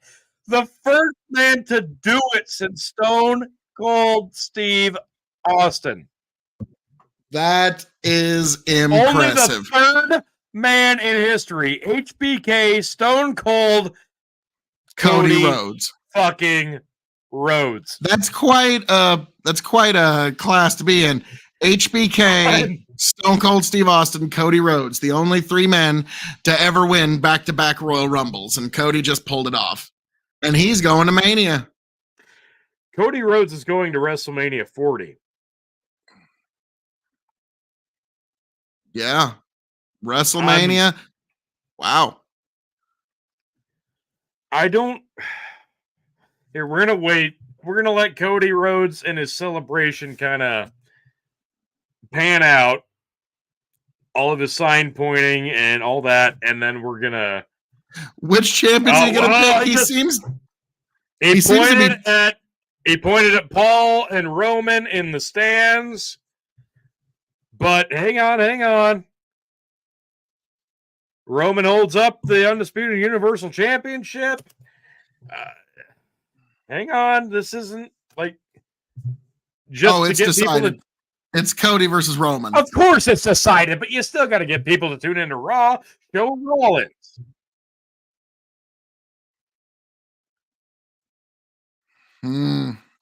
Wow. No. And they cut. Wait. And we're getting the recap. Okay, I'm going to pull my volume down. Yeah. Okay, the show is over. Yep. So one sec. Oh, yeah. Hang on. Yeah. Okay. Thank you, T. Thank you for officially handing the championship over to me. It's now your Revolutionary Wrestling Podcast champion, Phil KOE. And we will see how far this reign can go. We've got Greatest Elimination Chamber in Saudi Arabia, which that'll be fun. And then we've got the granddaddy of them all, WrestleMania, where I'm going to have to defend my title over 2 nights. And will Tony G be able to finish his story and take the title back? Or will I be the Grinch that stole Christmas and retain the title again, like I was able to steal it away at WrestleMania last year? So, Tony, what would you give star ratings for this Royal Rumble match? I've got a lot of comments here. I just this was fantastic. Even in defeat, I'm not shitting on this show at all. I have so much positive to say. We're heading into WrestleMania. 2023 was a good year for me. It was a great year for me. Held it throughout the end. Came into 2024. You and Chicken sandbagged a couple picks and kind of, hedged your bets. I, as a fighting champion, didn't do that because I'm not a pussy, and it's fine. It is what it is, but I was still right more oftentimes than not, and really realistically, I'm probably better at picking things than you guys are, but it's fine. You got the title. It is what it is. I can't disparage anything. I said last night, that there was a 0% chance Cody Rhodes would win this thing, and I was dead fucking wrong. I said it was a 2-horse race, CM Punk or Gunther.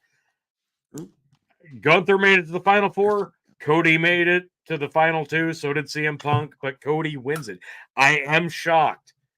I am absolutely fucking shocked. But like I said, The Rock was not showing up. The Rock was not going to be in the match. He was not going to win the match. Doesn't have to happen. But now, this throws such a fucking wrench in the gears. There's no... Phil. There's no reason whatsoever that Cody would call out Seth Rollins for WrestleMania. He's already beaten him 3 times. There's zero reason for Cody to don't call want that. So now Cody has to call out Roman. And if he calls out Roman and loses again, he looks like a complete utter fucking jackass. He will. The tribal chiefs shall win. Again, this is why I'm not happy about the result. The match, we'll talk about it in a second. The result, I think this was absolutely the wrong choice. I don't know. Because here's your two choices. Cody wins this time, and it's too predictable. Roman wins, and it just makes everybody suck.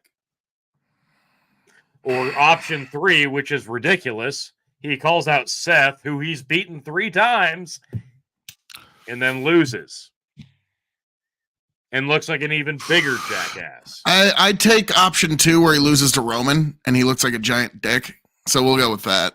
So again, this was not the conventional pick. I applaud the unexpected, but so now we're not going to get Punk Cody. We're going to probably get Punk and Rollins. Maybe Punk wins the Elimination Chamber. Maybe. We'll see. I mean, really, Punk could go up against a lot of different people, but we'll see.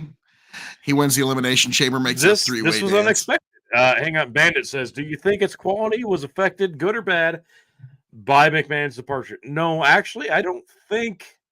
I think it was more affected by Kevin Dunn's departure. Yes. Bandit follows it up with Cody Rhodes as the bench for Roman Reigns. I don't know. Can you really do 3 straight? Phil, correct me. Take your disparity out of it. Take your fantasy booking out of it. Can you do 3 straight years of Cody versus Roman, Cody versus Roman, Cody finally beats Roman? Seriously, can you? If you had Pat Patterson on the payroll, yes, you could. You do not. So that's why it's risky. Because Bruce Pritchard, no Pat Patterson is he. Okay? All right. So again, I ask, can you even do 2 straight years of Cody versus Roman headlining WrestleMania? Because again, we agree there's no reason to challenge Seth, right?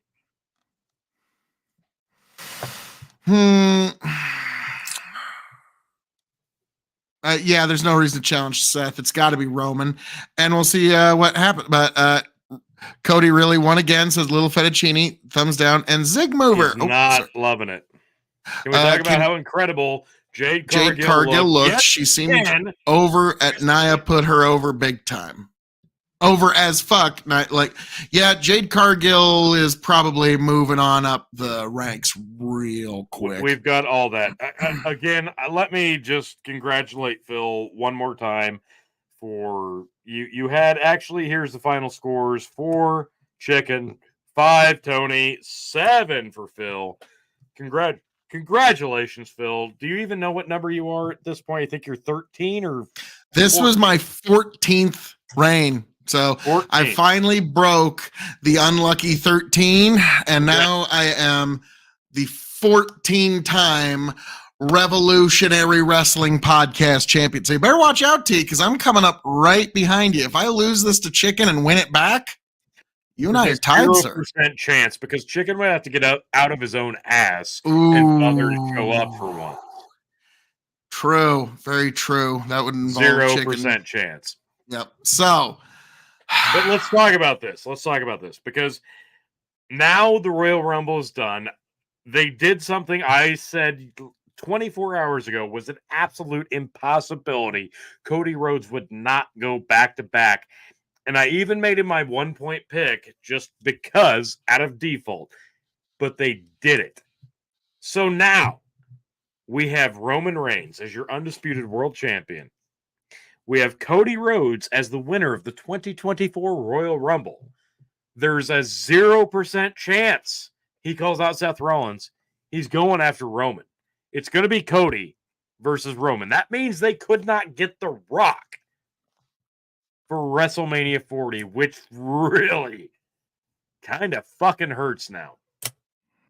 Now, Cody, I like what Roman, WrestleMania 40.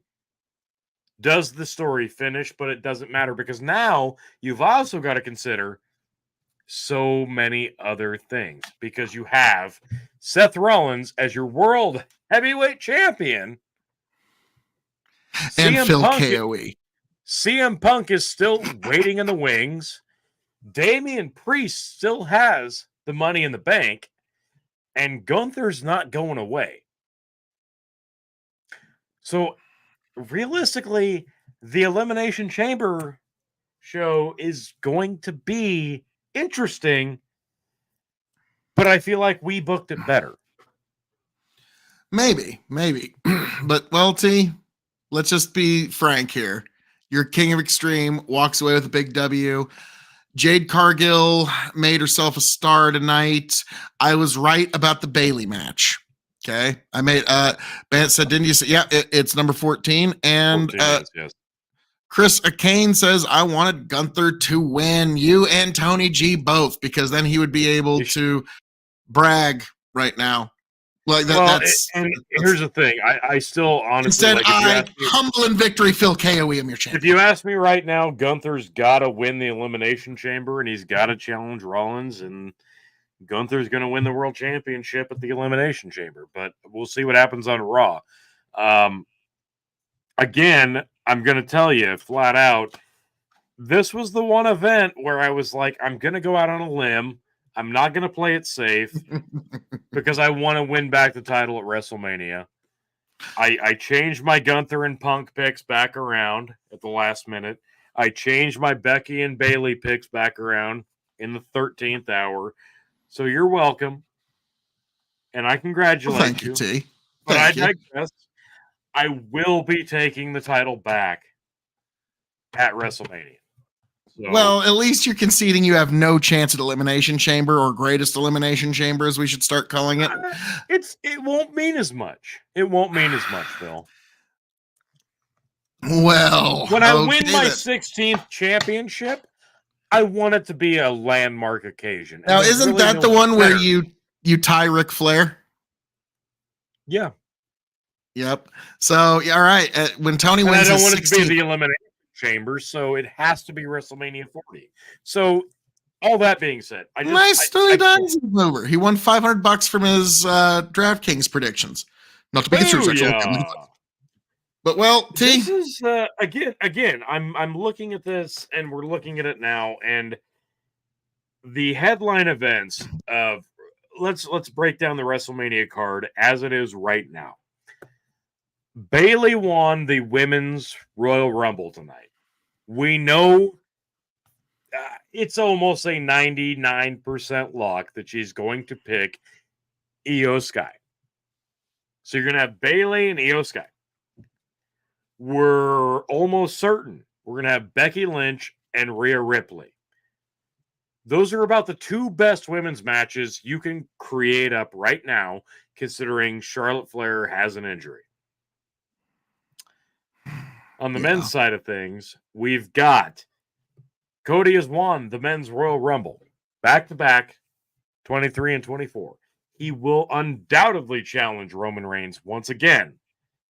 And he kind of has to headline night 2 again, unless they know for sure he's going to lose, which in that case, it's got to be night 1. They better put it on night 1, yeah. Zig Mover goes, The Rock versus Roman doesn't need a belt. While true, it's still going to have one because your tribal chief will have a belt for many more years to come. Irrelevant for the discussion. So, Cody Roman, 2. Oh, really? Next year's Mania is going to be in London? Probably has to happen. So, that leaves CM Punk without a dance partner, LA Knight, Logan Paul, Kevin Owens, and importantly, Seth Rollins. So the Elimination Chamber match, I'm going to say you're going to see LA Knight Kevin Owens, Drew McIntyre, Randy Orton, AJ Styles, and probably CM Punk vying to see who will challenge Seth Rollins. And I'll call it now, before any participants are even announced, it kind of has to be CM Punk, Seth Rollins. It should have been Gunther, Seth Rollins. Way better story, way bigger payoff, way better star build. But now, with the way you did this, it has to be Punk, Rollins. Punk has to take the title off of Rollins. But Damian Priest has to cash that fucking thing in. Yeah, he ain't got too much longer. The window's closing. It's got to happen soon. I think he cashes it in against Seth. Like now, his smartest thing to do. Of course, it's going to be Seth. It will not be Roman. I mean, you know, he could if he just wanted to lose. I was kind of hoping he would tonight, so I could just, you know, talk up Roman even more. But now, Tony, how many stars do you give the Royal Rumble match? Honestly, I was blown away. This was one of the best Rumbles. No, fuck it. No, this was one of the best Rumbles I remember watching. I have no apologies for that. This was really, really, really good. Top to bottom. I have no complaints. Yeah, this one, it made a couple of new stars I'm actually going to give a shit about when I see him in the ring. And it made for some interesting story, and it's going to make you actually want to watch Raw the next day, which soon will be on Netflix. Now, Tony, this was really damn good. I'm going to give it 4.25. 4.25. I'm going to go with 4 stars. It was good, but it was, you know, I feel like they were just trying to hold the ship together. This one, you know what I mean? Like, okay, this is our first one without any of the old guard. Let's just get through this and prove to ourselves that we can. Okay? Like that's really the best way that I would look at that one. So we got 4 stars for the Royal Rumble. Overall, this whole pay-per-view, what would you give it? It was 4 matches, and what I saw the women's, I came in late. I really liked the finish of the women's. I liked the last third. Thought it was really good. The Fatal 4-Way for the Undisputed Universal Championship. Beautiful match. Really fantastic. I loved everybody in it. And then the LA Knight, or excuse me, the Logan Paul, Kevin Owens U.S. title match blew me away. And then the Royal Rumble. I have no complaints, even in defeat. This was honestly, if this is not my event of the year, I'll be shocked. Because a 4-match card that had this much star power, this much drama, this much action, and this much just consistent flow from start to finish. This is so hard to book, and also taking into consideration the fact that you have pretty much all of the old guard that really produced these things to perfection gone. This Royal Rumble had no business being this good coming off the heels of such a tumultuous, chaotic week. And this was absolutely fantastic.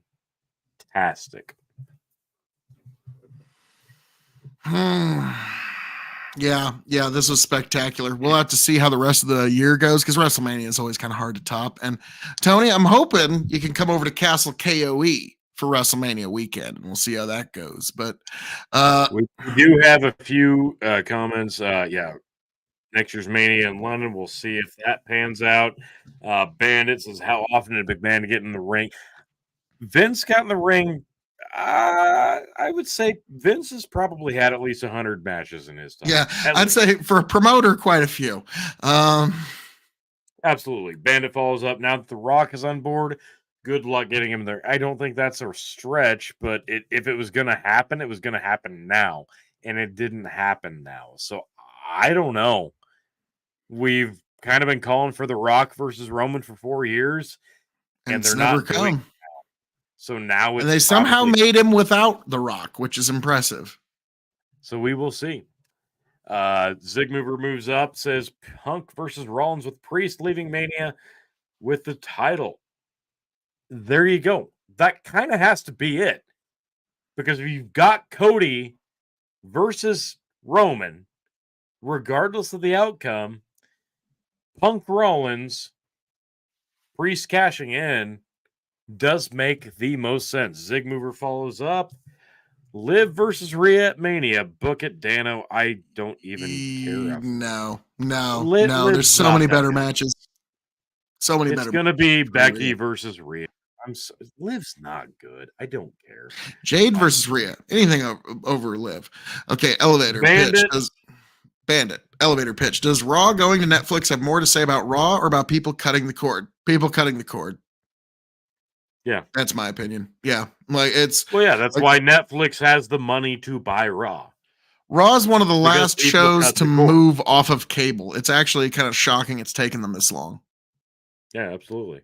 And the fact that they're willing to do it speaks volumes to the future of cable. So it doesn't matter. If they're going to go without a home for 2 months, they won't. They'll find a way. They'll probably broadcast live from Peacock for 2 months because that deal is going to fall through. And eventually Raw, SmackDown, and the WWE Network will probably move to Netflix. But it doesn't matter because they have a deal with Peacock. Raw will not go without a home. It won't because we've got months before this happens. But yes, still, it's weird. The most tenured TV show in TV show history is about to leave TV. Yep. And when that hits the last one ever, I think we're going to have to do a live watch along with that. Absolutely. Raw going to Netflix and NXT to CW gives WWE fingers in all broadcast forms. I'm guessing SmackDown's probably going to get sold on some other platform. No, SmackDown's moving to USA. Oh, okay. Well, eventually it's going to like Hulu or some shit, but or Amazon. But it doesn't matter. It doesn't matter because the competition is still the competition. The competition is not doing dick. The competition wanted to move a show to CW, and the WWE said, yeah, no, we'll just take that spot because we can. So I'm sorry. If you want to look at AEW's competition, they just kicked your fucking ass 10 times over. So it doesn't matter. And we're 69 nowadays away from Wrestle fucking Mania 40. If you want to be an AEW fan, fine. But you got to look at things realistically. And right now, don't homer out. Just enjoy the fucking ride. And right now, Cody Rhodes, the winner, back-to-back 23 and 24 Royal Rumbles, is in the press conference. I still can't believe it. DDP is asking Cody Rhodes questions. Oh, God. Yeah, I closed the window because I'm going to be logging off here in a few minutes. But, this was quite the Royal Rumble. This was quite the experience and quite the evening. Was a fantastic Rumble. Now, greatest Royal Rumble, I'm going to defend my championship because I'm a true defending champion. That's assuming that I can get either you or Chicken to show up and challenge for my title. We'll see. We'll see. I show up. I show up. Chicken's a cunt. Oh, man. Zigmover, just hope PLEs go to Netflix so I can get... Yes! I had to get Peacock tonight just for this event, and I hate Peacock, and so it will be a happy day when I cancel it. Yep. And Zigmover said 92 is the best Rumble, which... It's like top 4 or 5, for sure. With 01, 92, 01, 2020, and now 2024. Yeah, it was a pretty good one. And the one where Nakamura won was amazing. That was just 2018. That was spectacular. So, it was good. Well, WrestleMania, you will be challenging for my 14-time Revolutionary Wrestling Podcast Championship. Now, before we go, one last thing I have to ask, though. So you are still the reigning defending Revolutionary Extreme Wrestling Champion, but tonight you are challenging for another championship. Yes, the RXW Championship. Yes, hold it high. Yes. Now, the question is, there was another championship you were challenging for this evening, the Squirrel Championship. Was there controversy? What happened? No, you were bragging about, carnival barking for an hour and a half here on the live stream. Meanwhile, I was about 15 minutes, north of town, and I was doing carnival barking to a live audience, doing raffles and such, and for about the same time, and I blew my voice out there, so tomorrow I'll have no voice as well. But no, I was not able to reclaim my squirrel belt championship. Stop the steal. We had 7.88 pounds with our 5 squirrels, and unbelievably, the number 1 place had 9.46 pounds. That's a lot of squirrel. So yeah, we know the bar now. Next year, it's 10 pounds of squirrel or bust. So hopefully next year, heading into WrestleMania, I will be Tony Two Belt once again. But for now, I will be your reigning defending RXW World Heavyweight Champion. And at WrestleMania, Elimination Chamber, I will once again regain the RWP Championship for a 16th time. So next year, I will look to be, once again, triple belt Tony fucking G. Triple belt. This was WrestleMania's road, starting with the Royal Rumble 2024. So glad I got to watch most of it. This was absolutely fantastic. Marvelous. Well, T, as I'm known to say around here, all that being said, thank you for joining us here at the Revolutionary Wrestling Podcast on YouTube and Spotify, Big Buckin' Empire on Facebook and YouTube, KOE Nation on YouTube, TikTok, Twitch, and Twitter-X as well, folks. Thank you for being here. Thank you for joining us. I hope all of you make it back here to the Revolutionary Wrestling Podcast. Happy, healthy, much the wiser. Raise a glass to yourselves. God bless every last one of you. Tony G, the 15-time former Revolutionary Wrestling Podcast champion. Take it away. We will catch you at Elimination Chamber. Like, share, subscribe. Nate, you missed it. Anyway, Elimination Chamber's coming up. We got a little bit coming up. We've probably got an AEW Revolution coming up, and then, yes, WrestleMania 40. That's the big one. Folks, like, share, subscribe, specifically to the Revolutionary Wrestling Podcast on YouTube, on Twitch, on Spotify, and of course the Big Buckin' Empire on Facebook to watch and react and enjoy us live during the shows, during the predictions, the previews, the reactions, the reviews, all of it. Please join us because we love you and you love us. We will see you very, very soon for AEW's Revolution and WWE's Elimination Chamber as we are on the road to WrestleMania 40. And see if it just smooths itself out. Get back, tell you what I'll do. If I ever get back, I promise to refabricate you. Raging rivers of gold. That's what the brochure advertised. And now we're lost. We gotta take it down. Let you down slow. It's hard to survive.